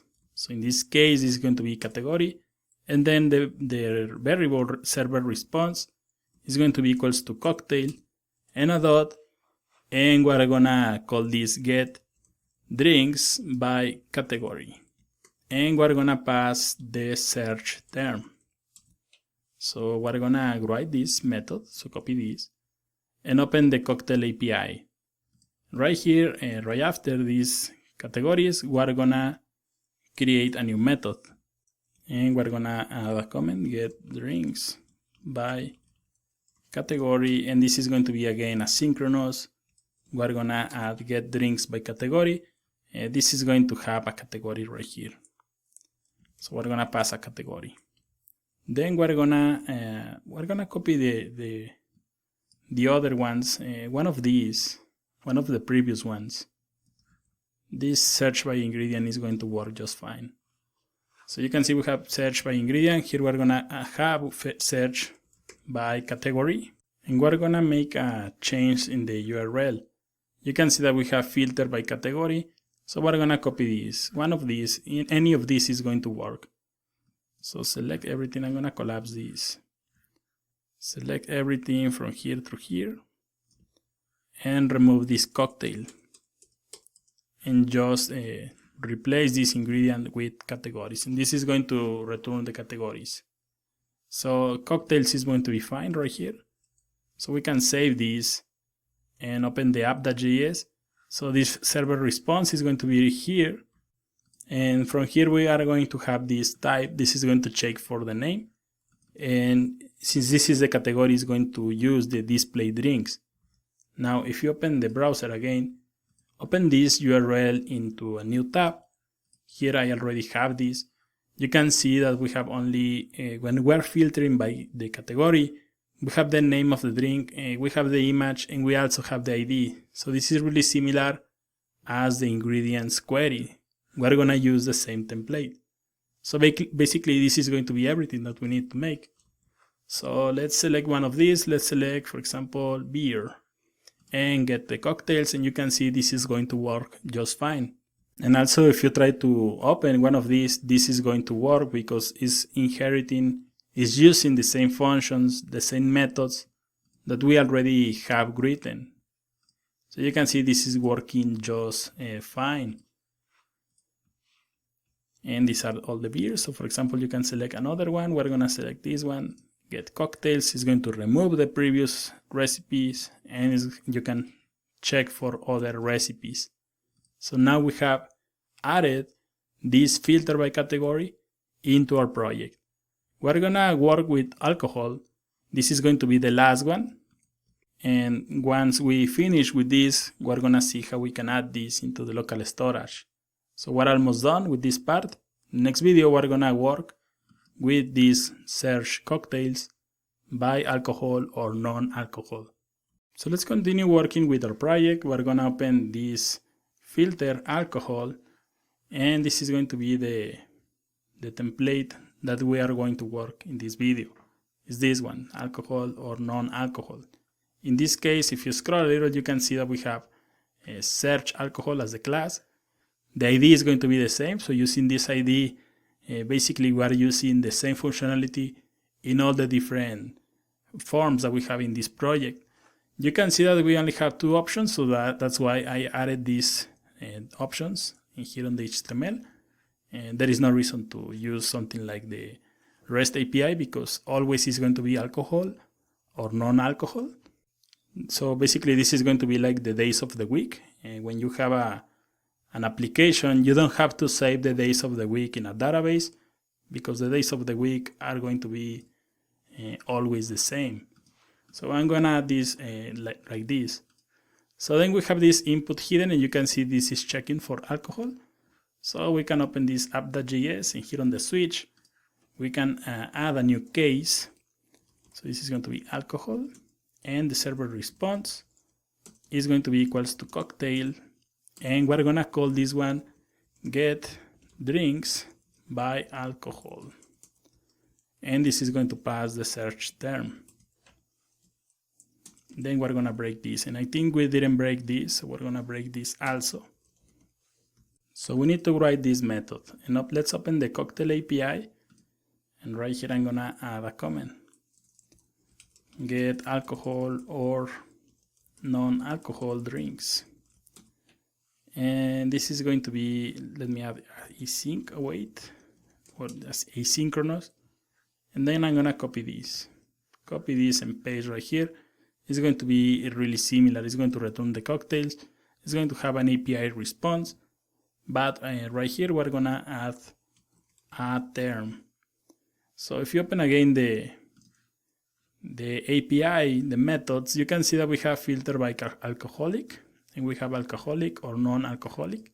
So we can use one of these. Any of these is going to work. Let me collapse this and let me add the code right here. So paste this and remove this alcoholic. And let's replace this category with the term. And again, we can save this and open the project. This is going to be everything. So if you decide to search for non-alcoholic, you can get the cocktails. And this is going to return all the cocktails that doesn't have any alcohol. So you can see that the list is quite large. If you open alcoholic and get cocktails, this is going to be more, because it's almost 300 different drinks in the alcoholic filter. So again, this is going to work just fine. You can see it's working as expected. And now we are filtering the different drinks by alcohol or non-alcohol. So in the next video, we're gonna see how we can add this into the local storage, how we can save this if you like one of these and you want to test this, for example, in 1 month or 2 months, or you want to save this, we're gonna see how we can add this into the favorites. If you want to continue learning and improving this project, you can see that we have several different methods or endpoints that you can use. You can see that we didn't have this by class. We didn't have these ingredients. The ingredients have a small description of the ingredient and also other methods that you can use. So in the next video, we're gonna continue learning. We're gonna see how we can add this into the storage. So let's continue working with this project, and we're gonna see how we can add the different recipes into favorites using local storage. So if you open this, for example, let's open this cocktail name, and we make a search for something like tequila. We're gonna click here on get cocktails. First, we need a button where we can click, and it's going to add this into the local storage. So first, I'm gonna open the user interface. And if you remember, this page is using a method called display with ingredients. Display drinks with ingredients. And right here, where we have this card, before the image, I'm going to add the following. I'm going to add a button. This is going to be the type button. And then I'm going to add data ID. So this is going to print a different ID. This way we can save this ID into the storage. So it's going to be like this, drink, and a dot, and then ID drink. Then we're going to add some space, and I'm going to add some classes. I'm going to add class, and I'm going to add a class called favorite btn. So we're going to use this as the event listener. I'm going to collapse this so you can see better. Then we're going to add some other classes, btn outline, dash info. These are Bootstrap classes. So we're going to close the button, and I'm going to close the closing tag. And right here, I'm going to add a plus sign. So we're going to copy this because we have this display with ingredients, but if you remember, we have other pages, and in the case of the other ones, for example, if you have vodka here, you make a search. This one is using a method called display drinks. So we're going to use the same button. So scroll to the top, and here we have display drinks. Before the img, we're going to place this button. So save this, and let's open Chrome again. So let's make a search right here for the ingredient. We're gonna get cocktails, and you can see we have this plus sign. So when you click here, this is going to save this into the storage. We haven't write that functionality yet, but this is going to be the button. If you add tequila right here and you click get cocktails, you can see we have the same button. And this button has this favorite btn, and I also added some CSS. That's why it looks like this and in this position. If you open I'm gonna open this. If you open the CSS and you open the custom CSS, you will find this favorite btn right here. So you have to use that You have to use that class if you want to see the same results. So if you open the project again, you can see that this is a button, and this button exists on the results, and it has this class. If you remember, and I'm going to open the app.js, we already have a delegation, and you can see that this is listening for the get recipe. So we need a delegation that checks when the btn, this favorite btn, is clicked. So right here I'm gonna add another one. When favorite btn is clicked, and we're gonna add if e dot. We're gonna copy almost this. There is no reason to write everything. In this case, we're gonna check for the class. If you open the user interface, this is going to be the class favorite btn. So we're gonna listen for this. And let me show you something. I'm gonna add console log. We're gonna add something like yes, something simple just to test that this is working. And I'm gonna add a ring right here. Let's open the console. Click here, you can see it says yes. If you click in other places, nothing is going to happen.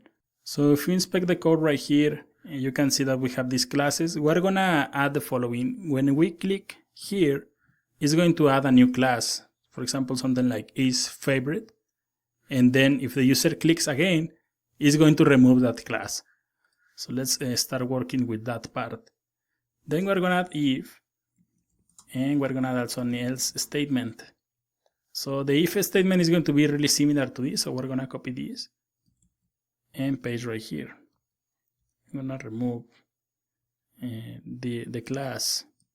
So if e.target.classList.contains, in case that this contains the class, for example, is favorite, we're gonna remove the class.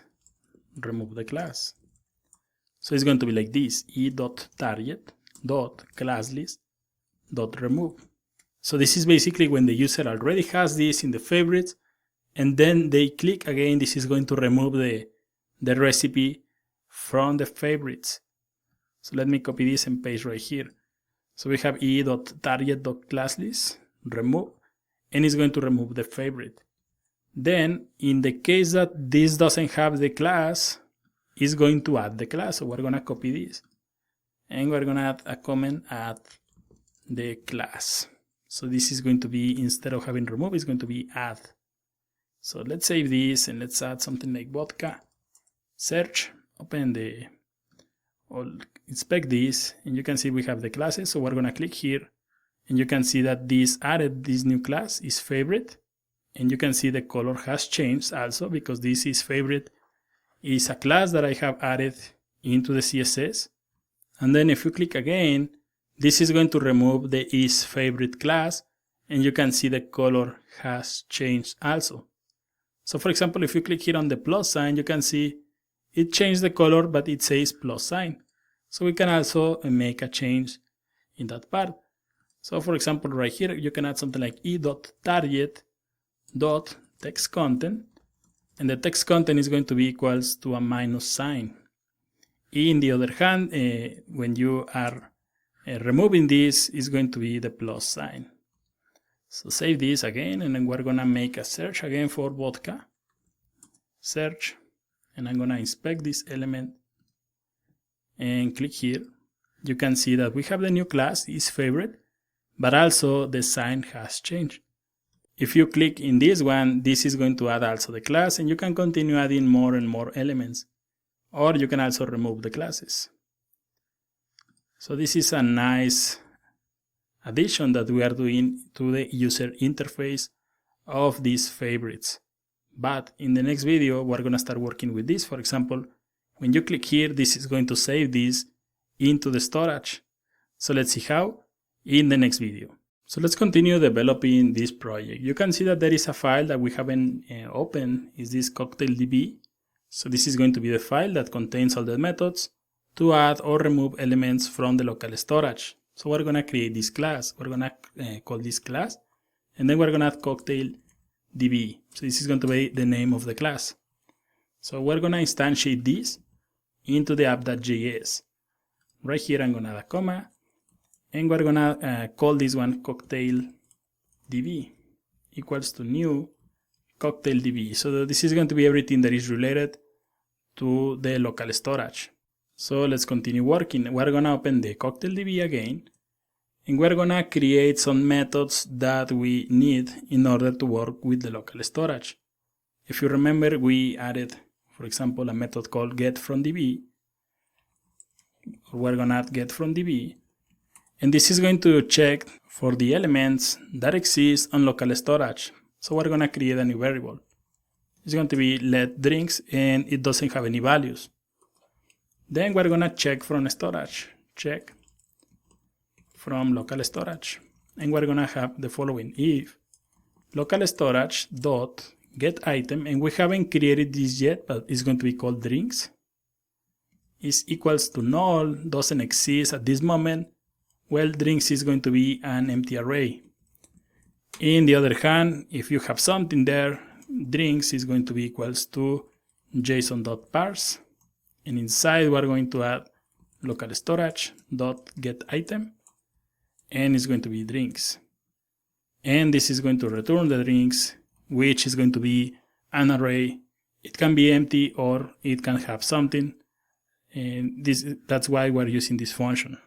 So we're gonna create a new method. We're gonna create another one.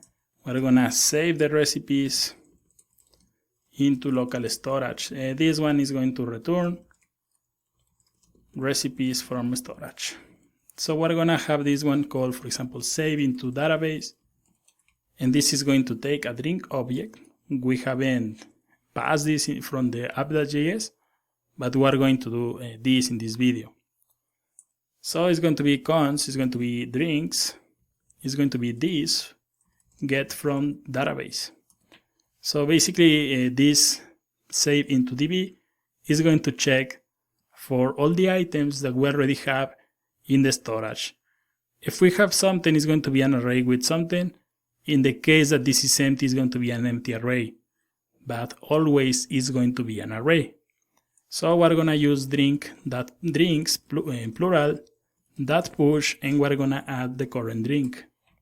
And finally, we're going to add the new array into the local storage. So we're going to add local storage dot set item, and we're gonna use this drinks, and we're gonna use JSON dot stringify. Remember, if you have an array and you want to convert this into a string, you have to use JSON dot stringify, and then we're gonna pass the array that is called drinks. So this is going to save from into storage, and is going to get from storage. So we need to open the app.js, and when you click in one of these, I'm gonna open this and I'm gonna make a search.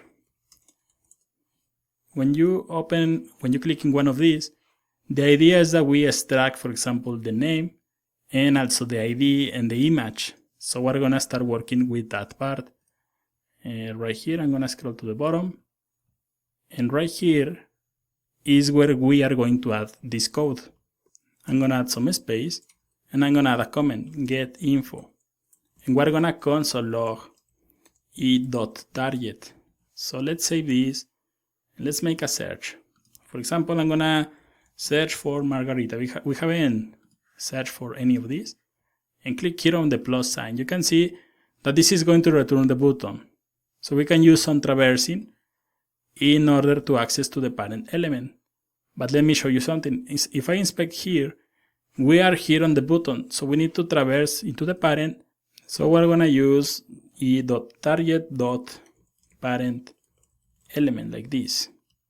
So save this again. We're gonna make another search. Console, click here. You can see this is going to have the card. So from here we can retrieve the ID because the ID is on the bottom. We can retrieve the name. Click here on the card body, and you can see we have the name. And we can also get the image. So the image is going to be this one. So we can select everything from here. So we're gonna remove this, remove everything.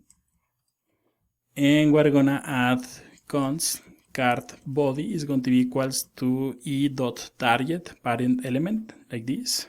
And then we're gonna create a new object. This is going to be an object literal, so we're gonna add const drink info.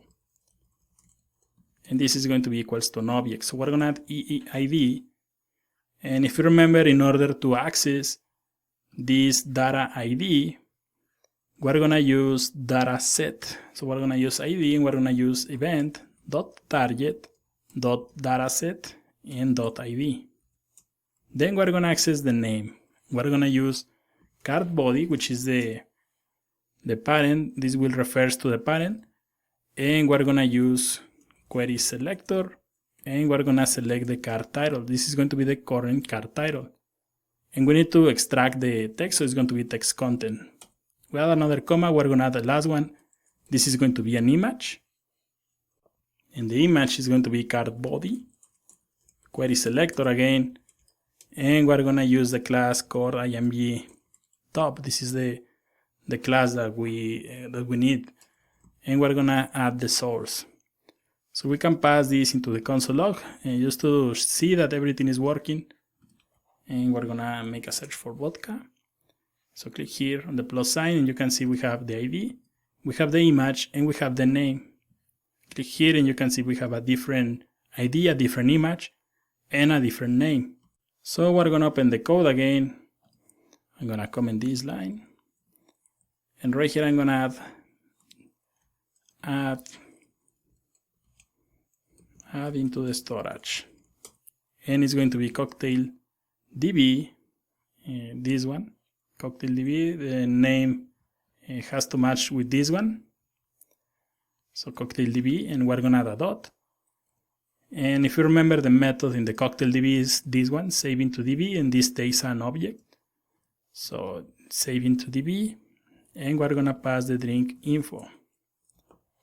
So save this. Let's open the project again. Let's make a search for tequila in this case, and hopefully you are not drinking a lot of these drinks while we are developing this. So we're going to click here. This is going to save this into the storage. I'm going to move this to the bottom, and we're going to click here on application, and we're going to expand the local storage. So now you can see we have the drinks right here, and we can add another one, and this is going to add a second item. You can see that if we expand this, you can see we have the ID, the image, and also the name. If you click here on the second one, we have the ID, the image, and also the name. So now we're saving this into the local storage. The idea is, if you click here, this is going to remove from storage, but we haven't worked in that part yet. Next, we're going to open the My Favorites, and the idea is that it displays the favorites right here. So we're going to see how we can do that in the next video. So let's continue working with this project. Before we start adding more functionality, we're going to see how we can print the favorites into this table. And we're going to close this, and this one also. So if you open this favorites.html, you can see that we have this, and it should be right here on the bottom. You can see we have this table with the ID favorites. So we're going to use this ID, and we're going to open the app.js.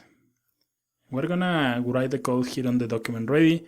The idea is that once we open this, the table is populated with the different items.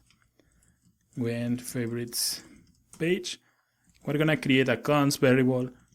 Favorites table is going to be equals to document dot query selector, and we're going to look for the favorites. Then we're going to check if we are in this page or if this element exists. Then we're going to execute the code. So we're going to get the favorites from storage and display them. So we're going to use const is going to be equals to drinks. And here on the top, we already have this cocktail DB. We're going to use this instance. So copy this and paste right here. Then we're going to use a dot. And if you remember, we added this get from database. So this is going to return everything that is inside this local storage. So then we're going to print this into the HTML. We're going to use the user interface instance, and we're going to create a new method that is called display favorites, and we're going to pass these contents from the get from DB. So we need to write this method, and we're going to append the user interface. And I'm going to add this into the bottom right here. Displays favorites from storage. And we're going to create the method, and it's going to take, we're going to call this one favorites. So it's going to be an array of favorites. So right here, if you open the favorites, you can see that we have this ID, but we are going to print this into the table body. So we're going to open this, and we're going to call this one const favorites table is going to be equals to document query selector, and we're going to add favorites and then table body. So then we're going to have these favorites, and we're going to add for each, and we're going to pass a drink. So from here we can start creating the template. Since this is a table, we're going to use const table row is going to be equals to document create element, and we're going to create a new table row. Then we're going to use table row inner HTML, and we're going to create a template or a string literal. Then we're going to add a table data, and inside here we're going to add img src, and we can add the $. Drink is going to be the main object, and then we can print the image. If you open the app.js and you scroll a little, we're printing these image keys. You can see we also have the ID and the name. So right here I'm going to add an alternative tag, and we're gonna add the $, we're gonna add drink and a dot, and we're gonna add name right here. So we're gonna add a table data again, and we're gonna close this. So you can see, for example, if we open the favorites, you can see we have image, then we have name. So we're gonna display the name. The name is going to be this code that we have here. Then we're gonna create a new one. We're gonna add a table data again. In this case, this one is going to have a button so we can see the favorites. And we're gonna display this inside a modal window. So the text is going to be like view. And right here I'm going to start working. I'm gonna add the href is going to be the pound sign. Then we're gonna use data toggle. This is going to be modal, so it's going to open everything in a modal window. Then the data target is going to be a recipe. If you remember, a recipe is an ID that contains the basic modal window, the basic HTML for the modal. Then we're gonna use data ID. We already have the code to work with modal, so we're gonna use data ID. Then we're gonna add the ID, and finally I'm going to add some buttons in order to make this look nicer. We're gonna add a class. It's going to be btn success, and also get recipe. If you save this and open the project, and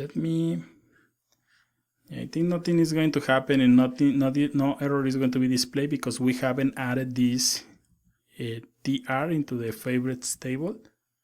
So right here I'm going to add favorites table, and we're gonna add append child, and we're going to pass the table row. So you can see that this is printing the name. We're missing the image, and you can see we have a problem here. So right here I forgot to add the closing tag, and this is going to print the image. You can see the image is well, it's really big, so we can add width 100 here to make this a little smaller. You can see it's smaller, and you can see we have the image, we have the tequila, and we have the button. If you click here, this is not going to work because we haven't created the code yet. But you can see we have it's working, it's looking nice. So we're gonna create a copy of this table data, and we're gonna add a new line. We're gonna display the remove button in case that the person that saved this into the storage wants to remove everything. We are going to allow them to remove the recipe. So we're gonna remove right here. Instead of having btn success, we're gonna call this one btn danger, and we're gonna call this one remove recipe. So we can use an event listener or some delegation to know that we are removing the recipe. In this case, this recipe and data modal are not required, so we're gonna remove this. So you can see now we have the remove, and we also have the view button. So in the next video, we're gonna finish this example. We're gonna see how we can add this remove and this view functionality into our project. So let's continue working with this project. You can see that we're missing this view, and also we want to add this remove, and this is going to remove the element from the DOM and also from the local storage. So first, let's start working with this one. If you remember, we already have this functionality, but this is on the results delegation. We are checking if we are in the results div. In this case, we are in the favorites. So that's why it's not working. So we're gonna write a similar function right here. We're going to add when view or delete are clicked. So we're gonna use the favorites table to add our delegation, add event listener. And when we click, we're gonna pass an event and we're gonna execute a function. We're gonna prevent the default, and we're going to use some delegation. So we're gonna add if e.target.classlist.contains, and we're gonna add get recipe. So this is the name of the class. In this case, we're gonna execute the same function that we have here on the top. So we're gonna copy this and paste right here. So we're gonna add cocktail in a dot get single recipe. We're gonna pass the ID, and then we're gonna display the recipe. So save this and click here, and now you can see this is going to print the elements that we have in the local storage. So this is working fine. So before we continue, let's check this. You can see that this has this remove recipe class. So right here, we're going to add another one, another if. When remove button is clicked in favorites. So we're gonna, it's going to be really similar to this on the top. So let's add this. And in this case, it's going to be remove recipe. So we're gonna remove recipe. And in this case, we're gonna remove the element. So we're gonna remove from DOM, and it's going to be user interface remove favorite. And we're gonna pass the element. So we're gonna console log, and we're gonna add e. First, I'm gonna add this outside. Console log e dot target dot parent element, and comment this line. So save this, click here on remove, and here on the console you can see this is returning the table data, so we need to add another parent element.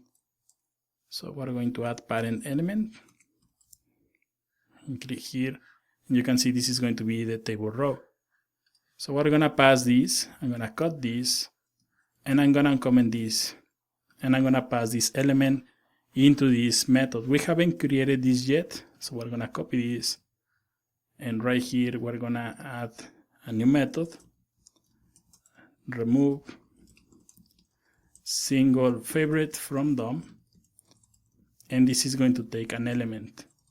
So basically it's going to be like element dot remove.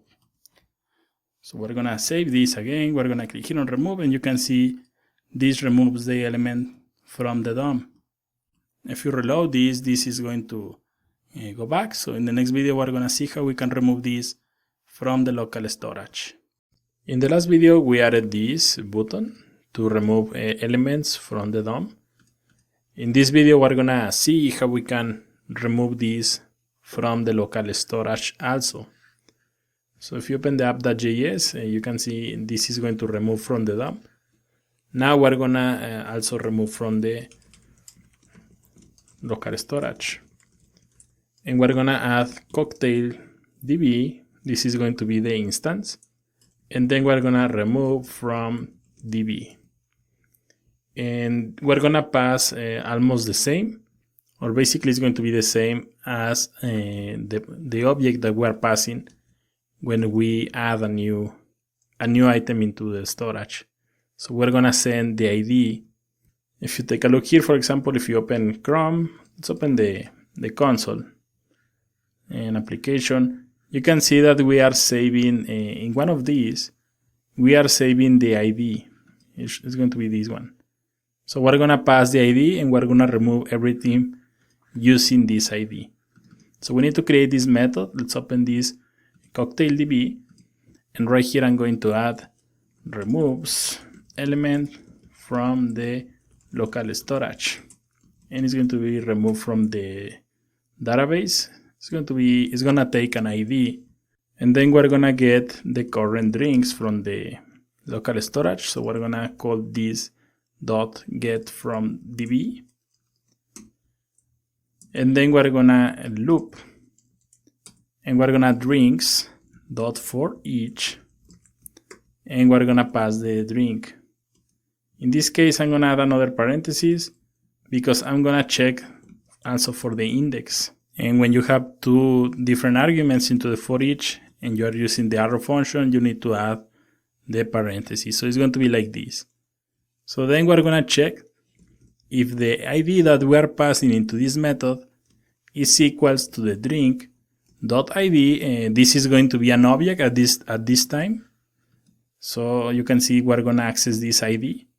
So in case that this is equal, we are going to splice this from the array. So it's going to be like this, drinks.splice, and we're going to pass the index, and we're going to remove only one item.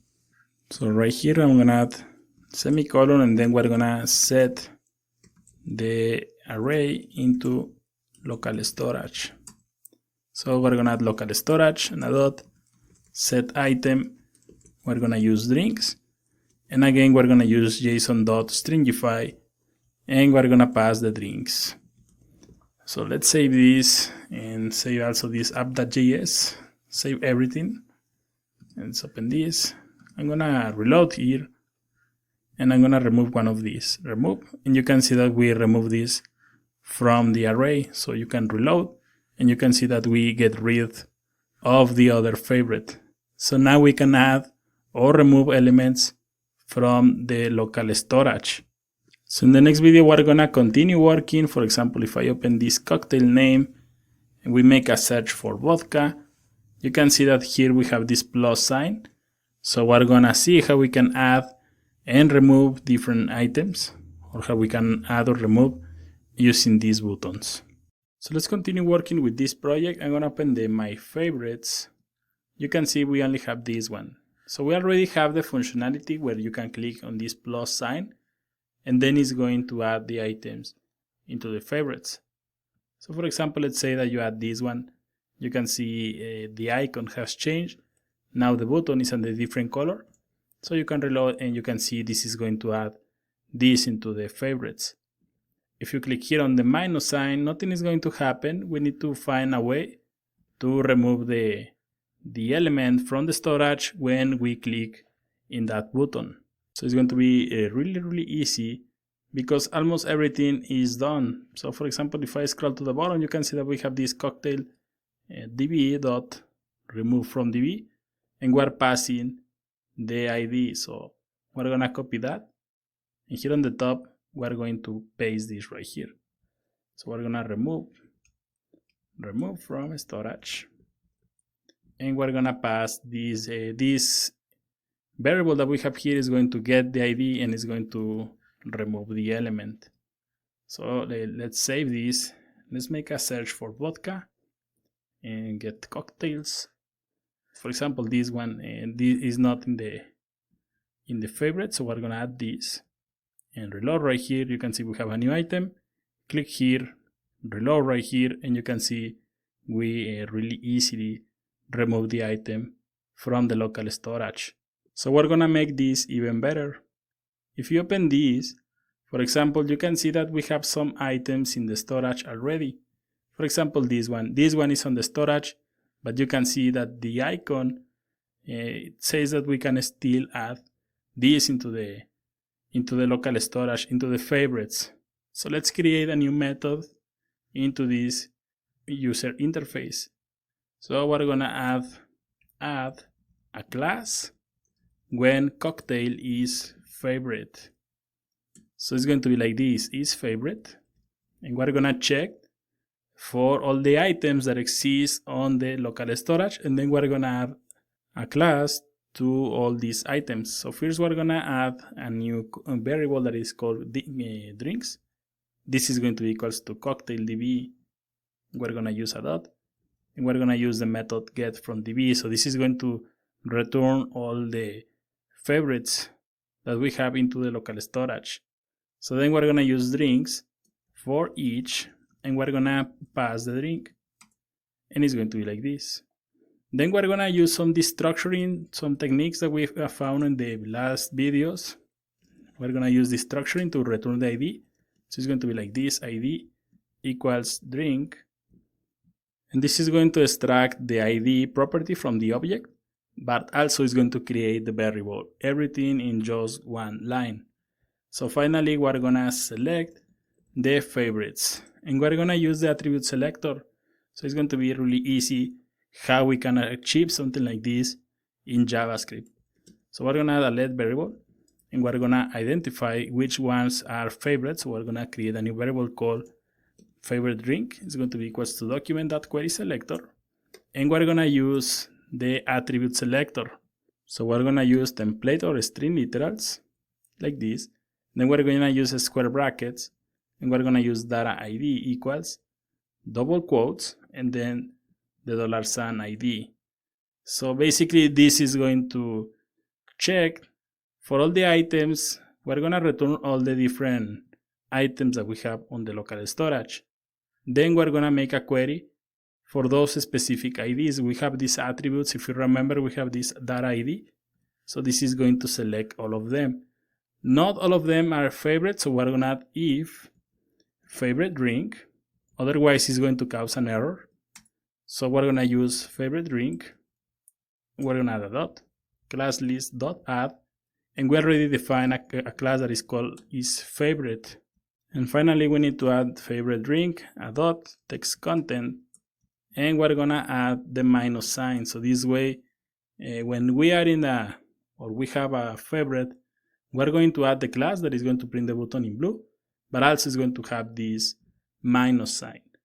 Now, this is going to be loaded in the document ready. So we're going to open the app.js, and here on the bottom, here on the document ready, I'm going to add display unload the favorites from storage.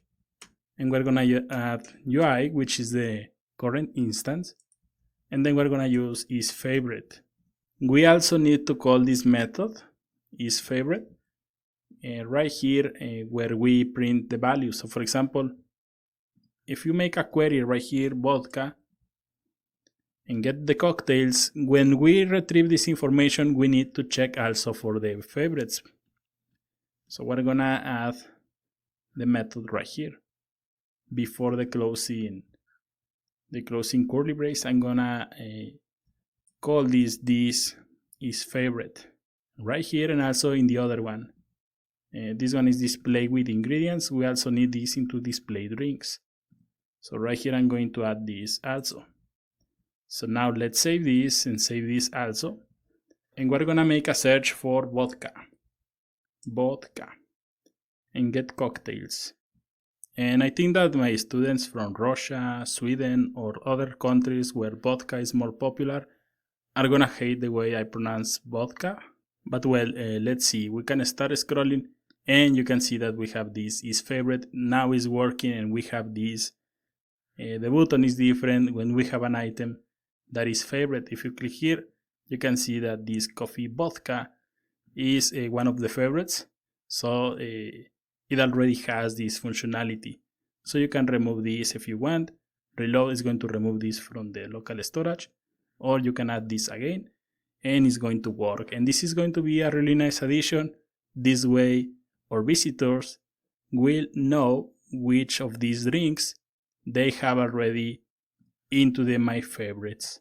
So you can see that the hard work that we put in this project has already paid off. A really complete project that we developed in this chapter. Hopefully you are happy with the results, and hopefully you are also happy with the approach in this course. where we are building small projects instead of writing a really massive and big project. So this is going to be it for this project. I'll see you in upcoming videos.